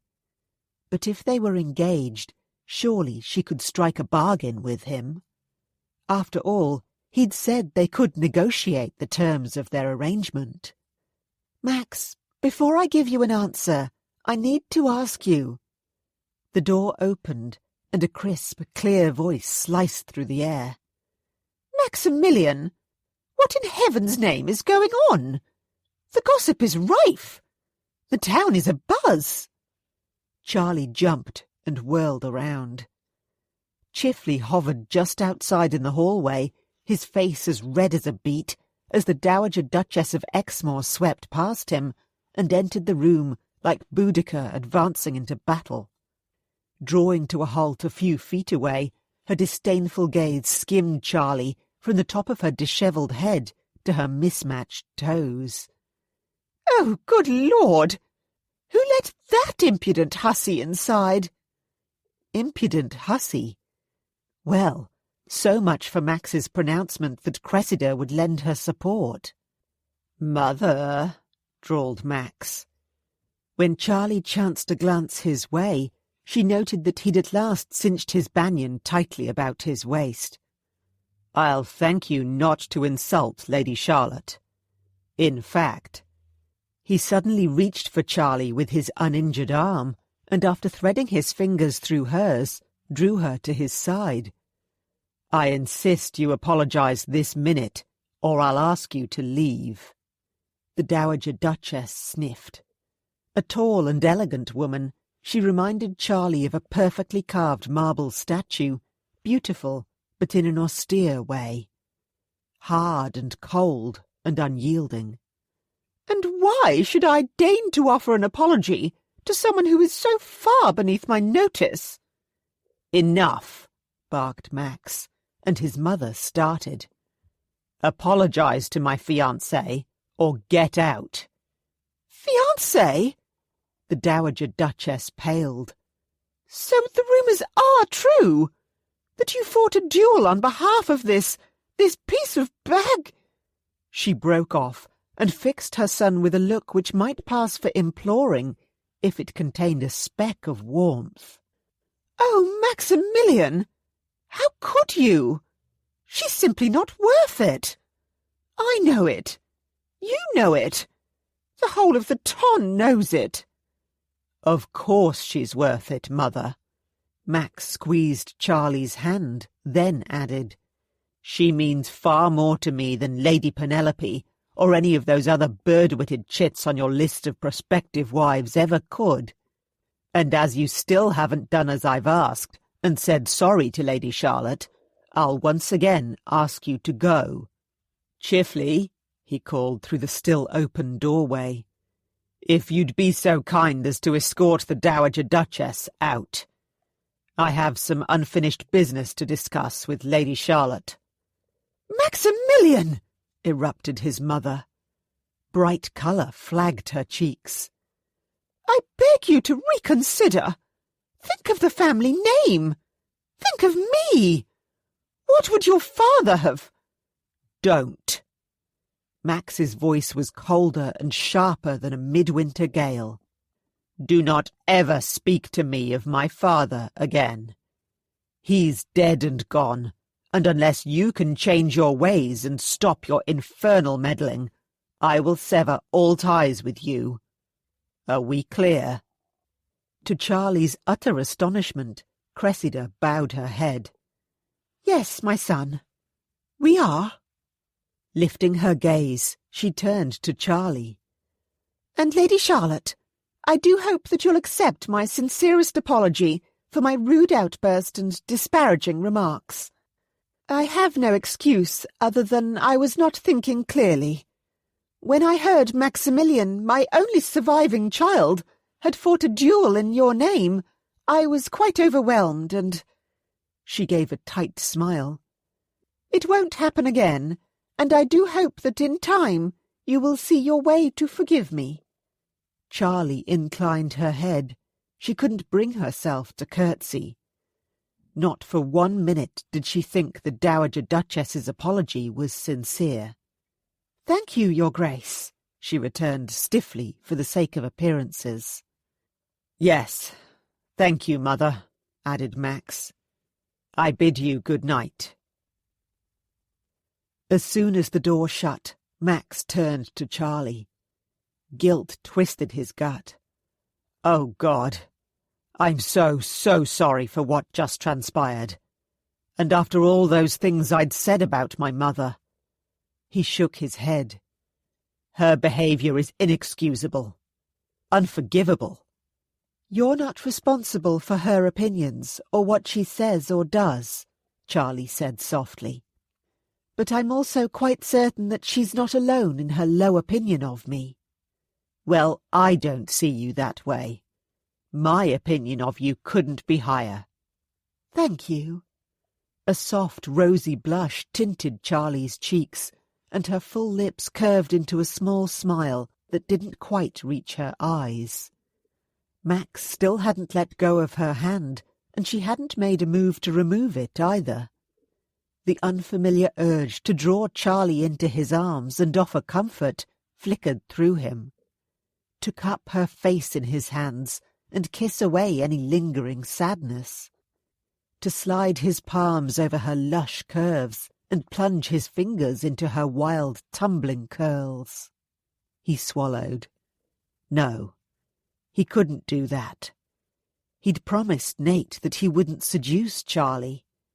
This engagement was all for show. But she hasn't said yes, and he needed her to, for both their sakes. Charlie, he said gravely, I also owe you an apology. I told my mother that you were my fiancé, but you hadn't yet accepted my offer, and before my mother so rudely interrupted, you were about to ask me something. Yes. Charlie blushed again. Now she did let go of his hand and retreated to the hearth. You're ostensibly making this offer so that this dreadful scandal in connection with my name goes away. But— She inhaled deeply, as though steeling herself to continue. I need to know that you too will do your utmost to avoid any kind of scandal during the season. I do not wish to come across as a harpy before we've even begun, and I know you are under no obligation to be faithful to me when our arrangement will only be temporary. But if you continue to frequent places like the Rouge et Noir Club, or pursue other conquests, and if your lack of interest in your fiancé is noted by others—" She shrugged. "I suppose what I'm trying to say is that our engagement should appear real, even if it isn't." Max blew out a sigh. He hadn't thought that far ahead. "You are absolutely right, of course. In fact—" He placed a hand upon what remained of his heart. "I solemnly swear that I will stay true to you from this day forth, and throughout the season, if you consent to my proposal. No one will have cause to suspect that our betrothal isn't genuine." Some emotion Max couldn't quite recognize flitted across Charlie's face. But then she smiled. "Very well, Your Grace. I will say yes." He smiled back. "Excellent. I will speak to your father in the morning, so we can make it official." "Well—" Charlie clasped her hands behind her back and took several steps forward. In that attitude, her fulsome breasts pushed against the restraint of stays and bodice, and the firelight caressed one long tendril of her unbound hair as it snaked toward her cleavage. Good Lord, she was lovely. Did she know how tempting she was? If he hadn't promised her brother to keep his hands to himself, he'd drag her into his arms right this minute and kiss her senseless. With a Herculean effort, he forced himself to focus on her eyes as she began to speak again. "We're engaged, but as it's in name only, Max, I'm not sure how we should plight our troth. Shaking hands seems far too formal, but then kissing doesn't seem appropriate either, considering the circumstances." No. Devil take him. Why did she have to mention the very thing he was trying to resist? Before he could stop himself, Max's gaze fell to Charlie's damnably delectable mouth. She was so close, her perfume teased him. The fragrance wrapped around him like silken ribbons, tangling him in the scent of sweet summer blooms, orange blossom and honeysuckle, and jasmine perhaps. To stop himself reaching for her, he clasped his hands behind his back too.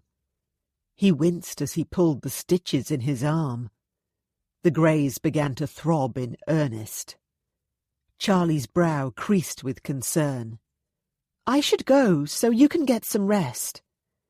"Yes, I think that would be best," conceded Max, not trusting himself to spend any more time alone with Charlie.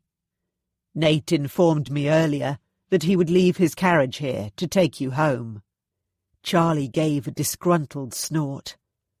"I really must have a talk with my brother," she muttered, before retrieving her discarded shawl.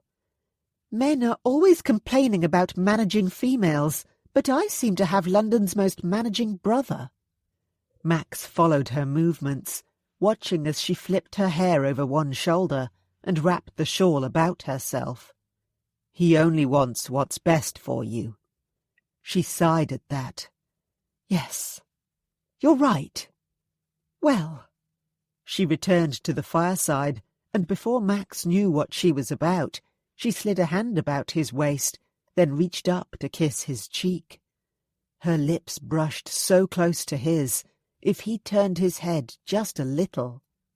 "Good night, Max," she murmured, her breath a teasing caress along his jaw.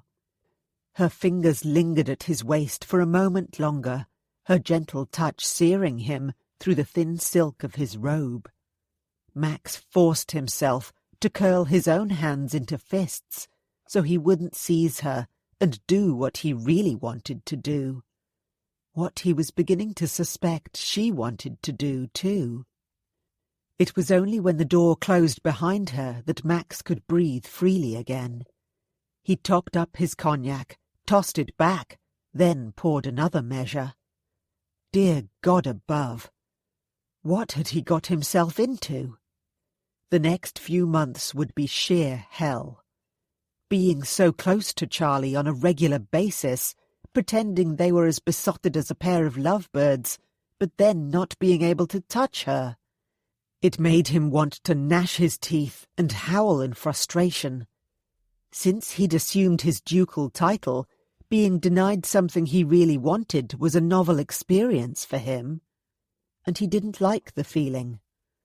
Not one little bit. Because it reminded him of times past, when wanting something with a passion was seen as a weakness. When the things he cared about were taken away. He poured another cognac to blunt his emotions and dull the pain in his throbbing arm before returning to his favourite chair by the fire. The strange thing was, he was certain that sticking to the terms of Charlie's bargain, avoiding any form of dalliance with other women, wouldn't be a problem. Because for the first time in his life, ever since that night at the Rouge et Noir Club, he couldn't seem to think about anyone but Charlie. Damn it. Perhaps this inconvenient obsession, this incessant hunger inside him, had blazed to life simply because he was being denied forbidden fruit. But if he gave in to temptation and seduced Charlie to satisfy his craving, he'd feel so bloody guilty for going against his word, he didn't think he'd be able to live with himself.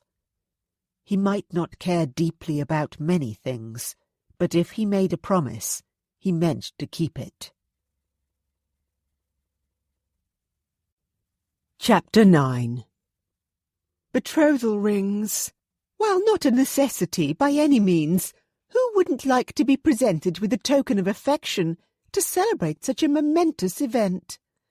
A little hint dropped now and again in the vicinity of one's fiancé certainly couldn't hurt. The Beau Monde Mirror, the essential style and etiquette guide. Hastings House, Berkeley Square, March 30th, 1819. The weather was dismal. Cold and raining, in fact, but Charlie was in good spirits. Well, relatively good spirits, all things considered, as she welcomed Sophie into the drawing-room to share a spot of tea in the early afternoon.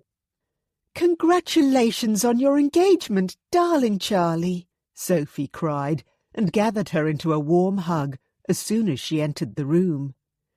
"Nate shared the good news this morning, after Max dropped by on his way here to speak to your father. I'm so happy for you. I knew it was meant to be." Yes, she, Lady Charlotte Hastings, was now officially engaged to Maximilian Devereux, the Duke of Exmoor. And Max, true to his word, had visited Hastings House first thing this morning to ask for her father's blessing and to arrange the marriage contracts. Charlie had only seen her fiancé briefly when her father had summoned her to the library to make sure she did indeed wish to be betrothed to Max. When she'd stepped into the room, she'd been assailed by an unexpected bout of breathlessness and uncharacteristic shyness as Max had greeted her with a gentle buss against her temple. Despite the nasty bruise upon his cheek, she'd never seen him looking so handsome, and she wondered if he'd taken extra care with his appearance. His cravat was knotted in such an elaborate design it must have taken his valet an age to tie, and his azure blue satin waistcoat brought out the colour of his eyes to perfection. While it was easy to summon a smile for Max, lying to her father, pretending their engagement was genuine and not a mutually beneficial fixed-term arrangement, was one of the hardest things she'd ever had to do in her life. The only way she'd been able to profess that she was as happy as a lark in spring was to remind herself that the subterfuge both she and Max had agreed to perpetuate might help. That it might lessen the damage caused by yesterday's scandalous Beau Monde Mirror article. Of course, her father's parliamentary colleagues and their wives would no doubt whisper about the Earl of Westhampton's thoroughly disreputable, if not entirely dissolute daughter, and her sudden and unlikely elevation.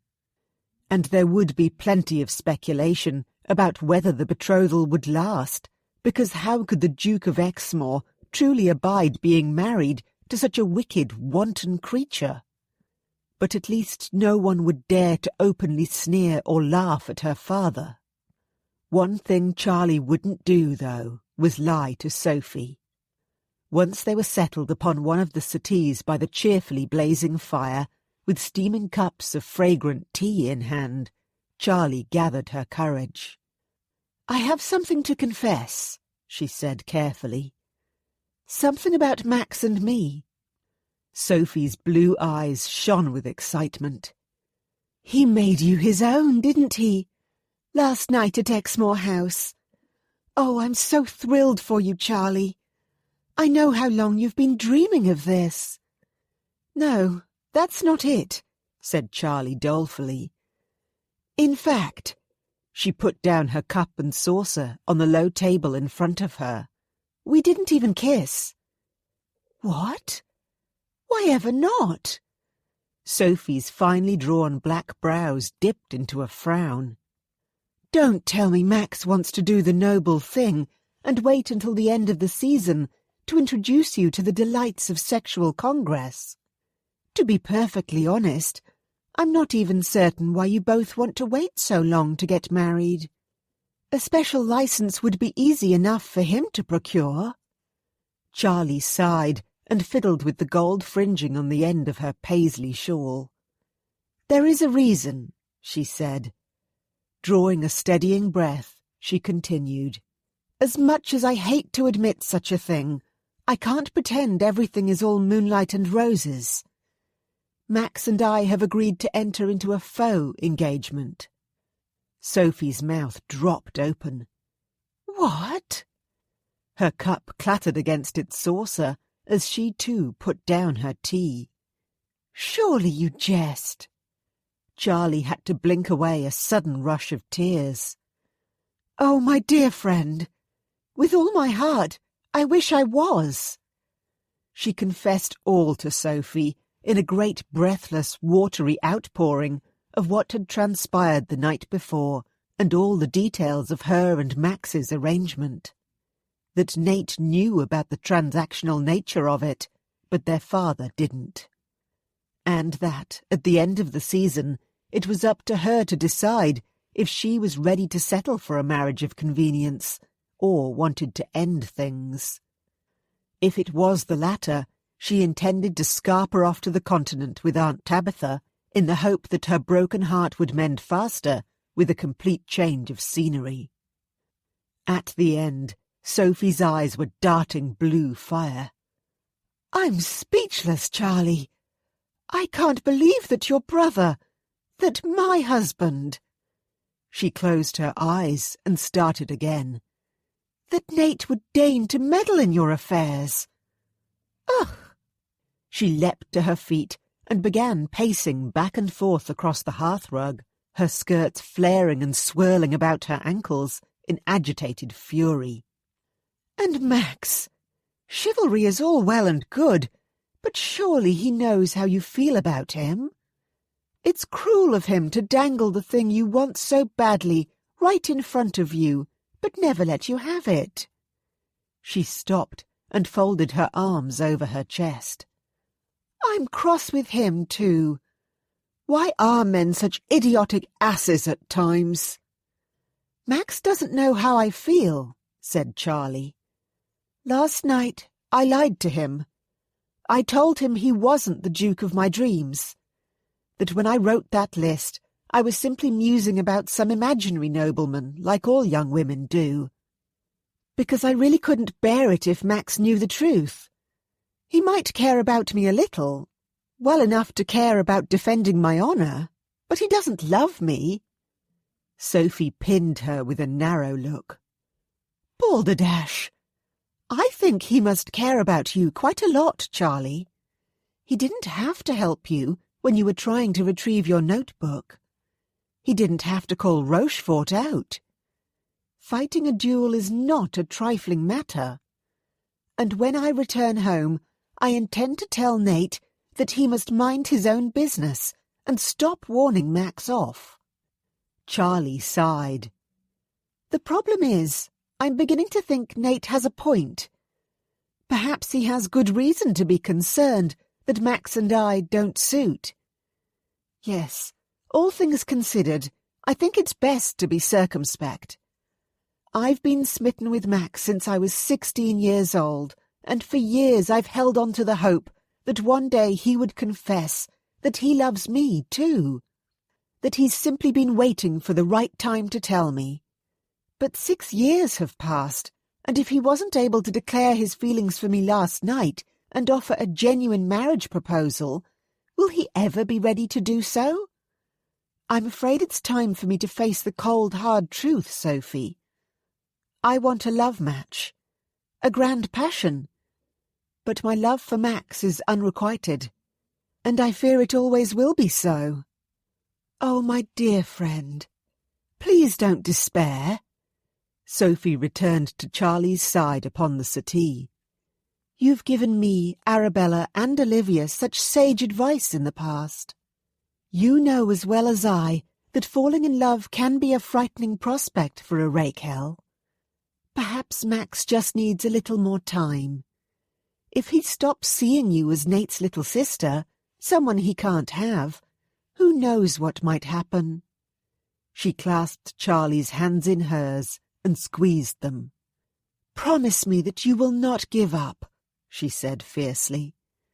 You have 3 whole months to nudge Max in the right direction and help him realize he's being an absolute dunderhead. And if he doesn't... Charlie summoned a smile. If he doesn't, I have a grand tour to look forward to and new horizons to explore. Exactly, said Sophie. A tray of afternoon tea things arrived. Charlie had again succumbed to the temptation of ordering a box of tiny cakes and pastries from Gunter's. One of the footmen also bore a gilt-edged missive. Curiosity nipped at Charlie as she picked up the thick cream sheet of parchment from the silver salver. The blood-red wax seal bore the Dowager Duchess of Exmoor's coat of arms. She worried at her lower lip. Is everything all right? Who is it from? Asked Sophie anxiously. It's from Max's mother, said Charlie. She didn't know whether to open the letter or cast it into the fire. She hates me, you know. Hates you? Sophie frowned. I could understand that she might be a bit standoffish, considering all the gossip she's no doubt heard. But surely she doesn't really hate you? Well, I'm certain she does. For one thing, I'm not perfect like Lady Penelope Purcell. Charlie explained that, according to Max, Lady Penelope had been at the top of his mother's list of this season's most eligible debutantes, and how she'd called Charlie an impudent hussy when she'd dropped by Exmoor House to see how Max was faring after the duel. Max made her apologise, but as you might expect, I'm a little nervous about opening anything written by her. Who knows, maybe she's used poisoned ink to pen her poisonous words. Sophie laughed. I can fetch some kid gloves if you like. No, it's all right. Charlie sighed. I'm just prevaricating because I'm nervous. She cracked the seal and unfolded the parchment. It's an invitation. She'd like me to join her and her daughter-in-law Diana for afternoon tea at Devereux House next week. She looked up at Sophie. Do you really think she's offering me an olive branch? One would hope so, said Sophie. She is a duchess, and as your future mother-in-law, it's the right thing for her to do. And you'll never know unless you attend. Very true, agreed Charlie. And I would like to meet Diana. It's sad indeed that she lost her husband at such a young age. I believe she and Max's older brother, Anthony, were only married for 2 years before he passed away. Oh, dear, said Sophie. At the risk of being insensitive, do you know what happened? Only the scantest details. According to Nate, it was a riding accident. Anthony received a nasty blow to the head when he fell from his horse." "How utterly tragic," murmured Sophie. "Yes." Charlie twisted her teacup back and forth on its saucer. "You and I both know how much the loss of our older brother, Thomas, affected Nate. The circumstances are different, of course, but I do wonder how grief might have changed Max. He always conveys such a cool, unruffled air, and is a master of using charm and humour to deflect how he really feels. Even though I've known him for years, in many ways, I don't really know him at all." She gave a mirthless laugh. "He's quite adept at keeping me at arm's length, and he seems determined to keep on doing so." Sophie's eyes twinkled with mischief as she picked up her tea. "Come now, Charlie. One thing you've never lacked is spirit. Or guile. I'm sure you can change his mind. As I suggested earlier, you'll just have to help him see you in a different light." When Max arrived back at Hastings House mid-afternoon, he discovered he was uncharacteristically tense. His stomach was in knots, and his pulse was elevated. It was a most disconcerting sensation. If he discounted his entire childhood, or how he'd felt before entering the fray of battle, he couldn't recall the last time he'd experienced such a bout of nerves. But here he was, lingering in the vestibule of Hastings House, procrastinating because he eyed himself sternly in a gilt-edged mirror by the drawing-room door, because he didn't trust himself to do the right thing when he was alone with Charlie, despite his promise to her brother. All day he'd been thinking about her, and all the things they could do if this were a real engagement. But it wasn't real. He wasn't a besotted fiancé. He was. He passed a hand through his rain-damp hair, adjusted the folds of his cravat, and scowled. He was confused, and he didn't like the feeling. At all. Telling himself he was wasting time, and that he simply needed to wrest back the reins and take control. He was a 28-year-old duke, for God's sake, not a lust-ridden adolescent. He drew a deep breath and indicated to the footman waiting nearby that he could knock on the drawing-room door. A young maid opened it almost immediately. "Edwards," she said, addressing the young footman. "Oh, Your Grace." She blushed and bobbed a curtsy. "Who is it, Molly?" called Charlie. "I wasn't expecting anyone." "I hope you don't mind receiving an impromptu morning call from your fiancé," replied Max as he entered the room. Charlie was sitting by the fire with her sister-in-law. "My dear Sophie." He tilted into a gentlemanly bow before adding, "I apologize for the intrusion, dear ladies. I can return to speak with you later, Charlie, if you would prefer." "Oh!" Charlie put down her teacup with a clatter and rose to her feet. "Oh, Max, what a lovely surprise!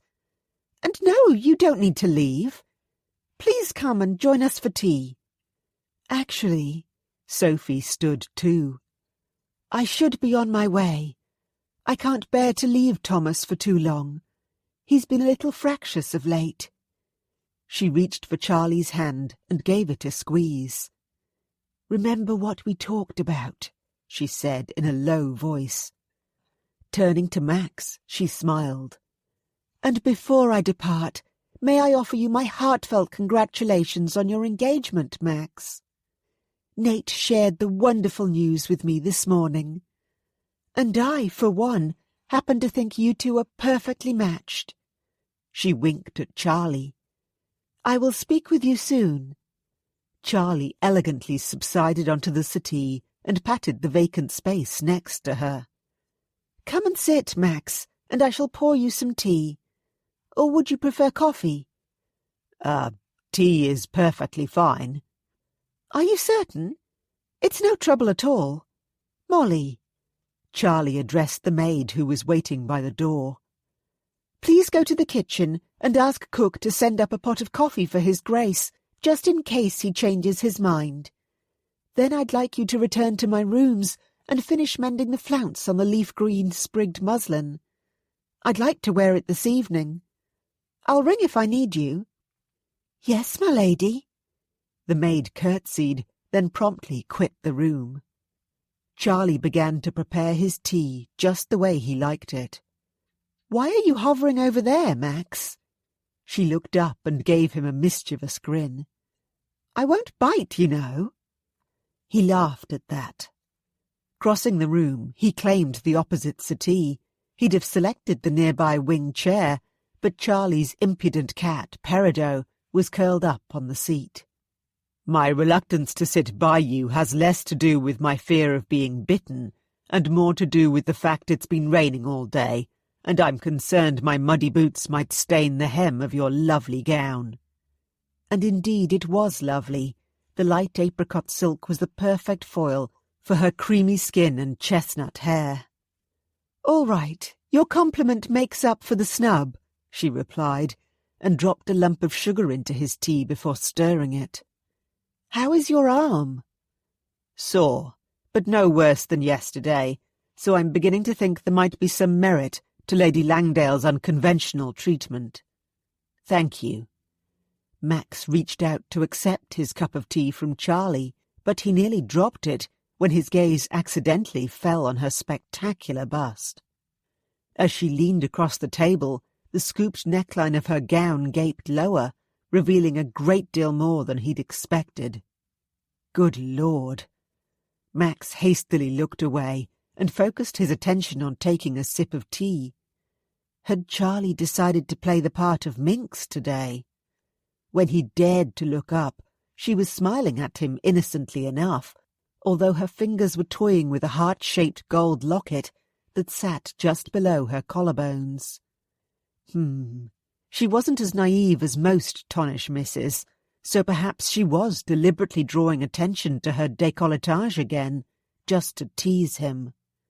She'd never done so before, but then he recalled the provoking kiss that she'd brushed against the corner of his mouth last night, the way her small hand had lingered upon his waist. He took another, larger sip of tea. "So, to what do I owe the pleasure of this visit?" asked Charlie, as she reached for a plate of tiny cakes and leaned even farther across the table to offer him one. Her gown's neckline sagged even wider, and Max nearly choked. Now, that couldn't have been an accident. Max swallowed hard and cleared his throat before selecting a tiny iced cake with a glacé cherry on top. "I wanted to let you know that our engagement will be announced in tomorrow's papers across town, so everyone will know it's official." "Oh." She cast her gaze downward, then sipped her own tea. "I'm glad. I imagine there will be quite a to-do at first, and many will look askance at me, wondering why on earth the Duke of Exmoor proposed to the disreputable Lady C." "No doubt there will be whispers," said Max, placing the untouched cake on a nearby china plate. "But everyone also adores a love story and a happy ending. It's my hope that the gossips will soon be twittering away about how romantic it all is. That the disreputable Lady C did indeed catch her duke. And to that end—" Max reached into the inner breast pocket of his tailcoat and withdrew a small box covered in dark red velvet. "I hope you will accept this small token of my esteem and affection. And when you wear it, no one will be able to dispute the fact that you are the Duke of Exmoor's fiancé." Charlie placed her cup on its saucer very carefully. Her eyes glowed like sunlit honey as she took the box from him. "My goodness, Max! I certainly didn't expect anything like this. You've already done so much for me. More than enough." "Open it," he said with a grin. "Tell me what you think." Charlie removed the lid, then gasped with delight. "Oh, Max! It's divine!" With trembling fingers, she removed the enormous rose-cut diamond ring from its bed of white satin and slipped it onto her ring finger. It was a perfect fit. "You really shouldn't have," she murmured, her gaze connecting with his across the table. "But thank you." Max shifted restlessly in his seat. He'd never given such an extravagant and meaningful gift to anyone before, and it was a novel sensation. His chest seemed to be flooded with a strange warmth. "I know betrothal rings aren't all that common, but as I said, I think it's important that everyone knows you're mine." "Except she isn't really. This isn't a real engagement," he reminded himself. Although the way Charlie was smiling, a petal-pink blush blooming across her cheeks, it almost felt real. But not quite. Because if this was a genuine betrothal, he would have slipped the ring onto Charlie's finger, and, muddy boots or not, he would be beside her right at this moment, capturing her face in his hands and kissing her generous mouth until they were both breathless. And then he would gently push aside the curls grazing her neck and taste the warm, silken flesh where her pulse fluttered. He'd slide her gown off her shoulder, and after he'd whispered in her ear exactly what he'd like to do to her next, he'd push her down upon the cushions and make slow, sweet love. Jesus Christ! What the bloody hell was wrong with him? Max leaned back in his chair and flexed his suddenly twitchy fingers on his thighs. Fantasies were all well and good, but he wasn't that man. Could never be that man, a man who made love. He might be unfailingly loyal to his friends. On occasion, he might even seek to right the wrongs that threatened them, if it was within his power to do so. But in all other matters, he was a calculating, cold-hearted realist. Unsentimental, unromantic. He couldn't afford to be anything else. He wouldn't allow it. A footman arrived with a silver coffee pot, and Max breathed a sigh of relief when the man didn't immediately leave the room. Good. He had time to regroup. Shore up his defences. Marshal his runaway thoughts into some semblance of order. Charlie dispensed a steaming cup of black coffee, and this time he leaned across the table to take it before she could do so. "Your mother has invited me to take tea with her and your sister-in-law at Devereux House," she remarked as she helped herself to a pastry. "I'm pleased to see she's attempting to make amends," managed Max, suddenly transfixed by the sight of Charlie popping the bite-sized cake into her mouth and chewing it with obvious relish. He sighed inwardly. So much for his resolve to remain unaffected. "She also sent me a note this morning, mentioning that she would like to hold a house party at Heathcote Hall to celebrate our engagement. After Easter, when my parliamentary schedule allows for it." Charlie licked a tiny crumb off her lower lip, and Max almost groaned aloud. "Heathcote Hall," she said. "I don't think I've heard of it."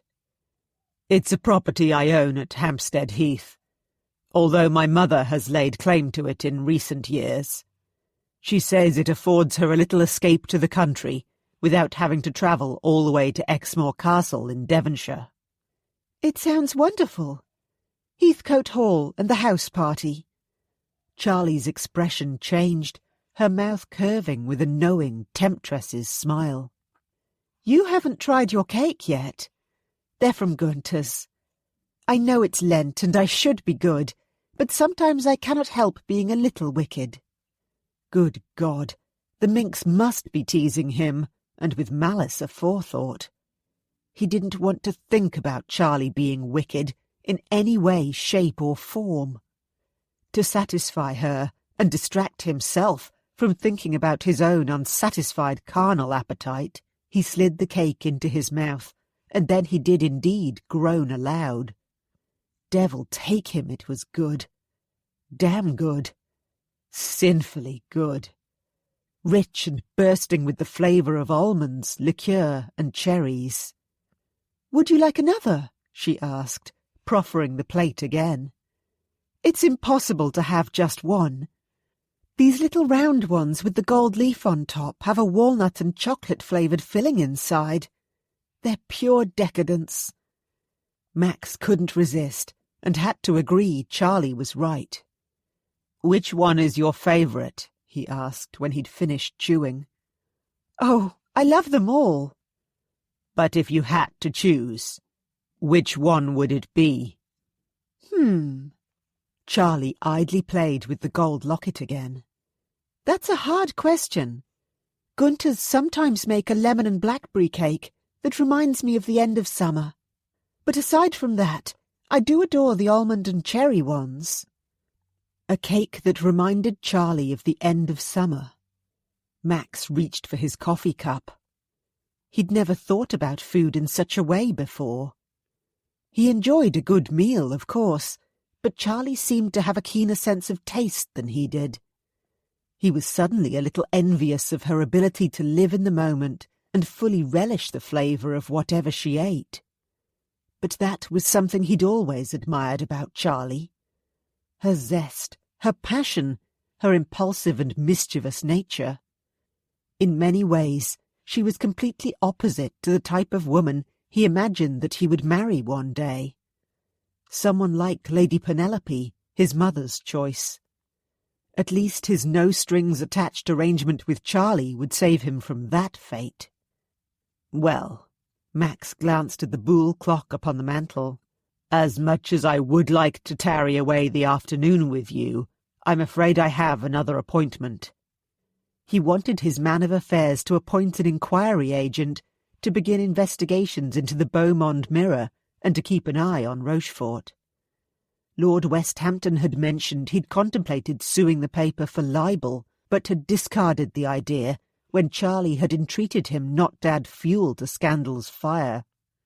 But that didn't mean Max couldn't find out more about the company, its owners, and who drove its dubious practices.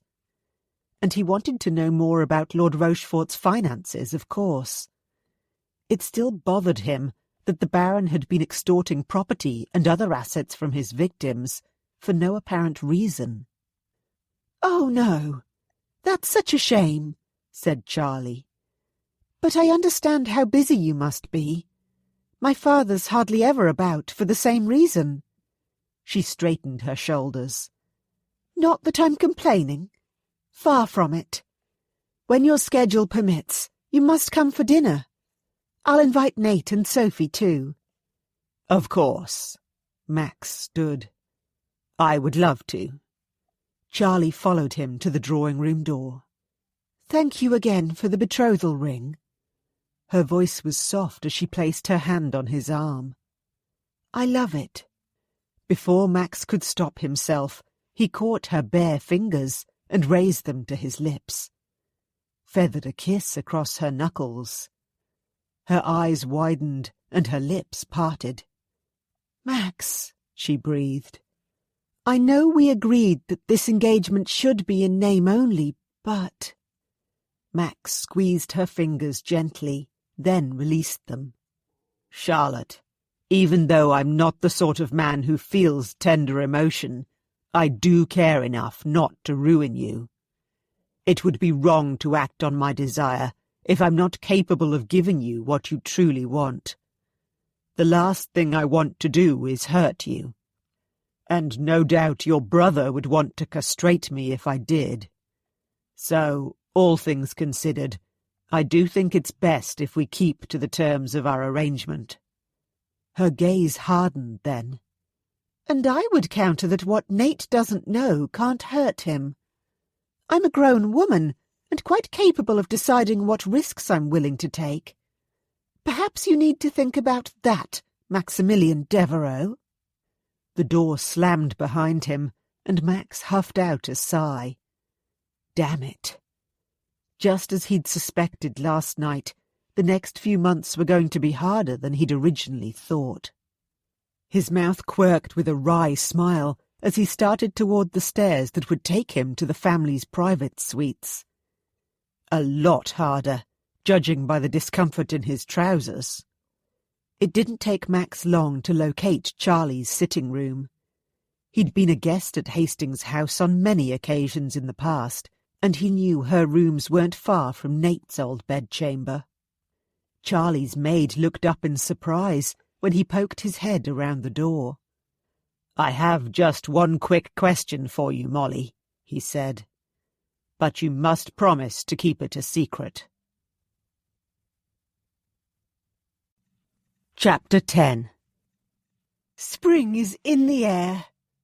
Read all about the latest fashions so you can make a splash this season. The Beaumont Mirror, the Essential Style and Etiquette Guide. Devereux House, Curzon Street, Mayfair. April 5th, 1819. The Dowager Duchess of Exmoor's drawing-room was very much like the woman herself, decided Charlie, as she made herself sit ramrod straight upon a pin-striped shepherdess chair.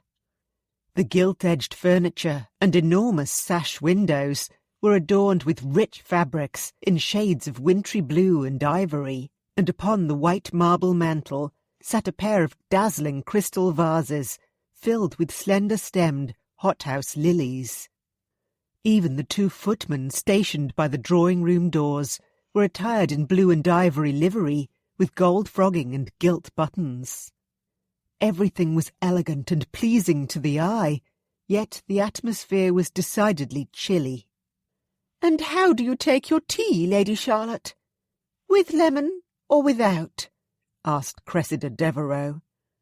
Her light blue gaze drifted over Charlie before returning to the tea things: a silver urn, an ornate tea caddy, and a fine bone china teapot precisely arranged before her on the elegant satinwood table.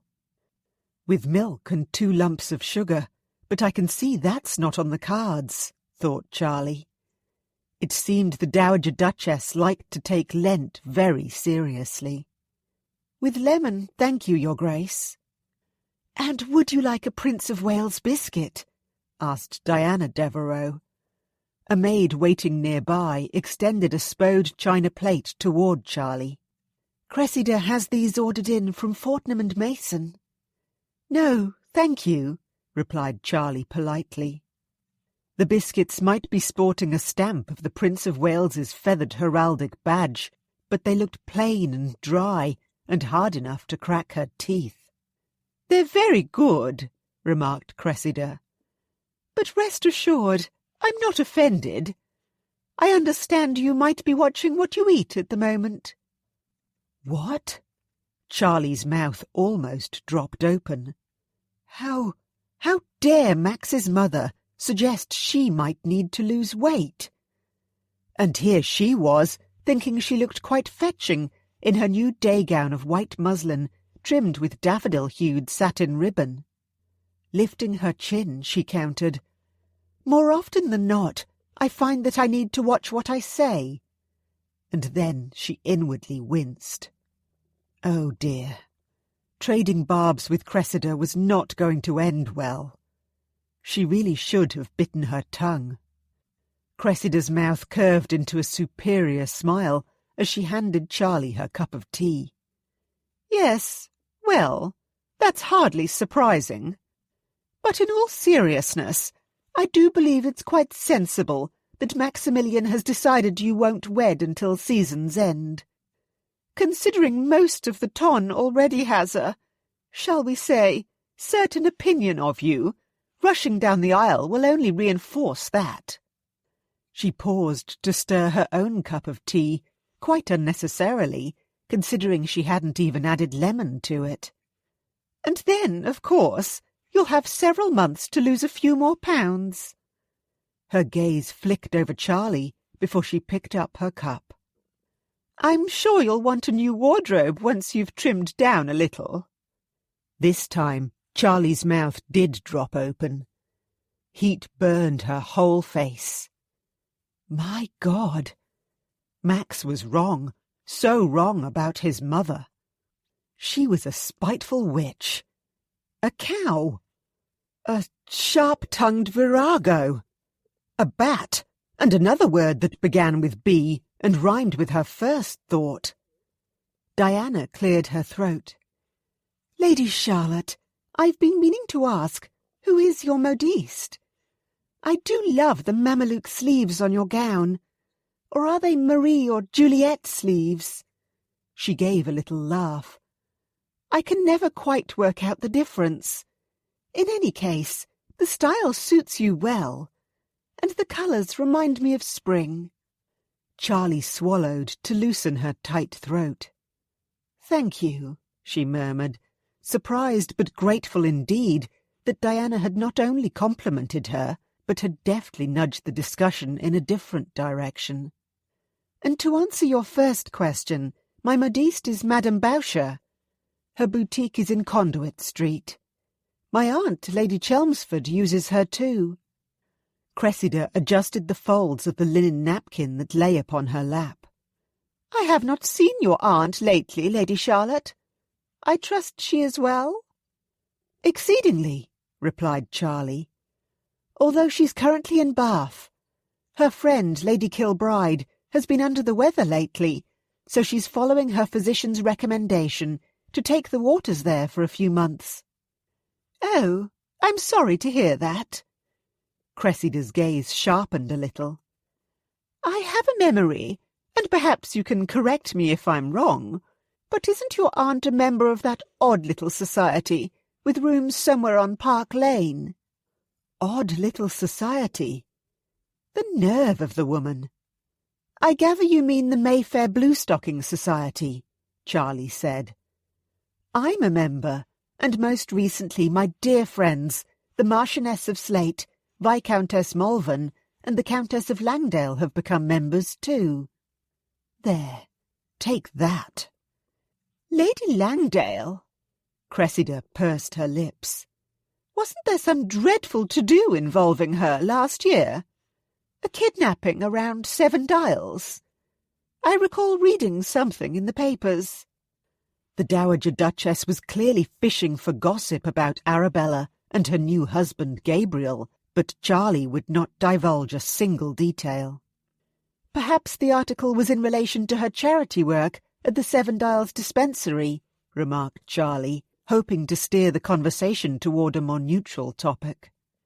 Lady Langdale is quite progressive in her thinking.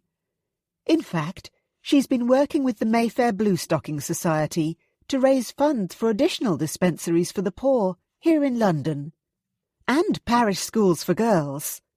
And most recently, she opened a brand-new orphanage in Edinburgh. Aside from supporting philanthropic endeavours, I'm proud to say the Society does much to promote the advancement of women. A most worthy cause as well. Cressida made a scoffing noise. Don't tell me you're all proponents of that utterly dreadful woman, Mary Wollstonecraft. The views she espoused in A Vindication of the Rights of Woman are beyond the pale. Well, I would be lying if I said that we haven't discussed Mary Wollstonecraft's views on occasion, said Charlie. And with much spirit.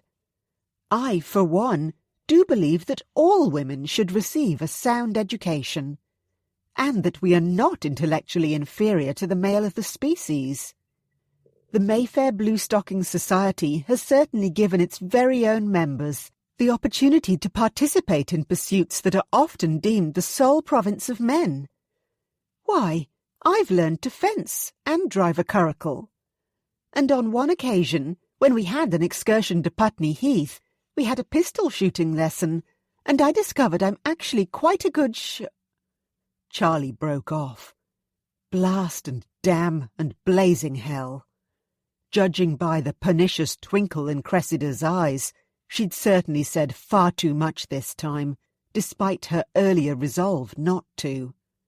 So much for her pronouncement that she watched what she said. Diana sat forward, her soft grey eyes aglow. That sounds like such fun, Lady Charlotte. I've tried my hand at archery in the past, and I consider myself quite a good shot too. If I were a little more daring, I might consider joining the Royal British Bowman Society. Turning to her mother-in-law, she added, Perhaps we can add archery to the list of activities our guests might enjoy during the house party at Heathcote Hall. Of course, if you agree, Lady Charlotte. It is very much your party, after all.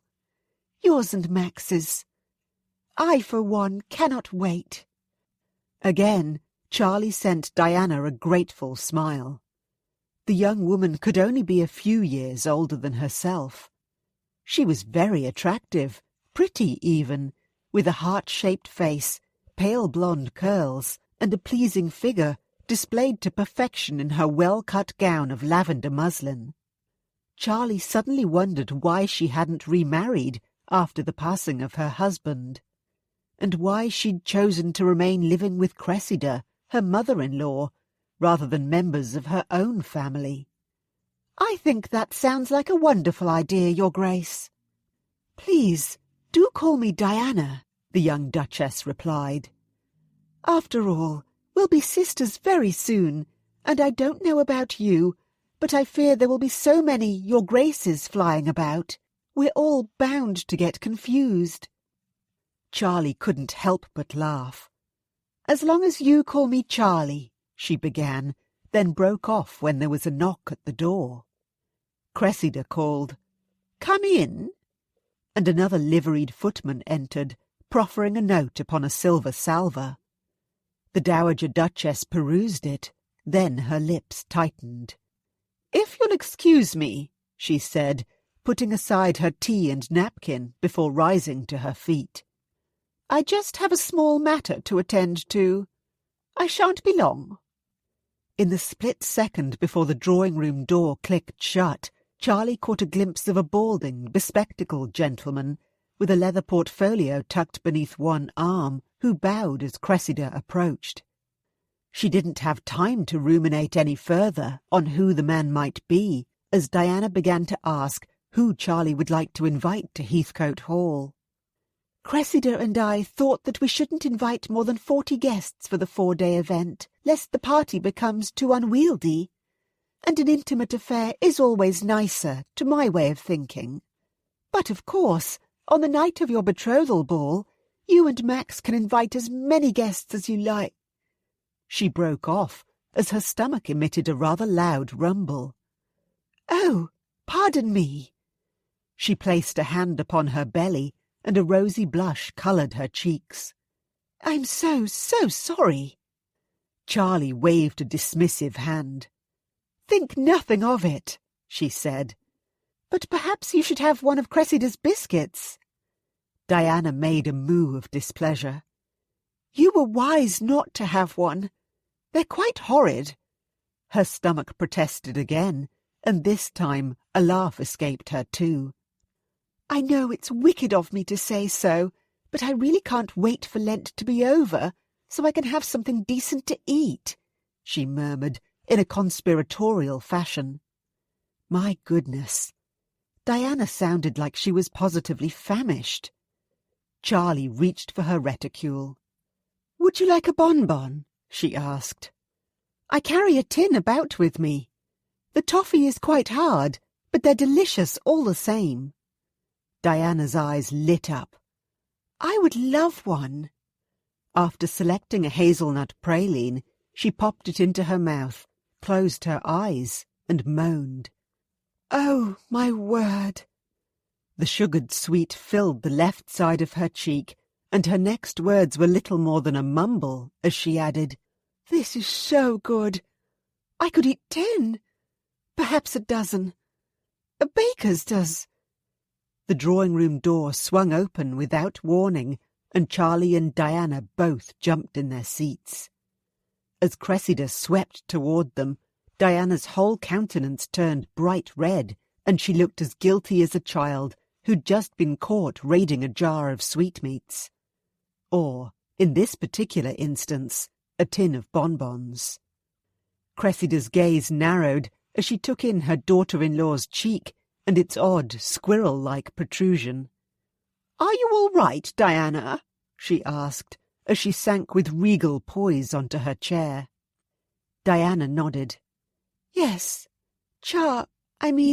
Lady Charlotte offered me a comfit to settle my stomach. Yes, agreed Charlie, lifting up the silver tin. Of course, you're welcome to have one too, Your Grace. They're clove, cinnamon and ginger flavoured, but the texture is a little hard and gritty. I fear the apothecary did not grind the spices and apricot kernels up as well as... Cressida held up a hand. No, thank you. My tea will suffice. Diana cast Charlie a thankful look, and Charlie sent a small smile back. She'd been dreading this call for an entire week, and she was nothing but relieved that she might have found a friend in Diana. Navigating society's fraught waters suddenly seemed far less daunting a prospect if she had an ally like the Duchess of Exmoor by her side. When Charlie arrived back at Hastings House an hour later, she was greeted by a mewling peridot and the sight of an enormous bunch of yellow and white roses that smelled divine. Molly had placed them on display on a mahogany table in the centre of her sitting room. Another gift from Max, no doubt. For a man who professed he was incapable of feeling tender emotion, he was certainly playing the part of besotted fiancé to perfection. In fact, he'd been sending fresh bunches of roses, her favourite flower, and boxes of Gunter's treats to Hastings House every few days. Because the hue of the blooms often matched the colour of her day gown, Charlie was beginning to suspect Molly was sneakily sending him intelligence about her sartorial choices. In any event, perhaps Max thought such extravagant gifts would make up for his absence.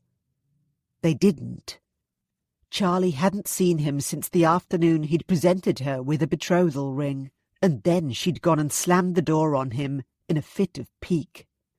Such a silly, childish way for her to have behaved. But then, the man's commitment to doing the right thing was beyond infuriating. She released a disgruntled sigh as she plucked the small card from the flower arrangement. As usual, Max's handwritten note was sweet but brief. Dearest Charlotte, I hope these make you smile. Yours, M. Ugh. Charlie cast the note aside. She didn't want the gentleman. She wanted the rake. The hot-blooded, take what he wants whenever he wants it duke of her own wicked dreams. She scooped Peridot into her arms and wandered over to the window seat. She shouldn't really be so miffed with Max. Not when he was making such an effort to spoil her. But when all was said and done, she only wanted him. His smile, his conversation, his kisses, his touch. Sweet heaven above, how she yearned for his touch. After that night at the Rouge et Noir Club, all she could think about was the feel of his large hands at her waist, on her hips, the heat of his hard body and the taste of his skin. Even though it seemed Max was determined to continue with this engagement-in-name-only arrangement for the foreseeable future, something else he'd said to her at the end of their last meeting wandered through her mind. It would be wrong to act on my desire. If only you would, Max, Charlie thought, as she sank onto the chair and began to tickle Peridot beneath her chin. If only you would. She'd tried to flirt with him over afternoon tea, but he'd been steadfastly oblivious to all of her advances.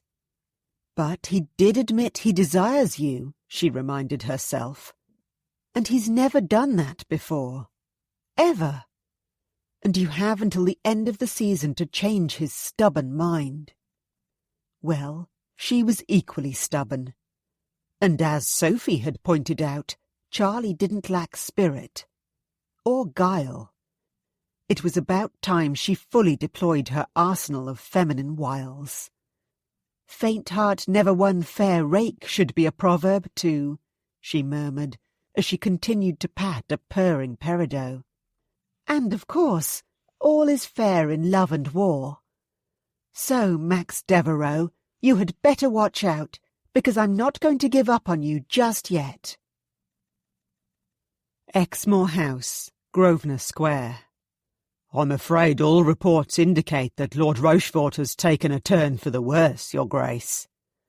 Max leaned back in the chair behind his desk, affecting an air of nonchalance in front of the inquiry agent. Sadly, maintaining a neutral expression in the face of troubling news, or anything untoward at all, was a skill he'd perfected by the age of 14. Go on. I don't need coddling, Mr. Hunt, he said. I need specifics. That's what I pay you for. The man, a former Bow Street runner, simply tilted his head. He never seemed ruffled by Max's direct, no-nonsense attitude, and Max liked that. Of course, Your Grace. According to one of Rochefort's footmen, the Baron's physician had to aggressively debride his shoulder wound several days ago, because it had turned purulent. Aside from the infection, there have been other complications too. Irritation at the inquiry agent's prevarication made Max impatient. Out with it, man. It appears the additional procedure has resulted in some sort of nerve damage. My source tells me that Lord Rochefort has lost most of the movement in his left arm, and that he suffers from bouts of nerve pain, a burn-in shoot-in pain in his arm that is quite debilitating. He's begun to quaff laudanum like it's water. Will this be a permanent condition? No one knows, Your Grace. It's too early to tell.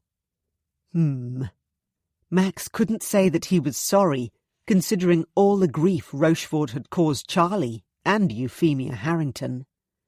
In Max's opinion, if the man ended up with some sort of permanent impairment, it was just deserts for his unconscionable behaviour. In contrast, Max's own bullet wound was healing well. In fact, his own physician was due to remove his stitches later on in the day. Perhaps Charlie's friend Lady Langdale was right, and there was some merit in using alcohol to cleanse a wound. Max had one more question for Mr. Hunt before he dismissed him. And what have you learned about the Beaumont Mirror? So far, only what is available on the public record. The paper is produced by Juno Press, and its head editor is a gentleman by the name of Erasmus Silver. Another company called Fortuna Trading owns the publishing house. But as to who owns Fortuna Trading, Mr. Hunt shrugged. Unfortunately, it is run by a group of silent partners.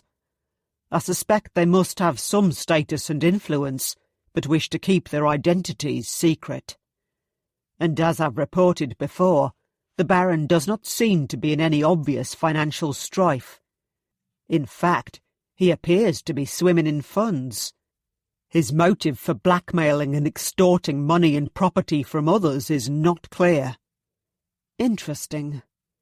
Max was beginning to wonder if Rochefort was the kind of man who engaged in such practices just for the perverse enjoyment he derived from manipulating others, from controlling them.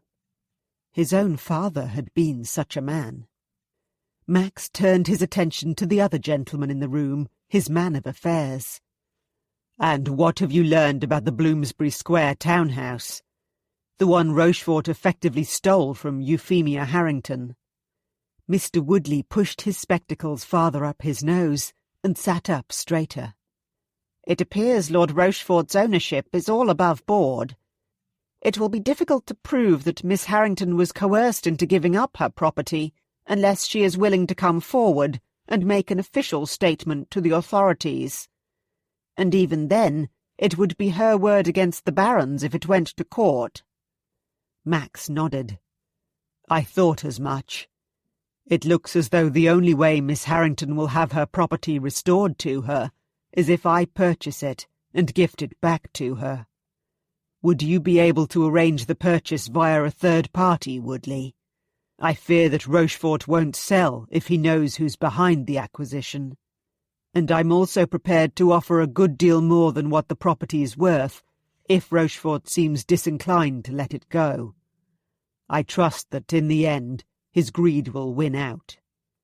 Woodley bowed his head. "Very good, Your Grace. I will have an intermediary begin discreet inquiries." "Excellent." Max dismissed both Hunt and Woodley, but after his man of affairs exited the library, Hunt turned back. "There's something else I wanted to mention to you, Your Grace, but I think it's best that I disclose this particular piece of information to you in private." "Of course." Curiosity mingled with uneasiness as Max watched the inquiry agent shut the door and approach the desk again. "It sounds like it's intelligence of a sensitive nature." "Yes." Hunt met his gaze directly. "My men have been keeping up a round-the-clock surveillance of Rochefort House. The majority of the comings and goings have been inconsequential, but one of the Baron's recent visitors might be of interest to you." Max frowned. "Who is it?" Hunt flinched slightly. "I'm afraid your mother was observed visiting Rochefort House 2 days ago." "What the hell?" Max couldn't hide his shock this time. Why on earth would his mother visit Lord Rochefort? "You're absolutely certain that your man hasn't made a mistake?" "No, Your Grace, he hasn't. I should also add that one of the Baron's footmen, a younger fellow who's been quite happy to take my coin in exchange for information, also confirmed it this morning." Max rubbed his temple. He could almost feel a megrim coming on. "Thank you for telling me, Hunt. I appreciate your discretion. Keep up the good work." As soon as the inquiry agent took his leave, Max summoned his personal secretary to inform him that he would be out for the next hour or so. Then he donned top hat and gloves and strode the half-mile from Grosvenor Square to Devereux House in just under 10 minutes. He found his mother in the vestibule, putting on an elegant bonnet. "I can't receive you right now, Maximilian," she said tersely, as she checked the ribbon beneath her chin in a large gilt-framed mirror. "This won't take long, Mother," he said grimly, "and I'd suggest we repair to somewhere a little more private for this discussion." He nodded toward a nearby parlour. She arched a brow. "Has your fiancée already come bleating to you about how I upset her during our afternoon tea together? Considering she only left half an hour ago, she certainly didn't waste any time." "What the deuce? What did you say to her?" His mother shrugged a shoulder. "That she could do with losing a few pounds before your wedding. Now, don't scowl at me like that, Max. You know it's true. Plump girls are not your type." "Don't presume to think you know what sort of woman is my type, Mother," growled Max. If he didn't have to question her about Lord Rochefort, he would have turned on his heel and quit Devereux House straight away.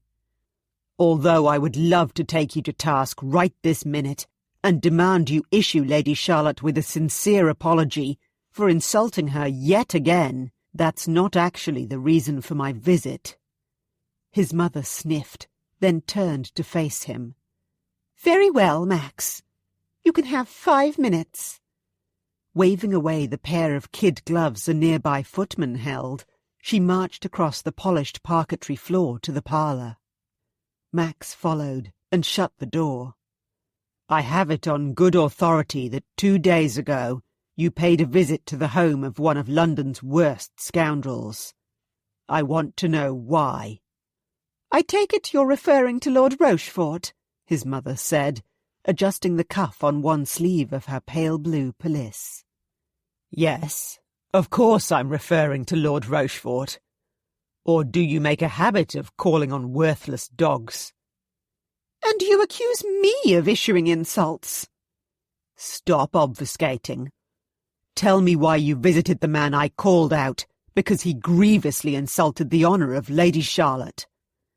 "As if Lady Charlotte has any Enough, Max snapped. Answer the question. Now, there's no need to shout like a bully, his mother said stiffly. The reason I called upon Lord Rochefort was simply to check if he was in any danger of expiring. I'd heard that the man's condition had deteriorated, and if he were to die, you'd be in deep trouble, Max. You'd have to leave the country, or else stand trial for the man's murder. And I couldn't have that. I know we have differences of opinion on occasion, but the dukedom, you, my son, must be protected at all costs. Suspicion prickled along Max's spine. How?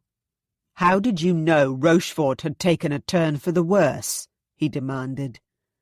I myself only heard this a short time ago. I have my own sources of intelligence, Max. I certainly shan't divulge them to you. In any event, you needn't worry that anyone will remark upon my visit. It occurred during broad daylight, and Diana, her maid, and a footman accompanied me. It was all terribly mundane, all things considered. We even took a fruit basket. Come to think of it, you should be thanking me for smoothing things over with Lord Rochefort, not berating me. Max ground his teeth so hard he was surprised they didn't disintegrate into dust. Mundane. Visiting a man like Rochefort is anything but that, considering the circumstances. I forbid you from undertaking such a foolhardy venture again. What if it ended up in the Beaumont Mirror's gossip column? Pfft! His mother flicked a hand. It would hardly signify. Really?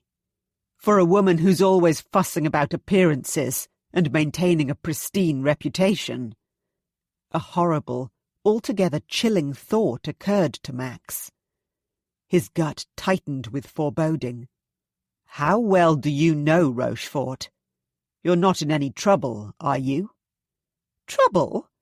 Of course I'm not in trouble. What are you implying? His mother raised her chin, her expression glacial. I don't like your line of questioning, Maximilian. And I don't understand why my mother would be cultivating a far too familiar association with a black-hearted blackguard. That man is dangerous. His mother's eyes darted blue fire. How dare you insult me in such a fashion? And how dare you spy on me? I've told you why I paid Lord Rochefort a visit. If you wish to ascribe an indecent, ulterior motive to my actions, I cannot stop you. But I will most vehemently object to you voicing such vulgar thoughts in my presence. Now I'll thank you to leave. And I'll thank you to heed my warning, Mother. Because if I hear you've been dropping by Rochefort House, supposedly delivering fruit baskets again, I'll cut off your allowance and pack you off to Exmoor Castle's dower house so fast your head will spin. And the same warning applies to insulting my fiancé. I won't have it. Do I make myself clear? His mother's mouth flattened into a mutinous line. But then she inclined her head. Crystal. Good. When Max returned to Exmoor House, the first thing he did was dash off a note to his inquiry agent. As much as he didn't like the idea of having his mother watched, he was highly suspicious of her reason for seeing Rochefort. If the Baron had somehow got his claws into her, or if she had some sort of sick romantic tie with the cur, Max's gut roiled. Surely not. But then Charlie had been tempted by the man's dark and dangerous aura. In any event, he would not let his guard down. Rochefort's health might be ailing, but that didn't mean the viper wouldn't strike again. Max was quite certain that vengeance, not blood, ran through the man's veins. Chapter 11. In April's bower thy sweets are breathed. read an exclusive preview of John Anster's poem, The Everlasting Rose. The Beaumont Mirror, The Literary Arts. Hastings House, Berkeley Square, Mayfair. Easter Sunday, 1819. Gah, Benjamin and Daniel, grumbled Charlie, as she balanced her overflowing basket of flowers on her hip and bent down to scoop up a discarded, cracked Easter egg at the bottom of the main stairs. Indoor pace-egging is all well and good, but you need to be more careful. Someone, me for instance, or dear Sophie here, could have broken her neck. Sorry, sis, called Benjamin over his shoulder as he bolted into the library with his twin brother at his heels. Daniel missed one. It doesn't matter who missed. The library door slammed, and Charlie rolled her eyes. While she loved having her 3 younger brothers, Jonathan, aged 18, and the twins Benjamin and Daniel, aged 15, home for Easter, she certainly didn't love the chaos they invariably created. After the entire family had all trooped back from church that morning, it had started pouring with rain, so Daniel and Benjamin, clearly bored, had decided to challenge each other to an Easter egg rolling contest around the house, like a pair of restless 8-year-olds. Charlie swore adolescent boys could turn just about anything into sport, especially if wagers were involved. "Is Jonathan about?" asked Sophie. She transferred her flower basket to one hand and picked up her skirts with the other before gingerly negotiating the last few steps. No doubt she was looking for any stray Easter eggs that might trip her up. After the church service, she had offered to help with preparations for the rest of the Easter celebrations at Hastings House, and Charlie was grateful indeed. "He's reading. In the library." There was a shout, and Charlie winced. "Well, he was reading." She shook her head. "I just pray that the 3 of them don't break anything before tonight's dinner party. Their horseplay is—" There was a crash, then a whoop of laughter. She sighed. "Rather exuberant. But I suppose I can't blame them. Not when they've been cooped up at Eton for weeks on end. And they'll have to return after Easter." "I rather suspect Daniel and Benjamin take after Nate," observed Sophie. "He doesn't take well to being cooped up either. Which reminds me." Sophie glanced at the long case clock by the stairs. It was almost 2 o'clock. "He should be back from his ride in Hyde Park soon. He wanted to escort me back to Westhampton House." Come rain or shine or Easter Sunday, Nate would never miss a ride. Charlie idly wondered if Max had joined him. Her missing-in-action fiancé had been invited to dinner tonight, and while he had accepted the invitation, she was also rather hoping that he would drop by Hastings House a bit earlier. Which he might do if he'd gone riding with her brother. In any event, she really should get on with her preparations. She had a romantic battle plan to execute, and there was no better time than the present to lay the groundwork. "I'm sure this will work, Charlie. You're ingenious," remarked Sophie, as they watched Edwards and another footman stringing up an elaborate garland of flowers above the drawing-room door. The roses, peonies, hyacinths and tulips had been threaded with pink satin ribbon and tendrils of ivy, and Charlie thought they were as pretty as could be. "I certainly hope it does," replied Charlie.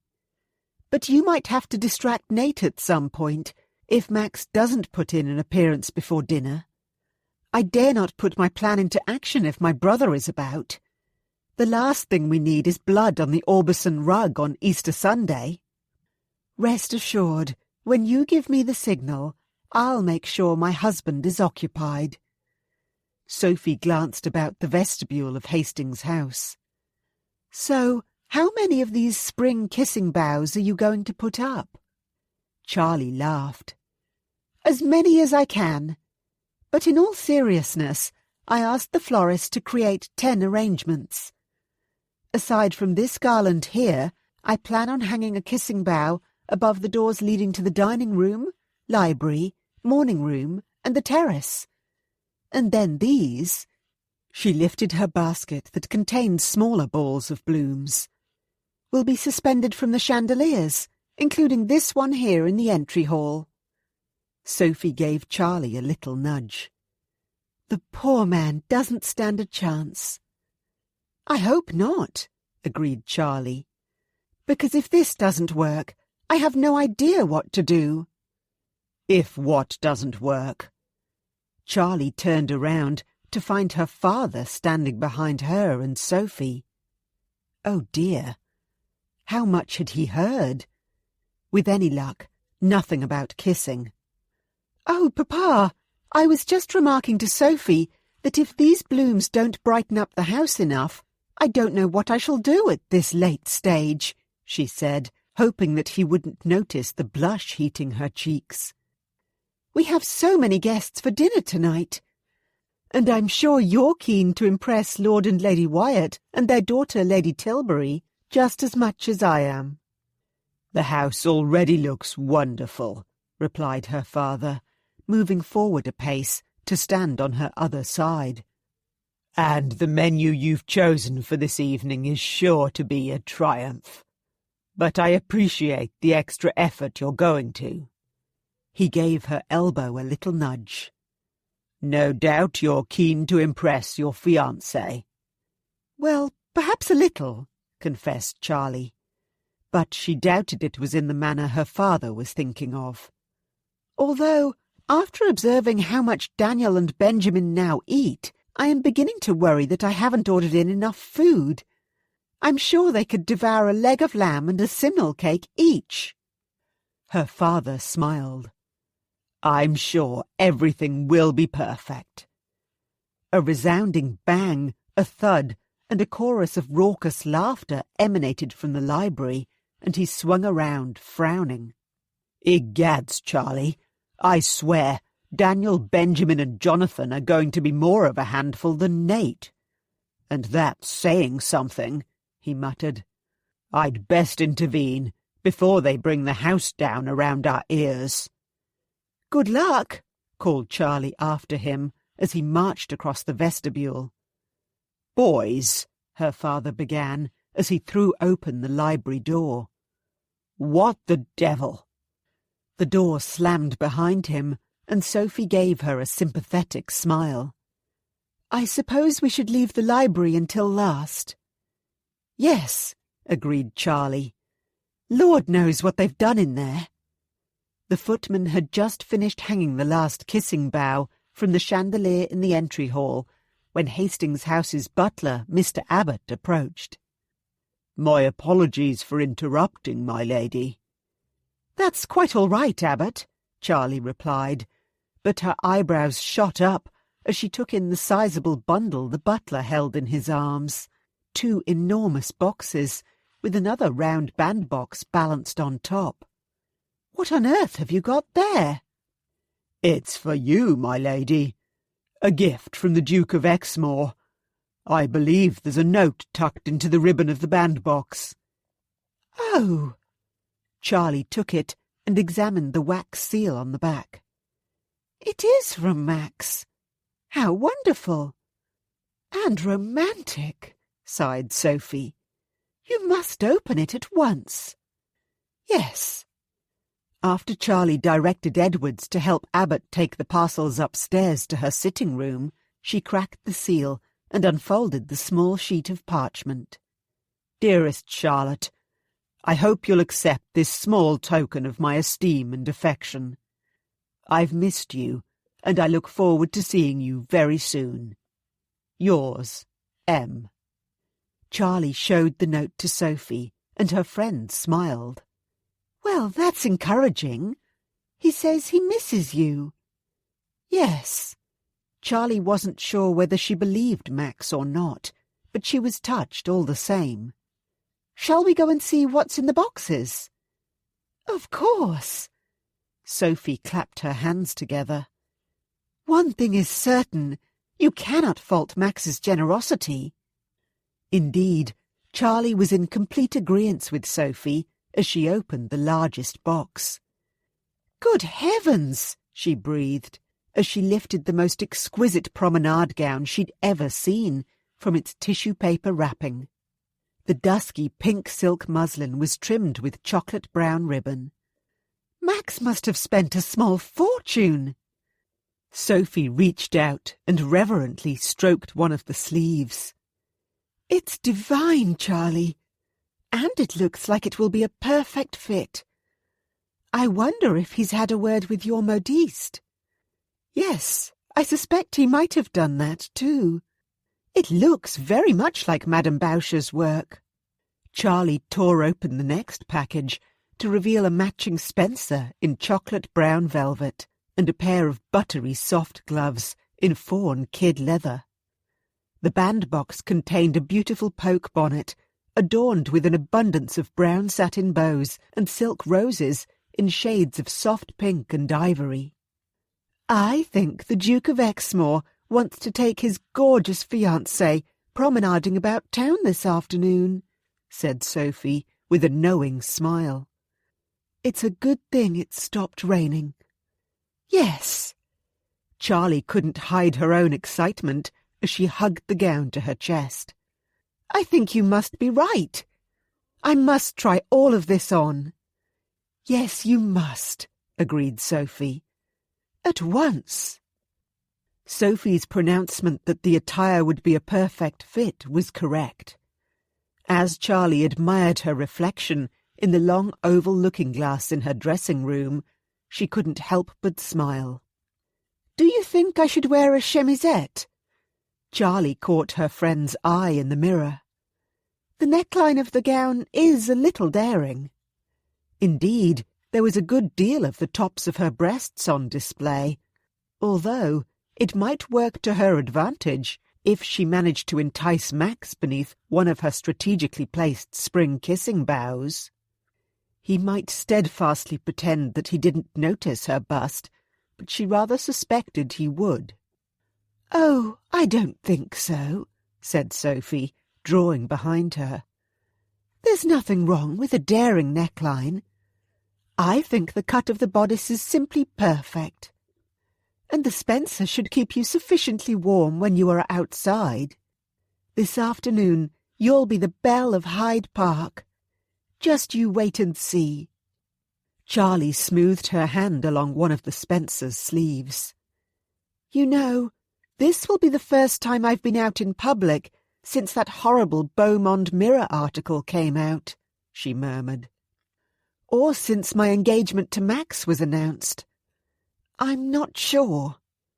She met Sophie's reflected gaze.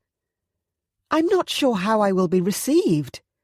What if—" She swallowed, unable to voice her fears. Dread curled through her at the thought that she might be snubbed or openly laughed at or labelled something even worse than disreputable débutante. Names that made her feel both angry and ashamed. Sophie wrapped her arms about Charlie's middle and rested her chin on her velvet-clad shoulder. "I understand you're nervous, my darling friend, but Max will be with you. No one will dare to insult you or give you the cut direct with the Duke of Exmoor by your side. I'm sure of it." Charlie squeezed one of Sophie's hands. "Let's hope so. In any case, I suppose this will be a good way of testing the waters before Max and I attend any larger social events together." An hour later, Charlie was impatiently idling about on the terrace in her new gown and spencer. Her Easter bonnet and fawn kid gloves sat on the wrought-iron table along with a small tea tray. Whenever Max arrived, she would be ready. If he arrived. She released a small sigh and tapped her booted toe on the stone flags. Patience was not one of her virtues. At least the weather held fair, so if Max did happen to show up, and invite her to promenade during the fashionable hour in Hyde Park, her new ensemble wouldn't be ruined. A light breeze pushed pale grey clouds across the powder-blue sky and lifted the pages of the novel Charlie had tried to peruse. Sophie had departed a little while before, in Nate's company. To Charlie's disappointment, her brother had returned from his ride alone and had been infuriatingly vague when she'd questioned him about Max's movements for the rest of the day. After Charlie had consulted with both the cook and housekeeper about that night's elaborate dinner preparations, all seemed to be well in hand. She'd decided to take tea without cake or sweetmeats. For once, she was too on edge to eat anything. All she could think about was Max and whether her spring kissing bow contrivance would work. In all of history, had there ever been a more elusive, kiss-shy rake than Max Devereux? Charlie twisted her diamond betrothal ring about her finger and scowled into the dregs of her cold cup of tea. She seriously doubted it. The garland hanging above the nearby French doors shivered in a gust of wind, and a soft, fragrant shower of flower petals floated to the ground and drifted along the terrace. Another disgruntled sigh escaped Charlie. At this rate, this particular kissing bow would be completely denuded before this evening. And then the gauze curtains in the doorway parted, and Max appeared. Attired in buff pantaloons, gleaming black hessians, and a swallowtail coat of navy blue, he was, as always, heart-stoppingly handsome. As soon as his gaze connected with hers, he shot her a dazzling smile. "Charlotte!" His voice was filled with warmth as he crossed the terrace toward her in a few swift strides. "You look wonderful. Simply breathtaking." Do you really think so?" she asked, as he took her hands in his and helped her to her feet. Her pulse was racing so fast she almost couldn't draw enough breath to speak. In all the years she'd known Max, he'd never once made a comment about her appearance. Well, unless it was to tease her about something that was amiss, like her messy hair or mismatched shoes, or a dusting of powdered sugar upon her nose. "Of course I do." His appreciative gaze travelled over her gown and spencer, and Charlie felt her cheeks grow warm with pleasure. "The colours suit you well." "Thank you. I certainly wasn't expecting such an extravagant gift, and I'm most grateful," she murmured, suddenly as bashful as a giddy chit about to attend her first assembly. "And I feel thoroughly spoiled." "And so you should be. Spoiled, that is. And often." His expression changed, and a shadow of remorse crossed his features. "I must apologize for being absent for so long. Life has been rather hectic of late. But this afternoon and this evening you shall have my undivided attention, my lady." "Oh, I like the sound of that. What did you have in mind?" Charlie looked up through her eyelashes at him. "For this afternoon?"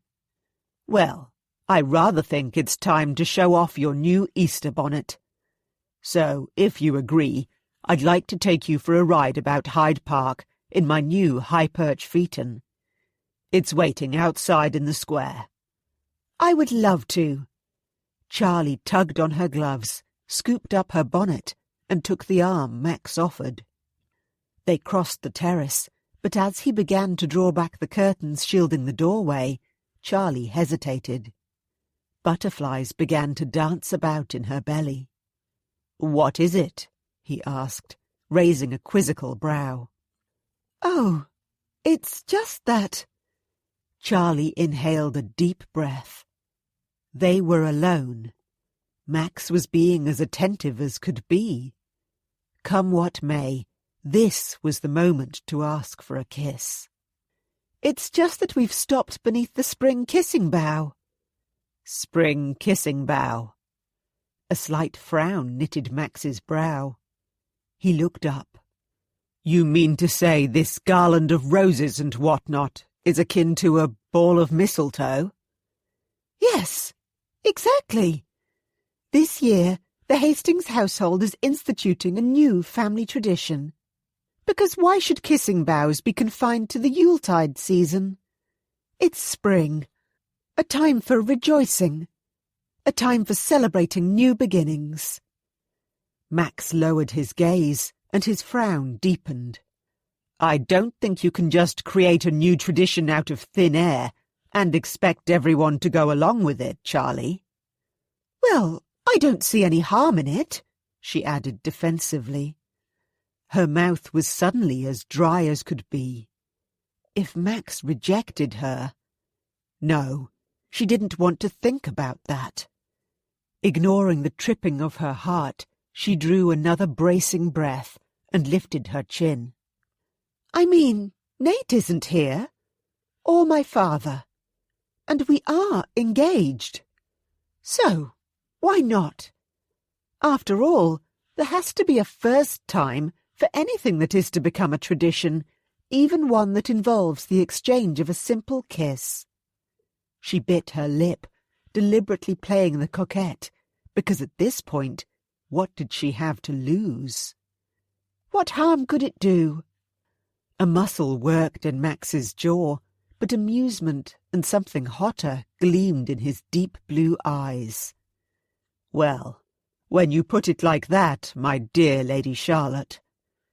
He raised a hand and cupped her face ever so gently, tilted her head a fraction and leaned in. His breath fanned across her lips as he murmured, Who am I to stand in the way of tradition? He pressed his mouth to hers, and Charlie's insides melted like a lump of sugar in her hot chocolate. Yes, Max. Yes. Her bonnet fell to the ground unheeded as her fists gripped his lapels, and everything else that wasn't Max faded away. All she was aware of was the gentle press of his firm lips. Their silken, sinuous, languid glide. Her own lips parted on a sigh, and his tongue swept into her mouth, the intimate caress as soft as warm velvet. His mouth gently brushed against hers again, and then, to her disappointment, it was over. Max drew back, and his hand slid from her jaw to her shoulder. There. Will that do, my lady?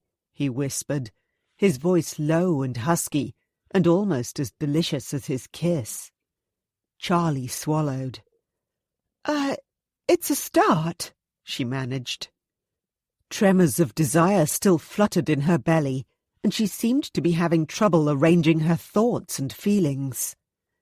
They ricocheted between the urge to demand more kisses and the wild impulse to dance a little jig, because at long last Max had actually kissed her. And it had been wonderful and sweet and... To Charlie's amusement, Max gave a disgruntled harumph and cocked a brow. A start. Well, when you kiss that well, Your Grace, you can't expect me to be satisfied with just one. She let go of his jacket, even though her knees were still as wobbly as jelly. But you've fulfilled your obligation. The custom has been observed.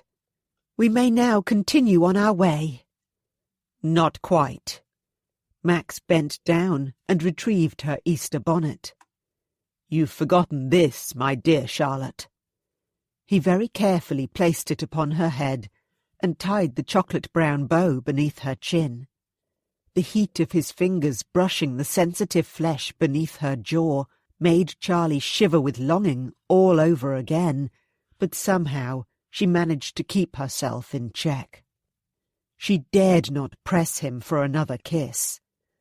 Perhaps later that night she could snatch another quiet moment alone with Max, beneath another one of her strategically placed kissing boughs. Offering his arm once again, Max said, "Shall we?" Charlie readily slipped her hand into the crook of his elbow. "We shall." Chapter 12. Dear ladies of the ton, it's time to don your Easter bonnets. The Beau Monde Mirror, the essential style and etiquette guide. Hyde Park, London. Max had made some very bad decisions in his 28 years, but his decision to kiss Charlie beneath her spring kissing bough would have to be one of the worst. Because ever since that moment, he could think about nothing else but doing it again.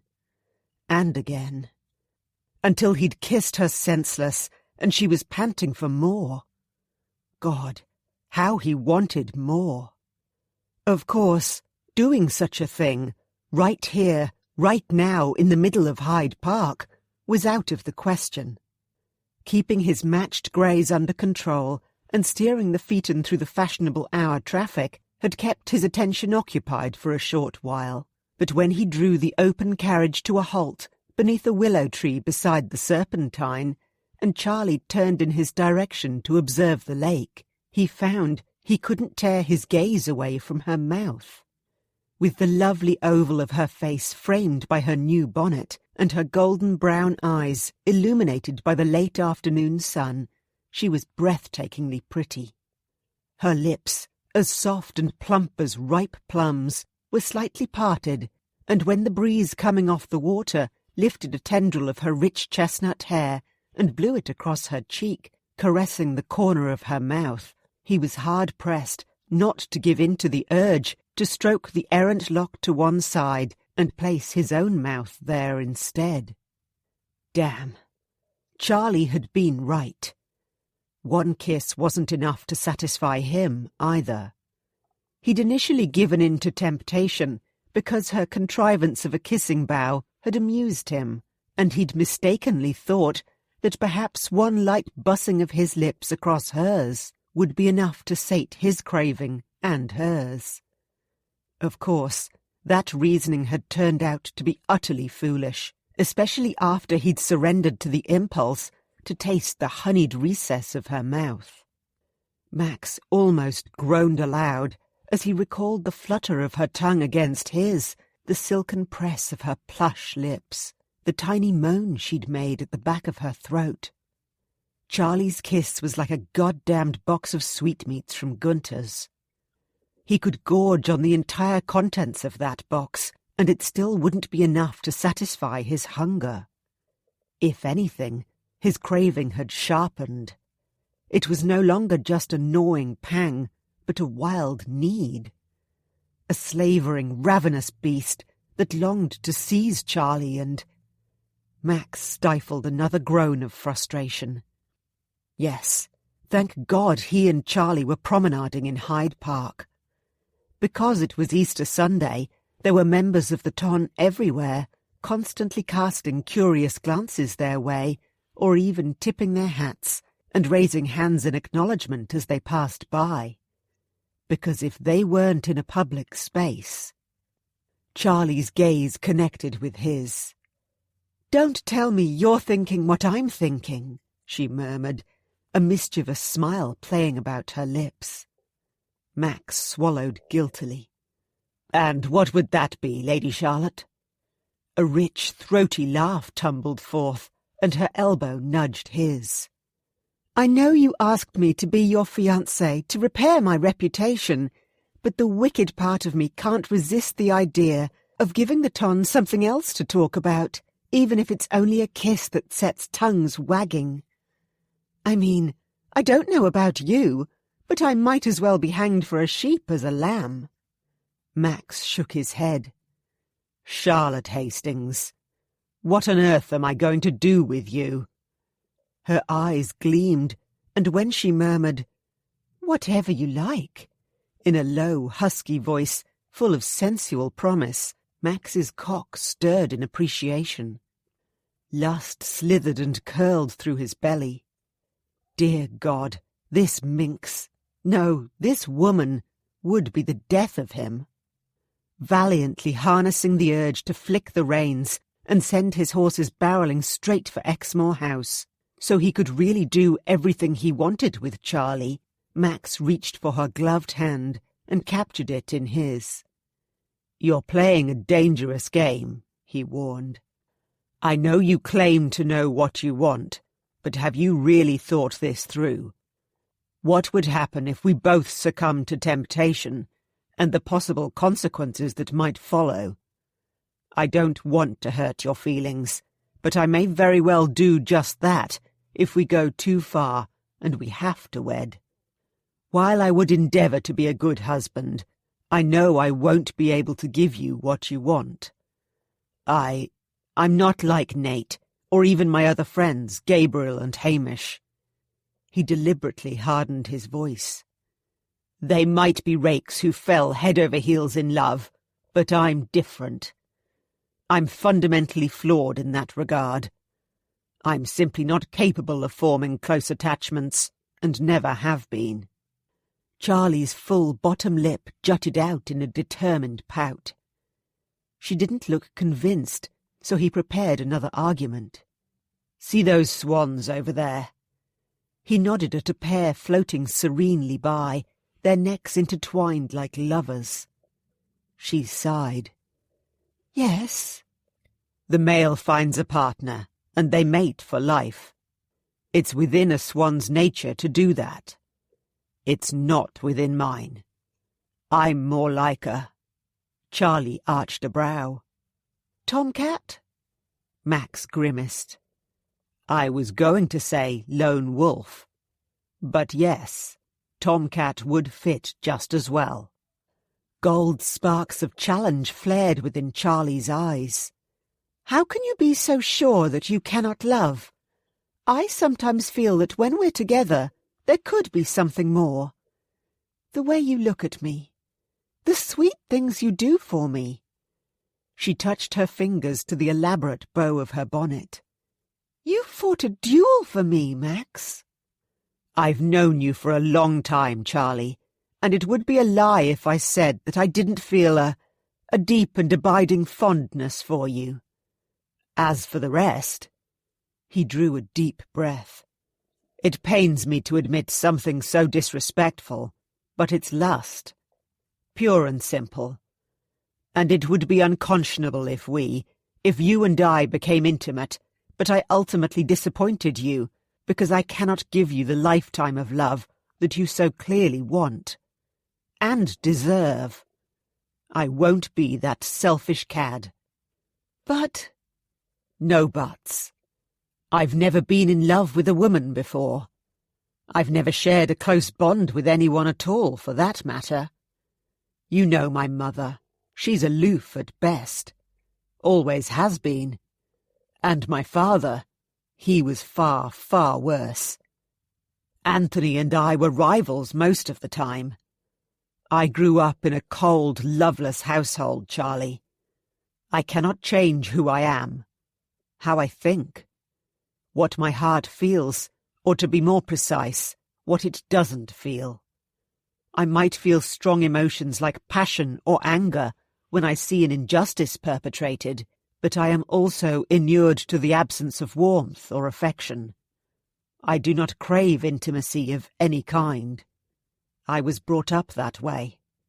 Charlie nodded. Beneath the bow of her bonnet, her delicate throat worked in a swallow. "Yet you formed a close bond with my brother, and Gabriel and Hamish." "Nate and I became friends at Oxford.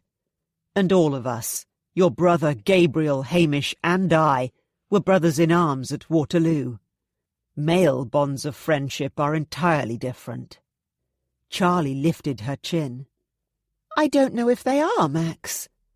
I suppose we'll have to agree to disagree on that score." They lapsed into tense silence for a minute, and Max wondered if he should give the reins a flick to return to Hastings House. But then Charlie gave a wistful sigh and said, "I'm sorry to push you, Max. Although a lady shouldn't admit this, I seem to be suffering from a most unseemly bout of lust, too. Of course, impulsive creature that I am, I often say and do things without thinking them through. But I do understand your reticence to pursue a relationship of a more intimate nature with me, and from now on I'll make a concerted effort to behave with a greater degree of decorum. Besides, she shrugged a shoulder, there are only so many times I can throw myself at you before I appear utterly foolish and as desperate as those other debutantes who were chasing after you. I won't be that annoying ninny-hammer. I don't want you to grow to despise me. Max squeezed her hand.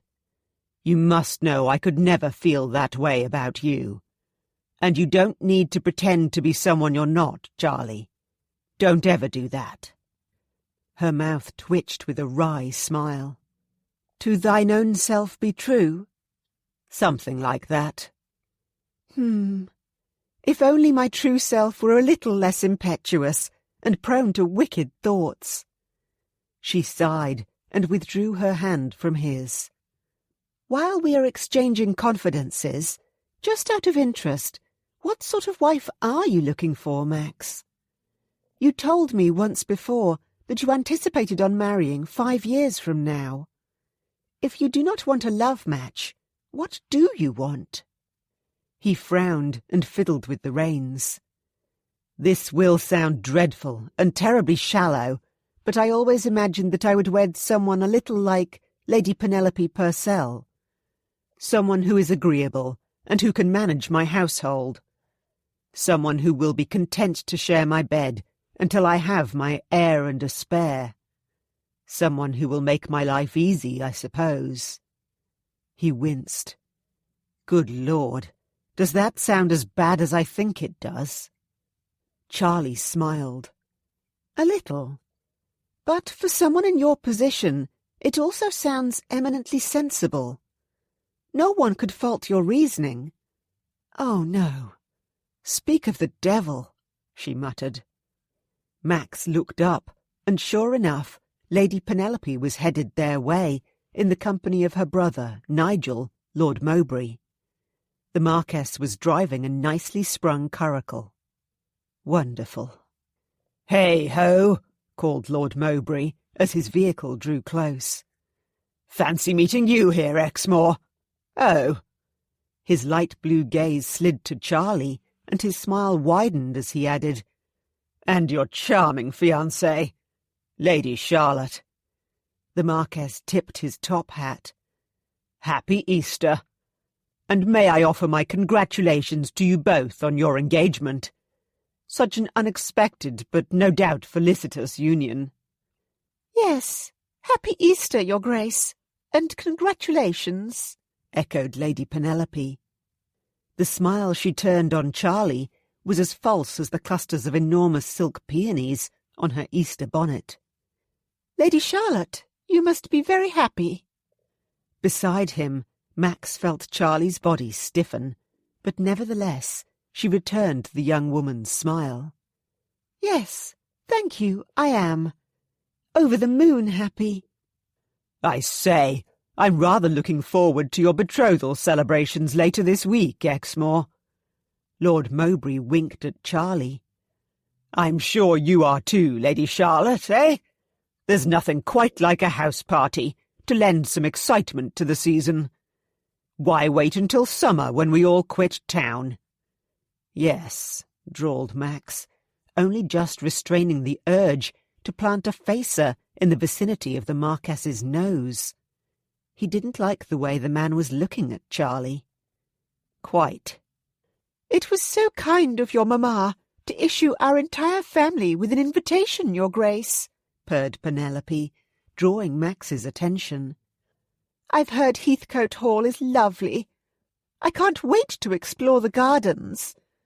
Perhaps we could take a turn about the grounds sometime, or even venture onto the heath.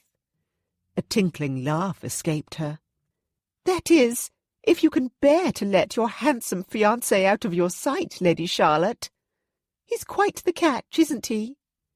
Yes, replied Charlie, with a smile that didn't reach her eyes. He is. Max reached for Charlie's hand. I'm afraid I must beg to differ with you, Charlotte, he murmured. You're the one who's the catch, my sweet. Raising her gloved fingers to his lips, he held her astonished gaze as he glanced a gentle kiss across her knuckles. "I consider myself the luckiest gentleman in London, indeed the whole of England, to have you as my bride-to-be." Charlie blushed, but she didn't look away. "I think the feeling is mutual, Your Grace. I mean to say, I feel lucky too." Max threw her a deliberately rakish, lopsided smile. Lord Mowbray cleared his throat. "Yes. Well, what say we bid these two lovebirds adieu, dear sis?" "Yes," agreed Lady Penelope. The smile on her face looked decidedly fixed and icy now, more of a forced grimace. "I think I spied Lord and Lady Bartlett on the other side of the park earlier on. We should pay our respects." "Tally-ho, then!" Mowbray lashed the haunches of his matched bay geldings. Then they were off, careening down the bridle path at breakneck speed. Max groaned. "Dear God! I take back what I said earlier. I don't wish to wed anyone like Lady Penelope." Charlie laughed. "I'm relieved to hear it. And while I also appreciate your display of support and kind words just now, you might also be relieved to know that it's not a foregone conclusion that we will wed. That is, in case you are worried you're well and truly caught in the parson's noose." Max arched a brow. "It sounds like you've already made up your mind about what will happen at the end of the season. But I want you to know that I will do the honourable thing, and gladly, if that is what you want." Charlie straightened her shoulders. "To be perfectly frank, I'm not sure what I want, Max.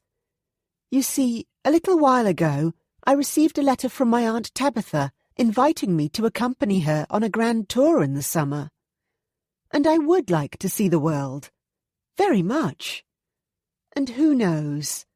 Her mouth curved in a bright smile that didn't quite reach her eyes. "Arabella met Gabriel in Switzerland. Perhaps I shall meet my love match on the continent too, if you and I don't. Well, what I mean to say is, I have options, Max. So you needn't worry that you're destined to become leg-shackled to someone like me, a woman who isn't overly agreeable and who's bound to make your life difficult rather than easy. It wouldn't be fair to either of us if our union was forged on a foundation of fleeting lust and obligation, and that alone. I know we would both do our best to maintain an amicable relationship, but as you've said, in the end, we both want different things from marriage." She gave a little laugh. "No doubt your mother will be glad to see the back of me. Unfortunately, I think I might have cemented her bad opinion of me when I shared afternoon tea with her and Diana." The fact that his mother had insulted Charlie about her figure made Max's gut tighten with anger. Resisting the urge to scowl, lest Charlie misconstrue the reason for his temper, he asked in a deliberately mild tone, "Why? What happened?" Charlie winced. "I let slip that I know how to fence, drive a curricle, and shoot a pistol. Not ladylike, let alone duchess-like, accomplishments at all." Max gave a snort of laughter. "I would have liked to have seen her face. Her expression would have been priceless." Charlie blinked at him. "You're not shocked? That I can do all of those things?" "Of course not. I knew you fenced. I've heard you talk about it before. And there's nothing wrong at all with being able to drive a curricle. Many women do. And as for being able to use a pistol, well, to my way of thinking, it's nothing but practical. Knowledge brings power, after all." "Well, I'm relieved you agree," said Charlie. "Although I might have told your mother and Diana a tiny white lie about my shooting skills. I intimated that I'd only used a pistol once. But in actual fact, Nate has taken me shooting at our father's estate many times. During the summer holidays, when we were both bored. although I've never shot at anything but a fixed target. Mainly empty champagne and brandy bottles, actually. I can't abide the idea of hunting. Max gave her a wry smile. Remind me never to get into your black books, Lady Charlotte Hastings.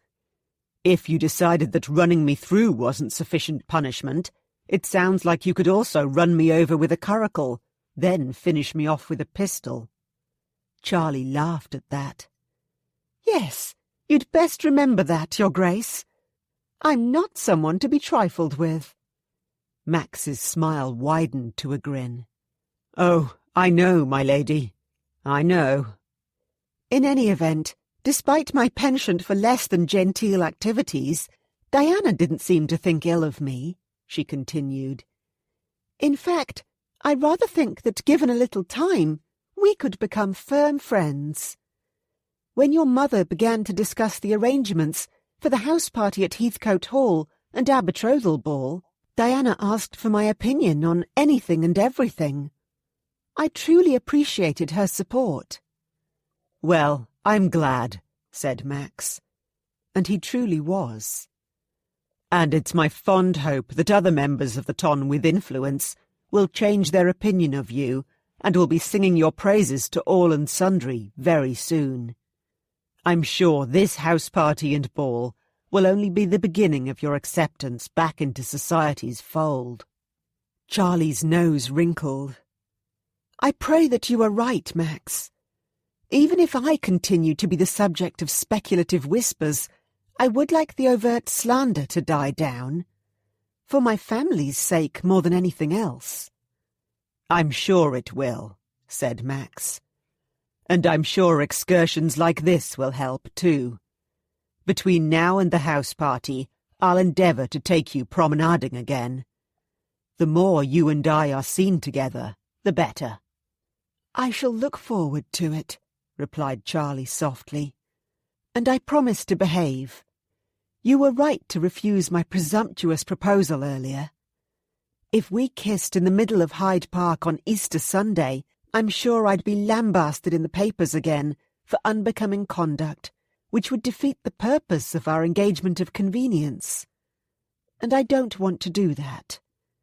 Not after all the trouble you've gone to, and are going to, for me. You know I wouldn't be doing this if I didn't want to, Charlie. And as I said before, you don't need to pretend to be more ladylike or decorous or duchess-like. I like you just the way you are. It wasn't a lie. In fact, he liked Charlie far too much. But, regrettably, not in a way that was remotely gentlemanly or appropriate, given the way his gaze kept wandering to her delectable mouth, and lower, to the swell of her generous bosom beneath the soft brown velvet of her spencer. Hell and damnation! Eyes up, man! He was almost as bad as bloody Mowbray. Flicking the reins, Max urged his horses onto the path. He'd take Charlie on another circuit of the park, then he'd head back to Hastings' house, before he did take her up on her offer and kiss her. Now more than ever, he was certain that the brief kiss they'd shared beneath the kissing bough would plague him for days. And nights. Thank God no one was privy to his innermost thoughts, the ones in which he had Charlie all to himself, and he laid bare her luscious body. When they both had all the time in the world to explore all kinds of bed sport. How he'd love to learn all the ways to bring her pleasure and hear her scream his name. And there was the rub. Charlie shouldn't be the object of his libidinous fantasies. She deserved so much more. If only his heart was capable of more. Because if he could give Lady Charlotte Hastings his love, he would.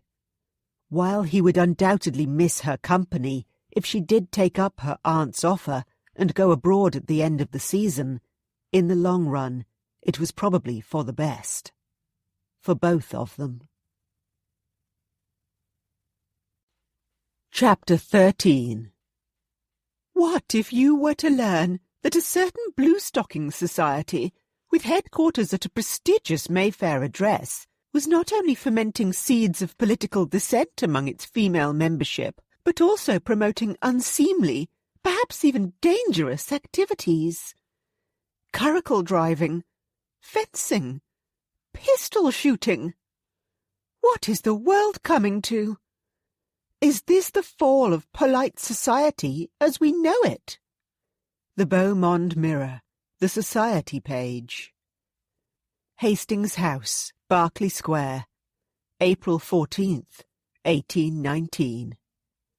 The morning room of Hastings House was quiet, save for the crackle of the fire, the tick of the Boule mantel clock, and the mad drumming of Charlie's fingers upon the mahogany tabletop.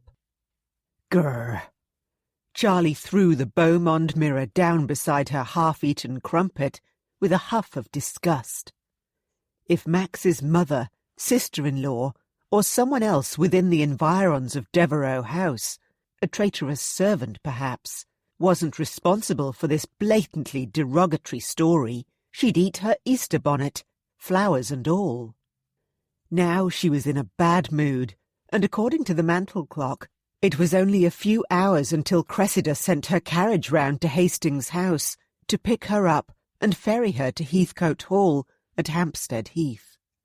The house party wasn't due to begin until the morrow, but the Dowager Duchess wanted to arrive the day before to make sure all of the preparations were well underway and everything was in order. And apparently she wanted Charlie to help oversee things too. Of course, Charlie had been pleased to be included, but now... She scowled at the paper over the rim of her teacup. Now she'd be out of sorts and wondering who was spying on her and leaking intelligence to London's worst scandal-mongering rag the whole time she was at Heathcote Hall. Rather than enjoying the affair, she'd have to mind her P's and Q's and take care never to put a foot wrong the entire time. For 4 whole days. Ugh. So much for being myself. But then again, she'd have Max and other close allies by her side. Nate and Sophie were staying for 3 days, and all going well, Arabella and Gabriel would be back in London in time for the betrothal ball too. Charlie had received a letter from Arabella 2 days before, and she couldn't wait to see her friend and swap news. However, all that aside, what worried and hurt Charlie the most was the idea that her initial impression of Diana Devereux might have been incorrect. It would be both sobering and hurtful indeed if it turned out that the young Duchess was really that duplicitous. There'd only been a handful of people in the drawing-room of Devereux House that day she'd taken afternoon tea: Diana, Cressida, 2 chambermaids and a pair of footmen, and it could have been any one of them who'd tattled on her. As much as Charlie hated to broach such an uncomfortable subject with Max, that someone within his mother's household must have betrayed her, she supposed she ought to. Perhaps he could have a word to Cressida about the possible breach of confidence. And really, wouldn't Cressida want to know if someone on her staff was selling gossip to the papers? But what if it's actually Cressida? A shiver of apprehension slithered down Charlie's spine, and she pushed her lukewarm tea and crumpet aside. Her appetite had suddenly disappeared. She knew the Dowager Duchess disliked her, but would the woman actively try to undermine her son's fiancé? Surely such underhanded tactics were beneath a woman of her social standing. At least the Beaumont Mirror hadn't explicitly mentioned the disreputable Lady C on this occasion. But still, Charlie hated to think that her private disclosure had discredited the Mayfair Bluestocking Society, especially when its dedicated members put so much effort into supporting worthwhile charities. With a sigh, Charlie wrapped her cashmere shawl about her shoulders and got to her feet. Sitting about fretting and brooding wouldn't help matters. She had things to do. First, she had to change into her new carriage gown of claret red velvet and squeeze in a visit to Madame de Beauvoir's studio. The artist wanted her opinion on her half-completed portrait, and Charlie was most excited to see it. Thank goodness Cressida didn't know about that. On her return to Hastings House, she would then need to check that Molly had her valise and travelling trunk in order.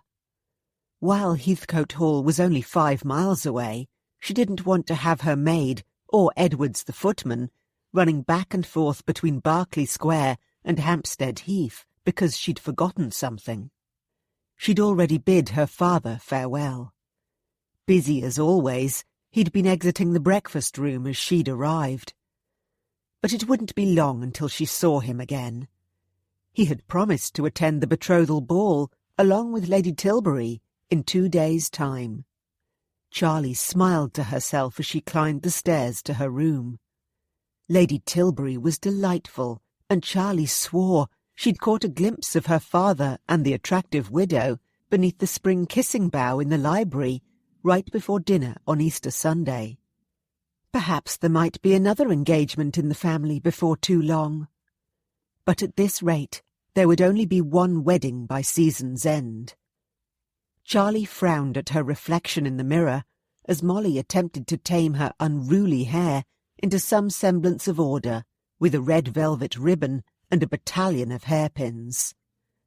After their promenade in Hyde Park on Easter Sunday, Max had adroitly evaded her strategically placed spring kissing boughs, as though they'd been strung with stinging nettles and deadly nightshade. Throughout dinner and the rest of that evening, he seemed steadfastly and infuriatingly determined to play the part of the perfect gentleman yet again. No doubt Nate's presence, and her father's, had quelled his ardour to some extent. But then, Charlie had also sensed a shift in his regard, an increased intensity in his gaze, which seemed to alight upon her more often during dinner and afterward, when they'd all gathered in the drawing-room, and she and Lady Tilbury had taken turns entertaining them with tunes on the pianoforte. Charlie swore there was a simmering heat, a hum of awareness that hadn't been there before, whenever Max looked her way. Yet still, he avoided any and all of her kissing bows, even going so far as to depart with Nate and Sophie, so they wouldn't be alone in the entry hall of Hastings House. Curse him and his innate sense of chivalry. 2 hours later, when Charlie received word that the Dowager Duchess of Exmoor's carriage had arrived, she reminded herself that at least she would be spending several days and nights in Max's company during the course of the house party. While she wouldn't throw herself at him again, she also hoped there would be further opportunities to be alone with her determined to keep his hands to himself fiancé. Somehow, she had to subtly convince him that giving in to his lustful urges wouldn't be a bad thing. She wasn't a naive girl. She knew there were precautions they could take to avoid the situation Max had alluded to, one in which they had to get married if they went too far. It was a risk she was more than willing to take, because in her mind, how could their friendship blossom and grow into something more if Max kept her firmly in the "do not ever touch my friend's sister" category? Well, the Duke of Exmoor might be obstinate, but she was obstinate too. Charlie pulled on her fawn kid gloves with a determined tug. After the one kiss they'd shared, as far as she was concerned, this battle of hearts and wills was only just beginning. Heathcote Hall, Hampstead Heath. Heathcote Hall, a 3-story whitewashed mansion set against a backdrop of verdant parkland, was absolutely beautiful and absolutely enormous. Charlie quickly discovered this fact when Cressida assigned her the task of making sure that the state of all 32 guest bedrooms was up to scratch. Charlie had barely settled into her own chamber, a small but prettily furnished apartment on the 3rd floor, when Heathcote's dour-faced housekeeper, Mrs. Entwistle, came to knock on her door with Her Grace's request. A young, fair-haired chambermaid hovered behind the middle-aged woman with an expression that suggested she'd rather be someplace else. "Oh, really?" said Charlie, after she'd listened to Mrs. Entwistle's relayed message. "She wants me to do this right now." The Dowager Duchess had not mentioned anything of the sort in the carriage ride to Hampstead Heath. In fact, Cressida had been talking to Diana about having a spot of luncheon on the terrace as they'd drawn up before Heathcote Hall's grand, marble-pillared portico. "Yes," answered Mrs. Entwistle, through lips so pursed, Charlie wondered if the woman had been tasting lemons. "She does. She was very clear. You are to accompany me on my final inspection of each room, and I will make a note if anything is amiss. Her Grace has very exacting standards. Everything must be spick and span." Her small, bird-like eyes ran over Charlie, and Charlie had the distinct feeling she'd somehow failed the housekeeper's very own spick-and-span test. "And she'd like a full accounting sooner rather than later." For added emphasis, she waved a large leather-bound notebook in the air. Charlie barely suppressed a disgruntled sigh. So much for joining Cressida and Diana for luncheon. But what else could she do but comply with her hostess's request? Putting aside the fact that Charlie was, for all intents and purposes, a guest as well, it would be discourteous of her not to. Besides, she was curious about the room Lady Penelope had been allocated. Ever since their encounter in Hyde Park on Easter Sunday, she'd been wondering about Cressida's motives for inviting the Duke of Stafford's daughter to the house party. The young woman clearly had designs on Max. At least he'd been indifferent to her obvious attempts at flirting. By the time Charlie had reached the second floor and had entered the second-to-last bedchamber over an hour later, her feet were sore, her new leather half-boots were pinching her toes, and she was dying for a cup of tea. So far, everything had been perfectly in order, and Charlie had begun to suspect that Cressida was trying to send her a message. "You are in my house, and you will do as I say. And you clearly don't need luncheon." "And who will be staying in this room?" Charlie asked, as she looked about the chamber with its own dressing-room and sitting-room. It was spacious and furnished with elegant satinwood pieces, including a wide tester bed with curtains of sage-green damask. Plump pillows in shades of pale rose and ivory adorned the head of the bed, and a thick Aubusson rug in matching tones carpeted the gleaming wooden floor. The arched windows overlooked a wide swathe of manicured lawn with a glimpse of lake and woodland beyond. Indeed, it was grand enough for a duchess. Mrs. Entwistle consulted her list, while the chambermaid quite unnecessarily rearranged the pink roses within a vase upon a gilt-legged table. "Lady Penelope Purcell, I believe, my lady." "Oh, I see." Charlie frowned. "But a moment ago, didn't you inform me that the Duke's suite of rooms is next door?" Mrs. Entwistle met her gaze unflinchingly. "Yes, my lady." "So let me see if my understanding of the situation is correct. I'm the Duke of Exmoor's fiancée, yet I've been allocated a bedchamber on the floor above, at the far end of this wing. And Lady Penelope, a single young woman with no close ties at all to His Grace, is occupying the bedroom adjacent to his." The housekeeper's mouth flattened. "It would seem so, my lady." Cressida. Cressida had to be behind this. Tamping down a surge of temper, Charlie aimed for an aloof arching of one eyebrow instead. "Tell me, Mrs. Entwistle, is there a jib door connecting this room and the Duke's suite?" The housekeeper blushed beet red. I wouldn't know, my lady." "You wouldn't know?" Charlie repeated flatly. She ran her gaze over the patterns of peonies and butterflies on the silk wallpapered panels beside the bed, but could see no obvious signs of a hidden door. Now, why do I find that difficult to believe? She started forward, and the housekeeper followed. Yes, there is a jib door, the woman said, with a mulish glint in her eye.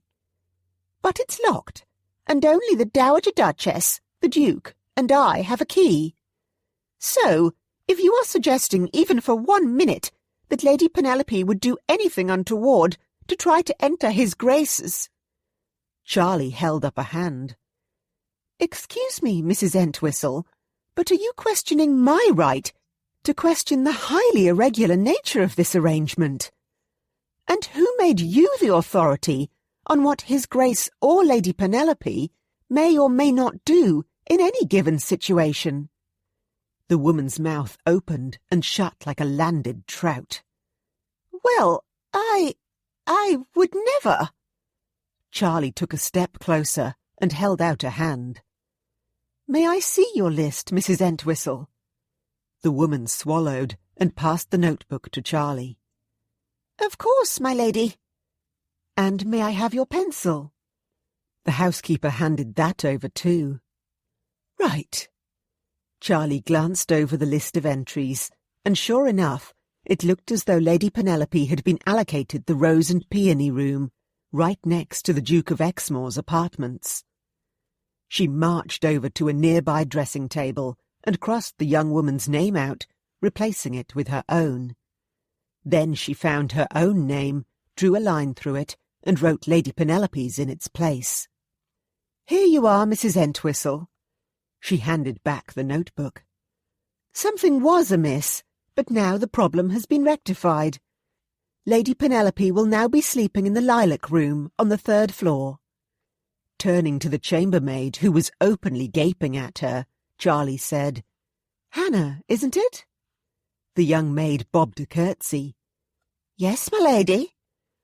If it's not too much trouble, would you be so kind as to run upstairs and inform my lady's maid, Molly, that she will need to repack my things, as her mistress is relocating to the Rose and Peony room.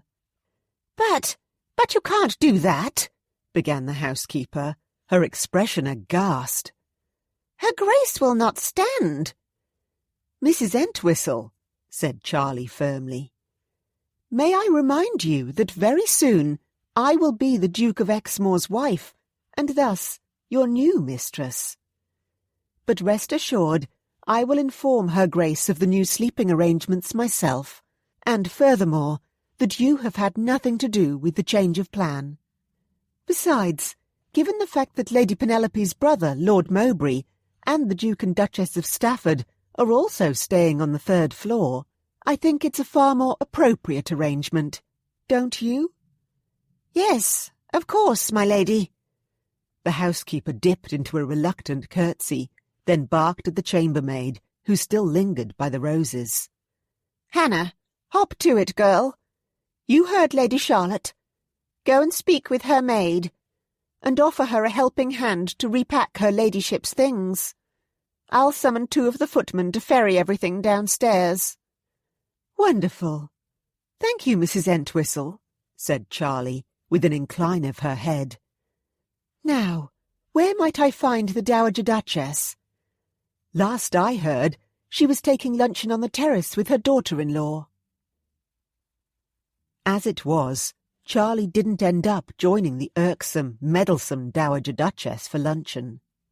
Upon quitting the Rose and Peony room, Charlie noticed one of the doors to Max's suite of rooms was ajar, and the soft sound of a muffled sob, then a sniffle, floated out into the hallway. What on earth? Mrs. Entwistle frowned and approached the doorway, but then retreated. I shall see how Hannah is getting on, Lady Charlotte, she said, and then I'll organise the removal of your things down here. If that is all right with you, of course. Yes, of course.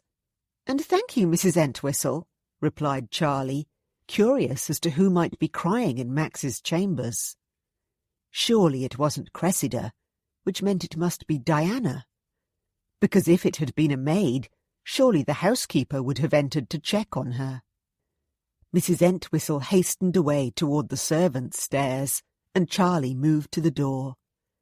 Pulling it open a little farther, she peeked in, and sure enough, it was Diana.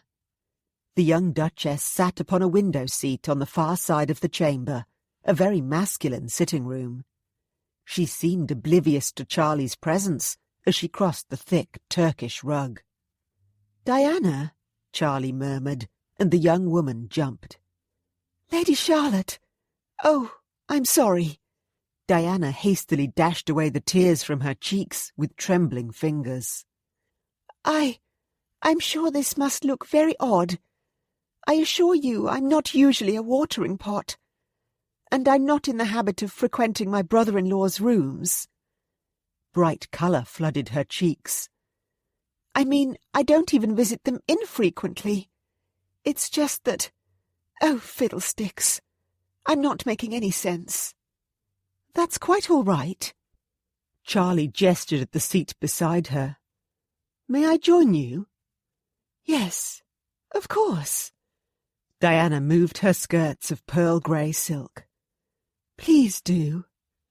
Charlie sat and studied Diana's flushed, tear-stained countenance for a moment before transferring her gaze to the view outside the window. I take it this used to be your husband's sitting room, she said softly. Diana gave a shaky exhale. Yes, it was. Her gaze flitted about the chamber, but darted away from the open bedroom door that showed a glimpse of a majestic four-poster bed beyond. Max's bed. Charlie blew out a breath and looked away too. I have a little understanding of what it's like to lose someone you love. I lost my oldest brother, Thomas, and my dear mamma, Elizabeth, passed away when I was only 6 years old. My poor father has grieved for his son and his wife for such a long time. And the sorrow never really goes away.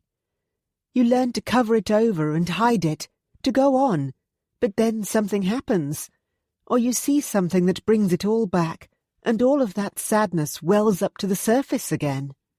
There's no way to control it. Diana reached out and squeezed her hand. Yes, that's exactly what it's like. Only, it's not just sorrow that I feel. It's... She closed her eyes and swallowed. It's anger, especially when I'm here at Heathcote. You see, this is where Anthony died, during another house party, not unlike this one. Charlie opened her mouth, then shut it again. She wasn't sure what to say. She'd heard, well, all of the ton had heard, about Anthony Devereux's untimely death almost 4 years ago. But Charlie hadn't known it had been at Heathcote Hall. No wonder Max hadn't made mention of the property until recently. Eventually she managed, I'm so sorry, Diana. I had no idea. And I can't even imagine how difficult it is for you to be here right now. A small smile trembled about Diana's mouth. As difficult as it is, please know that I'm very happy for you and Max, and I would never want you to think that I do not wish to be here. I always experience such a tangle of emotions whenever I visit this place. But after I've had my initial bout of tears, I'm fine. She met Charlie's gaze. I suppose you've heard that it was a riding accident that took Anthony's life? Charlie nodded. Yes. Well, I'd heard he'd fallen from his horse, but nothing more. I don't blame him at all. That's not what I'm angry about. Accidents happen. What I can't forgive him for is... Diana broke off, and her eyes glittered with tears again. What I can't forgive him for is the fact that he was unfaithful to me. And even worse, his lover was one of the guests at our house party. I still love him, and I miss him, but I'm so angry that he betrayed me. When I discovered what he'd done to me, to us. She shook her head. The worst part is, I never got to confront him about it. To ask him why he would do such a thing. I thought he loved me. She bit her lip and wiped away another tear that had slipped onto her cheek. I'm sorry. I'm weeping again. Shock stole Charlie's breath. Oh, Diana, she whispered. That's so heartbreaking and awful and... On an impulse, she gathered the young woman into a hug. I don't know how you bear it. Coming here, having to revisit it all. It must be absolute torture. Yet still I come back, and I visit this room. It's almost as though I enjoy pressing on the bruises inside me. Diana drew back from Charlie's embrace and sighed deeply. I'm such a fool. Charlie touched her arm. No, you're not. Not at all. You loved him even though he hurt you. It's only natural that you would miss him and grieve for all that you once had and for all the hopes and dreams that were taken from you. Diana gave a watery sniff. Thank you for listening, Charlie, and for your understanding. I would say that virtually no one knows about Anthony's infidelity. It's not something one generally tends to talk about during morning calls, or when making polite chit-chat at a ball or soiree, or even with one's mother-in-law. Indeed, I've never really spoken about this to anyone before today. Charlie smiled. I'm touched that you feel comfortable enough to confide in me, given the short time we've known each other. It's funny, but yes, I do feel that way. Comfortable. I haven't any immediate family of my own to trade confidences with. I was an only child, and both my parents passed away soon after Anthony and I wed. And most women in the ton are... She shrugged a slender shoulder. I can sense you're different, Charlie. And for some reason I cannot explain, I believe I can trust you. Her mouth curved in a smile. Perhaps it's because I've always liked Max, and I trust his judgment. He's an honourable man at heart, despite what the scandal rags say. Charlie pressed her lips together. The scandal rags. A shadow of remorse passed across Diana's face. Oh, Charlie, I didn't mean to imply. I shouldn't have mentioned those dreadful publications. They print the most horrid rubbish. And now that I've met you, I can see that the gossip-mongers are quite wrong about you. You're lovely and sweet, and you have such spirit. I admire that about you. And I will do what I can to restore your good standing in the eyes of polite society. I'm quite overwhelmed. Thank you, Diana. I appreciate your support. She waved an elegant hand. Think nothing of it. To be perfectly honest, I've never been that fond of Cressida's first choice for Max. Charlie cocked an eyebrow. Lady Penelope? Yes. She leaned closer in a conspiratorial fashion. I've always thought that that young woman is all superficial prettiness, with no real substance to her. A bit like that Delftware vase over there. She nodded at the grey marble mantel, where a blue and white patterned porcelain urn stood. At that moment, Charlie's stomach emitted a long, low growl, and she clapped a hand over her belly. Oh, my goodness! I beg your pardon. Diana laughed. Think nothing of it. But then her expression changed. Don't tell me you've had nothing to eat since you arrived. When Cressida and I took luncheon on the terrace, she mentioned you were tired and had asked for a tray in your room. Charlie didn't know what to say. No, I haven't had anything, she said carefully. Cressida was such a nasty. Oh, she really didn't want to say it, even in her own mind. Well, we can't have that. Diana rose and smoothed out her skirts. "Come to my room at the other end of the hall. I have a tin of bonbons, and you must have a few until a tray is brought up." Charlie stood too, and offered her new friend a grateful smile. "Thank you so much. I hope I'm not keeping you from anything important, though. I know how busy Cressida must be. And you. A house party is such a huge undertaking." "Busy? Oh, pfft," said Diana, as they exited the room arm in arm. "Cressida's busy lounging about the terrace at the moment.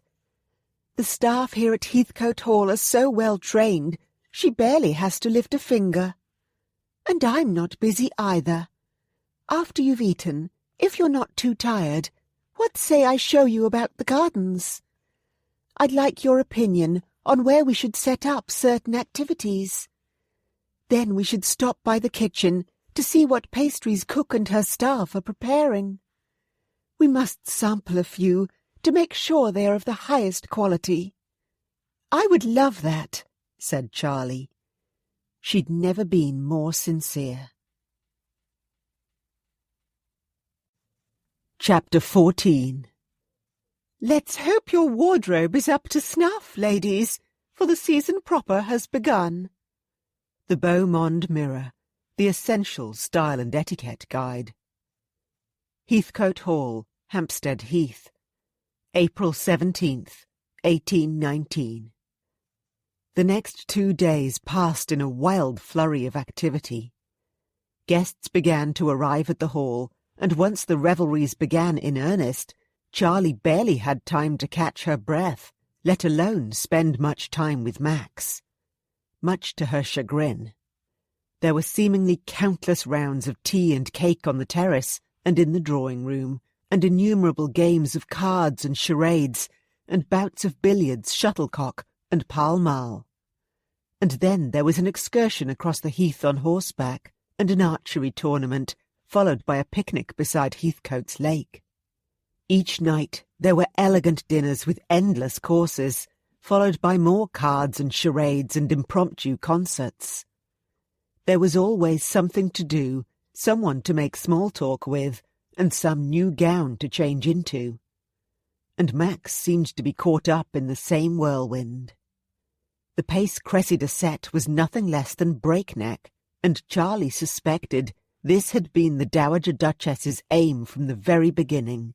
She clearly wanted to keep Charlie and Max occupied and away from each other. It didn't help matters that Cressida kept thrusting eligible young women, like Lady Penelope, in her son's direction. It seemed she'd deliberately engineered seating plans, or devised small groups and teams in such a way to put the greatest amount of distance between Max and his bride-to-be. It was enough to make Charlie want to grind her teeth and stomp her very sore feet. Although Charlie was relieved that most of the guests were pleasantly polite to her, at least to her face. No one had dared to give her the cut direct, or say anything disparaging. It was really only Lady Penelope who continued to give her false smiles and compliments, while simultaneously trying to inveigle herself into Max's company whenever she could. If there was a spy lurking about, taking note of how she behaved or what she said, Charlie wasn't aware of anyone paying particular attention to her. All the same, it was unsettling to think someone might be watching her while she was completely oblivious to it. Of course, Charlie was also ecstatic to have Sophie by her side a good deal of the time. She and Nate had brought baby Thomas with them, and Charlie had made sure that the makeshift nursery that had been set up on the 3rd floor near their bedroom had everything they would need. When Gabriel and Arabella, the Earl and Countess of Langdale, arrived at Heathcote a few hours before the betrothal ball was due to begin, Charlie was beside herself with happiness. Arabella and Sophie joined Charlie in her dressing-room, just as Molly was sliding a diadem encrusted with diamonds and pearls into Charlie's beautifully styled hair. "I still cannot believe that you and Gabriel managed to get here in time," said Charlie, catching Arabella's gaze in the dressing-table mirror when Molly stepped back. "You must be exhausted. How many days did it take you to journey from Edinburgh to London again? 5? Arabella pushed her spectacles up her nose. 4.5, actually. And yes, I'm a wee bit weary. But that doesn't matter at all, because how could Gabriel and I miss such a wonderful and momentous occasion? We are both so happy for you and Max. And I know how long you've dreamed of this, Charlie. When we met in Gunter's tea shop, wasn't it just over a year ago now? And our Society for Enlightened Young Women formulated our list of eligible Rakells. Max's name was at the very top. Indeed, he was the very first gentleman you mentioned. All of us, Sophie, Olivia, and I, knew how you felt about him from that moment. And at long last, your dream is coming true. About that, said Charlie, wrinkling her nose. Our engagement is, I'm afraid it's not actually all that I'd dreamed of. And then she confessed all to Arabella, the nature of her arrangement with Max, and the series of events that had precipitated it all, including Lord Rochefort's villainy. Oh, my goodness, Charlie! That's... Arabella crossed the room and enveloped her in a warm hug. I'm so sorry. I had no idea. And here I am, blathering all kinds of congratulatory platitudes, which of course are heartfelt, but are not at all helpful, given the way things really are. She straightened, and her forehead dipped into a frown. And Max is a colossal clodpole. Why are all of our men so stubborn and completely oblivious about how they really feel, even when it's so obvious to everyone else that they are in love? Charlie laughed and reached for one of Arabella's hands, which still rested upon her shoulder. Yes, they are oblivious at times, aren't they? But you weren't to know that Max is being a clodpole. Sophie, she caught her other friend's sympathetic gaze, had no idea either until I told her. It seems that the course of true love hasn't run smooth for any of us. Well, I'm certain Max will come to his senses sooner rather than later, said Sophie. I mean, look at you, Charlie. How could he not? Aside from being brave and clever and warm and caring, you're beautiful. Charlie felt a blush warm her cheeks. It's my new gown, she murmured. Madame Boucher encouraged me to try something different. I don't usually wear turquoise, but I think it suits me. Ah, it most certainly does, said Arabella. It brings out the colour of your eyes and your hair. And I love the sweeping neckline, added Sophie. The cut is perfect for your figure. Max won't be able to take his eyes off you. Charlie rose from the dressing-table stool and smoothed her silk skirts. Thank you, both of you. You always know how to make me feel better. The only thing that could make this evening a little more perfect is if Olivia and Hamish could be here. Arabella pushed a blonde curl behind her ear. I believe they'll be back in town by the beginning of May. I received a letter from Olivia the day before we departed Edinburgh. Oh, wonderful, said Charlie. Then she frowned at Arabella. Are you all right? You've gone awfully pale all of a sudden. Yes, you have, agreed Sophie. Would you like to sit down? Arabella nodded. Aye, I would, thank you. Charlie led her friend to a nearby armchair. Can I get you anything? A glass of barley water, perhaps? A pot of tea? But Arabella shook her head. No, I'll be fine. I expect the fatigue of the journey has caught up with me, that's all. Are you certain? I can ring for anything you'd like. It's no trouble at all. Arabella smiled weakly. Her cheeks were as pale as the ivory satin of her ball gown. I might go back to my room for a wee bit, if that's all right. Perhaps I just need to lie down. Of course, said Charlie, concern lacing her tone. Sophie drew close and offered Arabella her arm. I'll go with you, and if Gabriel isn't about, I'll send Nate to look for him. Thank you, murmured Arabella as she shakily rose to her feet. I'm sure I will be as right as a trivet before too long. There's no way on earth I'm missing your betrothal ball, Charlie. Charlie touched her arm. You must look after yourself first, my sweet friend. Rest as much as you need to. We'll all still be here on the morrow. After Arabella and Sophie had quit the suite, Charlie crossed to the armoire in the bedchamber and retrieved her mother's diamond and pearl en tremblant brooch from her jewellery box. It matched the diadem, which had also once belonged to her mother, perfectly. After Charlie pinned it to the lace overlay on her bodice, tears welled in her eyes and her vision misted. An overwhelming wave of bittersweet emotion flooded her heart. It was times like this that she missed her dearly departed mamma, Elizabeth, more than she could say. A knock at the bedroom door made her jump. After hastily wiping away the tears that had slipped onto her cheeks, she nodded at Molly, who'd emerged from the dressing-room. You may answer it. When the door opened, Charlie's breath caught. Max. Even though she hadn't seen him as often as she would have liked over the past 2 days, she certainly hadn't expected him to come knocking on her bedroom door.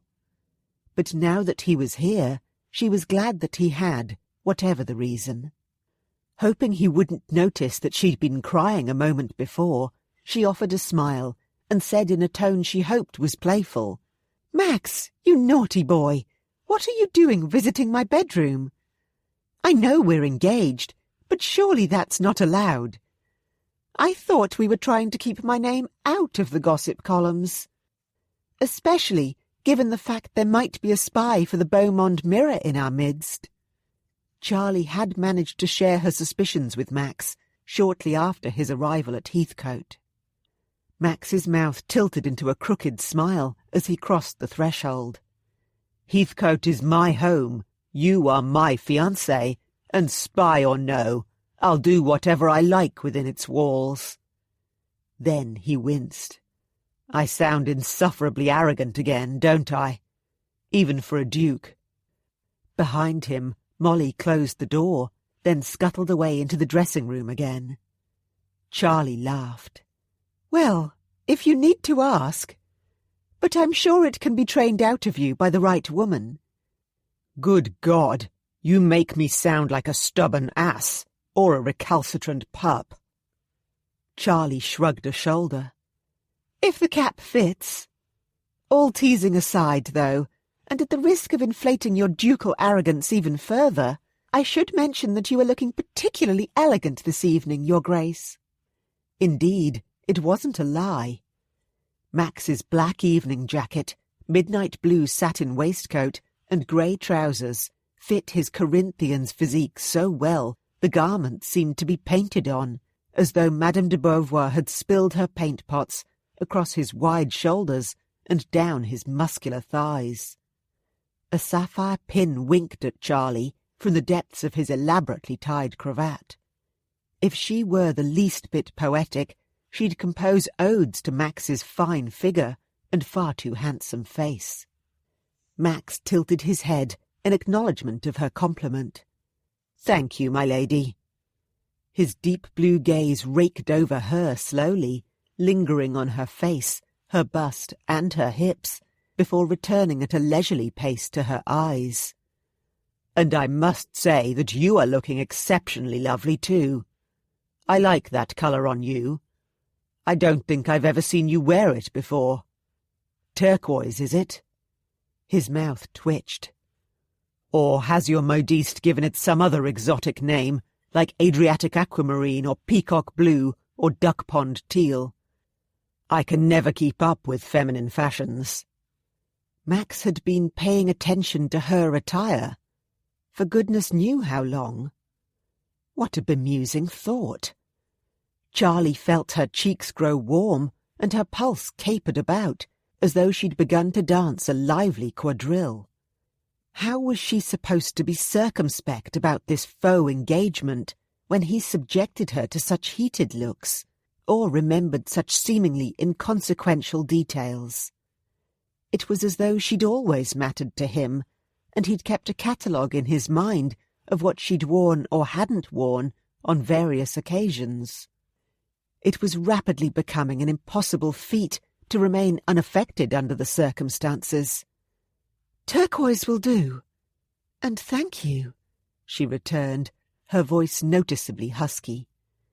She raised a hand to her mother's brooch. "I think the diamonds and pearls help too." "Yes, they're stunning," agreed Max. "And to that end—" He reached into his jacket and withdrew a long, slender, velvet-covered box. "I have something for you. Another betrothal gift. I hope it will match your diadem and brooch." "Oh!" Her curiosity piqued, Charlie took it from him and lifted the lid, then gasped with pleasure. Inside lay an exquisite diamond and pearl necklace. The tear-shaped gemstones glimmered in the fire and candlelight. "Oh, Max! It's utterly beautiful. You shouldn't have." "Of course I should." Taking the necklace from the box, he raised a brow. "May I help you put it on?" "Yes, thank you." Charlie moved to stand in front of a nearby gilt-edged looking-glass, and Max followed. After he draped the necklace about her throat and fastened the clasp, he stilled. His gaze locked with hers in the mirror. His hands, large and warm, rested lightly upon her shoulders. "Gorgeous," he murmured. His breath fanned the curls at her temple. The scent of his spicy cologne, or whatever soap he used, enveloped her. For the space of a heartbeat and a quickly drawn breath, Charlie wondered if Max was going to kiss her. Dear God, she was beautiful. As soon as Max had entered Charlie's bedroom and laid eyes upon her in her evening finery, he was transfixed. His tongue had been uncharacteristically tied in knots, and not just because her turquoise silk gown was moulded to her luscious figure in all the right places, or the fact her chestnut curls were elegantly arranged at the back of her shapely head, bar a few thick, glossy spirals that cascaded over one shoulder. It was because her warm as brandy eyes had shone with admiration and desire too. They'd been riveted to him. He could have sworn she was holding her breath, waiting for his next move in this strange dance they both found themselves in, one in which she approached and he habitually ducked away, fearing what would happen if they got too close. That they'd go too far, and Charlie's choice to end things would be taken away. Yet here he was, in her room, unable to do anything but stare at her divine reflection as lust surged, hot and potent, pounding through his veins. Up until recently, Max had never really allowed himself to indulge in the glorious sight of Charlie, to let his gaze linger, let alone his hands. But now Max's resolve to keep his promise to Nate to stay away, to keep his distance, was rapidly disintegrating in the face of Charlie's breathtaking loveliness. Her innate sensuality. His self-serving, covetous streak was in danger of taking over, of seizing the reins. He wanted to hold her, kiss her, and more. So much more. It would be so easy to take what he wanted. He could see Charlie desired him as much as he desired her. The way her breath had quickened as he'd brushed aside her curls, to place his gift around her neck. How her pupils had dilated. How she watched him, even now. How her gaze kept straying to his mouth. Sweet Jesus! Max had to thrust down the sudden urge to remove his hands from Charlie's shoulders and span her waist instead. To skate his palms upward, caressing her rib cage before brushing the underside of her full breasts with his thumbs. He'd watch her nipples pebble beneath her bodice, and her breath would catch again. And then maybe she would moan and arch back against him, pressing her derriere against his rapidly hardening groin. She'd turn in his arms, and then he'd make use of that massive tester bed behind them. Bloody hell! They had a betrothal ball to attend, with upwards of 200 guests in attendance. It was due to start shortly, and he and Charlie were expected downstairs, to stand alongside his mother to receive everyone. At least his mother had been behaving herself since their heated discussion at Devereux House nearly a fortnight before. As far as he knew, she hadn't insulted Charlie about her figure again. And according to Mr. Hunt, the inquiry agent, the Dowager Duchess had stayed away from Rochefort. Because she appeared to be keeping her word, their relationship had returned to its usual level of distantly polite, rather than testy, which was fortunate during a house party when so many eyes were upon them. The ormolu clock on the mantel chimed the 3/4 hour, and he dropped his hands. "Are you ready, my lady?" he asked, in a voice that was more than a little husky. "It's time I escorted you to the ball." Charlie blinked, as though waking from a dream, then nodded. "Ah, yes. Let me get my gloves and my fan. I'll only be a moment." She disappeared into the dressing room, and when she returned, a sliver of guilt pierced Max's chest. Since he'd arrived at Heathcote, he'd been deliberately avoiding Charlie, giving her only crumbs of his attention because it made it easier for him to do the right thing. Of course, he'd reasoned 1,000 times over that she wouldn't be lonely.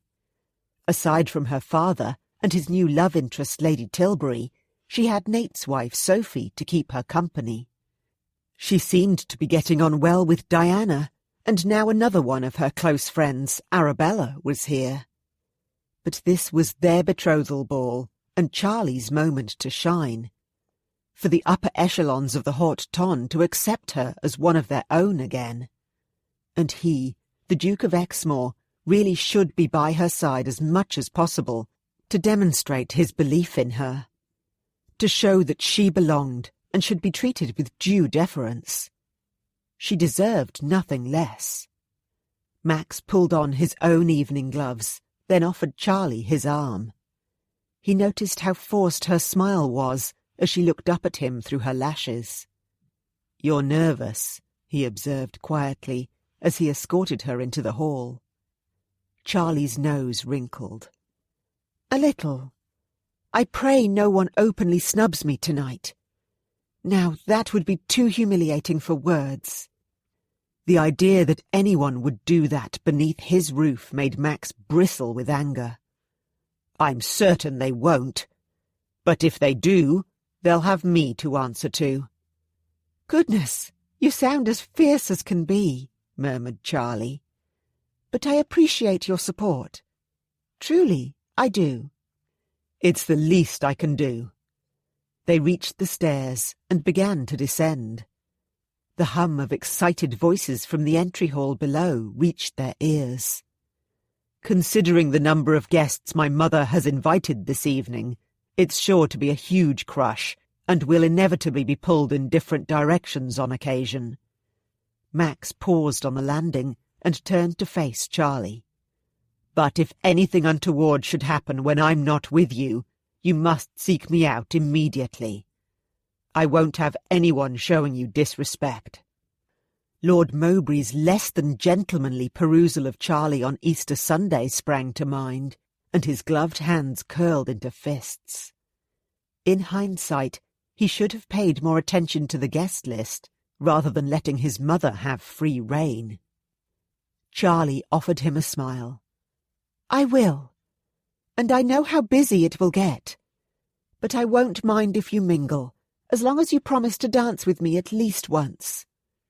"I promise to dance with you at least twice, if not 3 times, said Max, as they resumed their descent.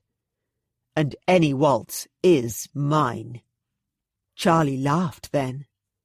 "I never took you for the possessive type, Max." Possessive? Had he begun to think of Charlie as his? His alone, to cherish and protect? Why else would such fierce emotion burn through Max's chest and twist his gut whenever he imagined someone like Mowbray dancing intimately with Charlie, or subjecting her to lascivious glances? What a sobering thought! But he didn't have time to examine his feelings further, as they'd reached the entry hall, and a throng of assembled guests began to greet both him and Charlie. The madness was about to begin. Chapter 15. "Were you one of the lucky members of the ton who received an invitation to the betrothal ball of a certain devilish duke and a thoroughly disreputable young lady? It's sure to be the event of the season, with entertainment galore." The Beaumont Mirror, the society page. As Max had predicted, it was a crush. And as he'd promised her, they'd danced 3 dances, including 2 waltzes. Charlie was on cloud 9 as he effortlessly spun her about the ballroom, his eyes locked with hers, as though she were the only woman in the room. For a man who professed he was incapable of love, he certainly knew how to put on a convincing act, and Charlie had to keep reminding herself that's exactly what it was, just an act. As for the guests who weren't close friends or family, all of them were suitably polite. Some were even effusive in their greetings and congratulations, and after 2 whirlwind hours of chatting and laughing, and dancing and drinking champagne, Charlie had decided the betrothal ball could be declared a raging success, in her mind anyway. She was no longer an outcast. She was a disreputable debutante no more. But then, everything went horribly wrong. In hindsight, Charlie couldn't quite pinpoint the exact moment when things began to unravel and turn into a complete mess. Perhaps it was when Max retreated to the terrace to share a brandy and a quiet chat with Nate and Gabriel. Charlie hadn't begrudged the fact that he'd left her side, because she'd also drifted away from her fiancé on a number of occasions, to speak with Sophie and Arabella, and even Diana. Or maybe it had been when her father and Lady Tilbury had disappeared outside for some fresh air in the gardens. Then Arabella had given Charlie her apologies. Her dear friend had been looking decidedly green about the gills when Sophie had escorted her from the ballroom to rest upstairs in her room. Arabella had entreated Charlie not to tell Gabriel, though, because she hadn't wanted to spoil his fun. Sophie soon sent her apologies that she would also be absent for a while. Apparently little Thomas was terribly unsettled, so she'd retreated to the nursery to try to help his nurse and the wet nurse sort out the problem. And as for Diana, Charlie was unsure where she'd got to. In any event, Charlie suddenly found herself quite alone in a crowded ballroom. And that's when the mood around her began to shift. It was gradual at first, like a dark mist penetrating the room.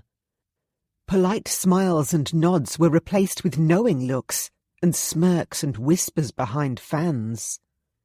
With growing horror, Charlie realized everything that had been said to her by everyone who wasn't close to her must have been a complete lie. Most of these people didn't know her, nor she them. Not at all. The only reason they were here, paying lip service to Lady Charlotte Hastings, was because the Duke of Exmoor's mother and sister-in-law had invited them. Perhaps they merely wished to satisfy their morbid curiosity about the disreputable Lady C. Was she really as bad as the Beaumont mirror made her out to be? Her cheeks stinging with a burning blush of embarrassment, Charlie was about to seek out Max, as she'd promised earlier, when out of the corner of her eye she spied Lady Penelope approaching. Wonderful. A vision in pale pink satin, the young woman seemed to drift between the knots of chatting guests like a graceful swan. For the past 2 days, she'd been wearing a mask of careful civility whenever she'd conversed with Charlie. But the woman had clearly decided to discard her disguise now that Charlie was alone. The look of cool disdain in her blue eyes clearly marked her as a combatant, not an ally. "What are you doing over here all by yourself, my dear Lady Charlotte?" she said, in a silky tone. "Don't tell me the Duke of your dreams has deserted you already." Oh, so the gloves really were off. Unable to ignore such a barb, Charlie plastered a false smile on her face and prepared to do battle. "Actually, I was just about to join him for a turn about the terrace. It's suddenly become unpleasantly stuffy in here." The Duke's daughter gave a little laugh. "Yes, of course you were." She leaned closer and murmured by Charlie's ear. "Don't think your current elevation in circumstances will last. If you haven't worked it out by now, Max's mother is on my side. And see everyone here." She turned and gestured at the room with her closed fan. "Did you know that we're all taking bets on how long this ridiculous engagement will actually last? Personally, I think it will end before this farcical house party is over." Horror and humiliation coiled through Charlie, tightening her chest. Surely not. But everyone was staring at her and Penelope, smirking and snickering. The mood in the room had changed. It had grown ugly, and she was the outsider, the object of everyone's derision, the butt of all their jokes. Oh, dear Lord, how had she not seen it before?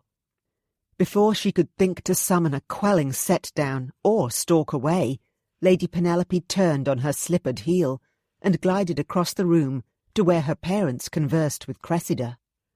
The Staffords did not spare Charlie a glance, but Cressida did. She arched an eyebrow at her, then turned her attention to Lady Penelope as she approached, smiling warmly at the young woman, holding out a gloved hand to her in greeting. The Dowager Duchess's message had never been clearer. "You are not wanted, Lady Charlotte Hastings, but Lady Penelope Purcell is." Tears stung Charlie's eyes, and for a brief moment she contemplated giving in to the overwhelming urge to flee the ballroom. But stubbornness, and the knowledge that she had friends here that were on her side, made her stay. Max wanted her here, and unless he broke things off with her, she wasn't going to give in without a fight. Burying her mortification and fanning the flames of her indignance, she armed herself with another glass of champagne and retreated to a shadowy corner where the light of the enormous chandeliers didn't quite reach.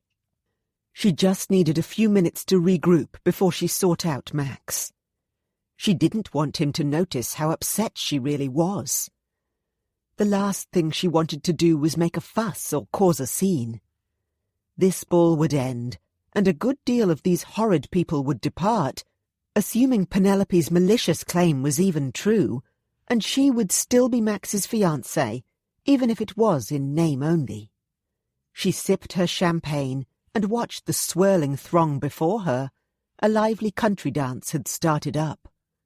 No one seemed to be watching her or smirking any more, so perhaps she had imagined the whole change in mood. Yes, her mind had simply been playing tricks on her. For so long she'd seen herself as a social pariah, it was only natural that she'd jumped to the wrong conclusion. She sensed someone by her side, a tall male presence, and when she slid a sideways glance in the man's direction, she had to bite her tongue to stop herself from uttering a string of very unladylike curses. It was Lord Mowbray. Ugh! The odious man made her skin crawl. Ever since last year, when he'd propositioned her at a soirée, he'd cornered her, much like this, and had whispered in her ear, "Rumour has it that everyone has had a piece of you, so why not me?" She'd been wary of him. She'd never told anyone about that incident, or the fact Lord Mowbray had called her a prick-teaser, after she'd told him to sod off, because she'd been too ashamed. But now she wasn't going to let him have the last word. She raised an eyebrow, determined not to be cowed by him. "What, are you and your sister taking it in turns to harass Lady Charlotte Hastings, hoping that you'll drive her from the ballroom?" she asked. "Are your parents in on the plan too? Can I expect them to join in on the fun?" He grinned and leaned in so close, his claret-laced breath gusted across her face. "Come now, Lady Charlotte. There's no need to be rude." "Ha! That's rich coming from you. I've sometimes wondered if Rude is your middle name." "Ah, so you think about me sometimes, do you?" His shoulder brushed hers. "I certainly think about you and what you and I might get up to. You're not wed yet. What do you say you and I go somewhere a bit quieter to explore the matter further?" Charlie rolled her eyes. "You really are that conceited that you think I would even consider betraying my fiancé? And with someone like you? Especially after the way you insulted me in a similar fashion last year." He sneered at her then, or perhaps it was more of a leer. A leering sneer. "Now, listen here, you stuck-up little slut."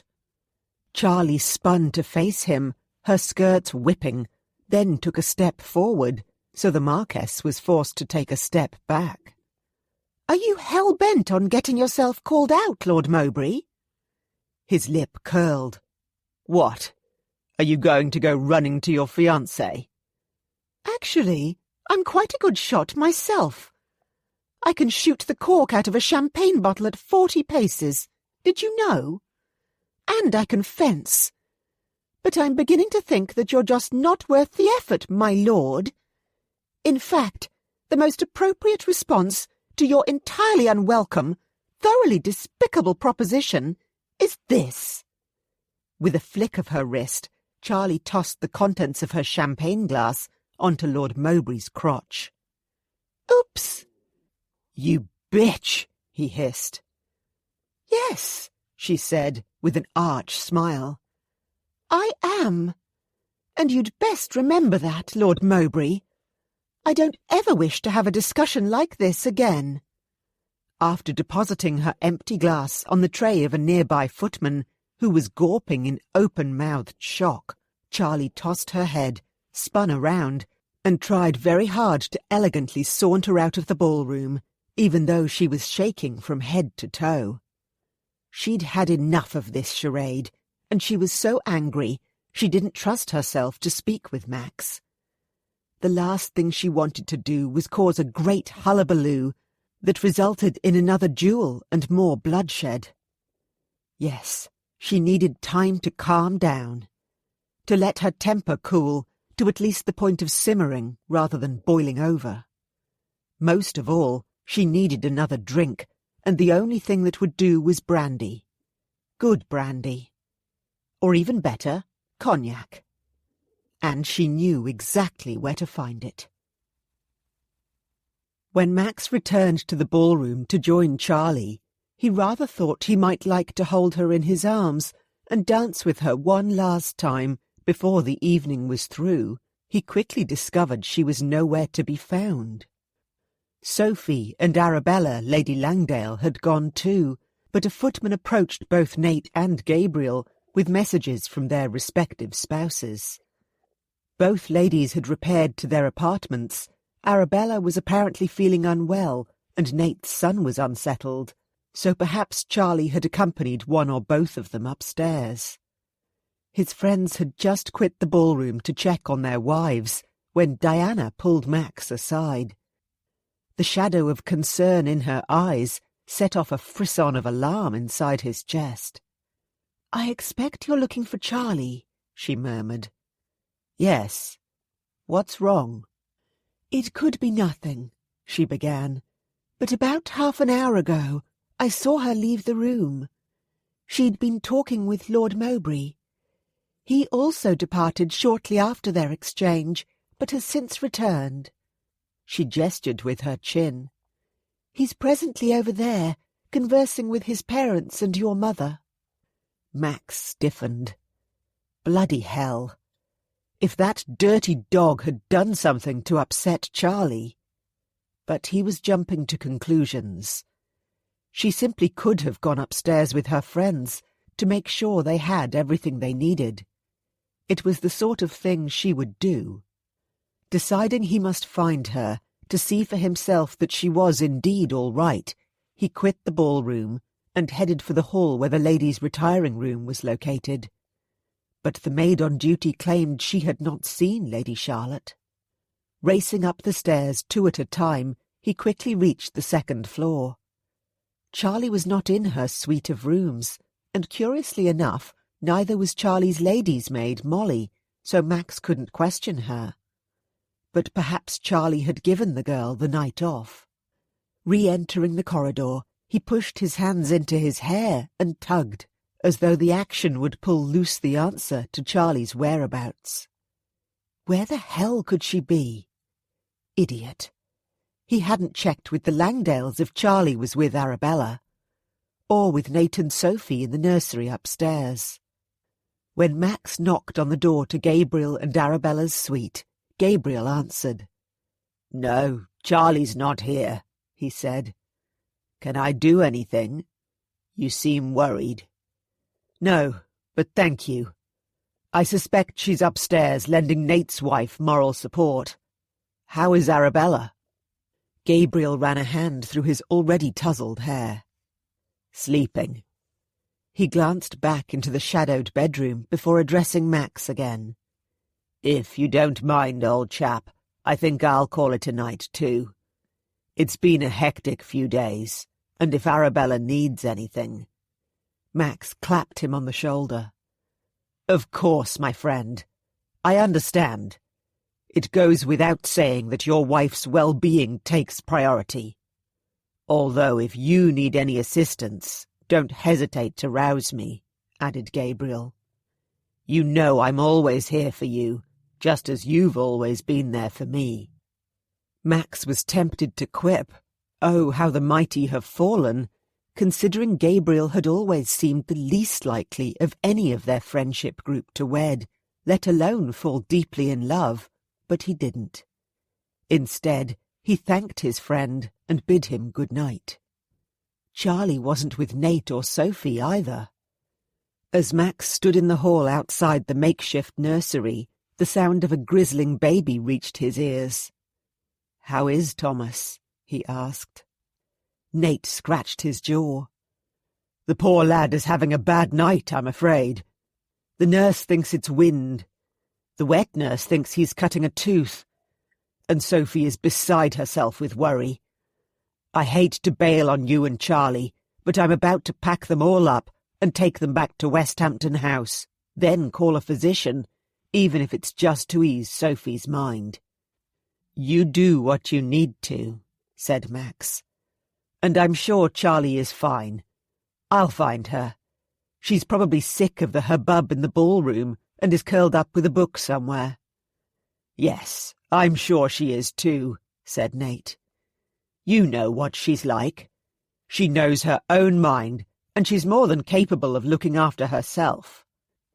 But Charlie wasn't in the library either, or the terrace, or the conservatory. His frustration and anxiety mounting, Max returned to Charlie's rooms again. With all his toing and froing, it was quite likely that he'd missed her along the way. Her dressing room, bedroom, and sitting room were all shadowed and silent, save for the ticking of the mantel clocks and his own rough breathing. And then an altogether terrifying thought ran through Max's mind. What if Rochefort had something to do with Charlie's sudden disappearance? He seemed like the sort of man who held grudges, kept score, waged personal vendettas against those who crossed him. The house party and betrothal ball were by no means a secret. According to Mr. Hunt, the inquiry agent, the Baron had been recently spotted out and about town with his partially paralysed arm in a sling. What if Rochefort had decided to punish Max for causing such a grievous injury by hurting Charlie? And what better time to strike than during a ball when everyone was making merry and distracted? Max drew a deep breath and attempted to control his riotous, panicked thoughts. There was no evidence Charlie was in trouble. He needed to stop letting his imagination run down all sorts of dark, illogical corridors. She was seen exiting the ballroom less than an hour before. Mowbray had been accounted for. There was an entire army of dependable footmen stationed at all the doors. Charlie was fine. She was here somewhere. He just had to calm down and think. And then he heard it, the faint, melodious sound of singing. A woman singing. Charlie? Relief surged inside Max's chest as he followed the voice. At first he thought it was coming from his room, then he realized it was actually emanating from his private study, a little farther along the corridor. Should old acquaintance be forgot and never brought to mind? Should old acquaintance be forgot and days of old lang syne? Good God! Was Charlie really singing Auld Lang Syne? Max pushed through the study door and blinked in confusion. The room was virtually shrouded in velvet darkness and appeared empty at first glance. The only light emanated from the glowing coals in the fire and a silvery shaft of moonlight that penetrated a gap in the heavy damask curtains and illuminated a path across his desk. "Charlie," he called. She clearly hadn't heard him, as her disembodied voice continued to float about the room. "For Auld Lang Syne, my dear, for Auld Lang Syne, we'll take a cup of kindness yet, for Auld Lang Syne." Max's gaze searched the darkened room, but he could see neither hide nor hair of his fiancée. Where the blazing hell was she? But she was here, and he was beginning to suspect she was inebriated, given the slight slurring of her words and the discordant quality of the tune. Was she hiding in the stationery cupboard, or behind the settee? Or beneath his desk? The heavy Jacobean chair that he used had been pushed back toward the window and sat at an odd angle. He swiftly lit a candle and rounded the carved mahogany monstrosity that used to be his father's desk. And there she was, sequestered in the alcove where his legs would go. Her silk skirts and petticoats were bunched up around her bended knees. She'd kicked off her slippers, and her diamond diadem sat at a crooked angle. When Charlie saw him, her mouth lifted in a bright smile, and she raised a bottle, it looked to be his favourite cognac, in the air as though she were about to toast him. "Oh, hello, Max," she crowed. "You've come to join me." She frowned. "Oh, but there's two of you." Before Max could respond, a giggle burst forth, and she waggled her eyebrows. "Two Maxes! Now that might be fun." She took a swig from the bottle, then pouted. "Well, I hope at least one of you will try to ravish me. We're engaged, after all."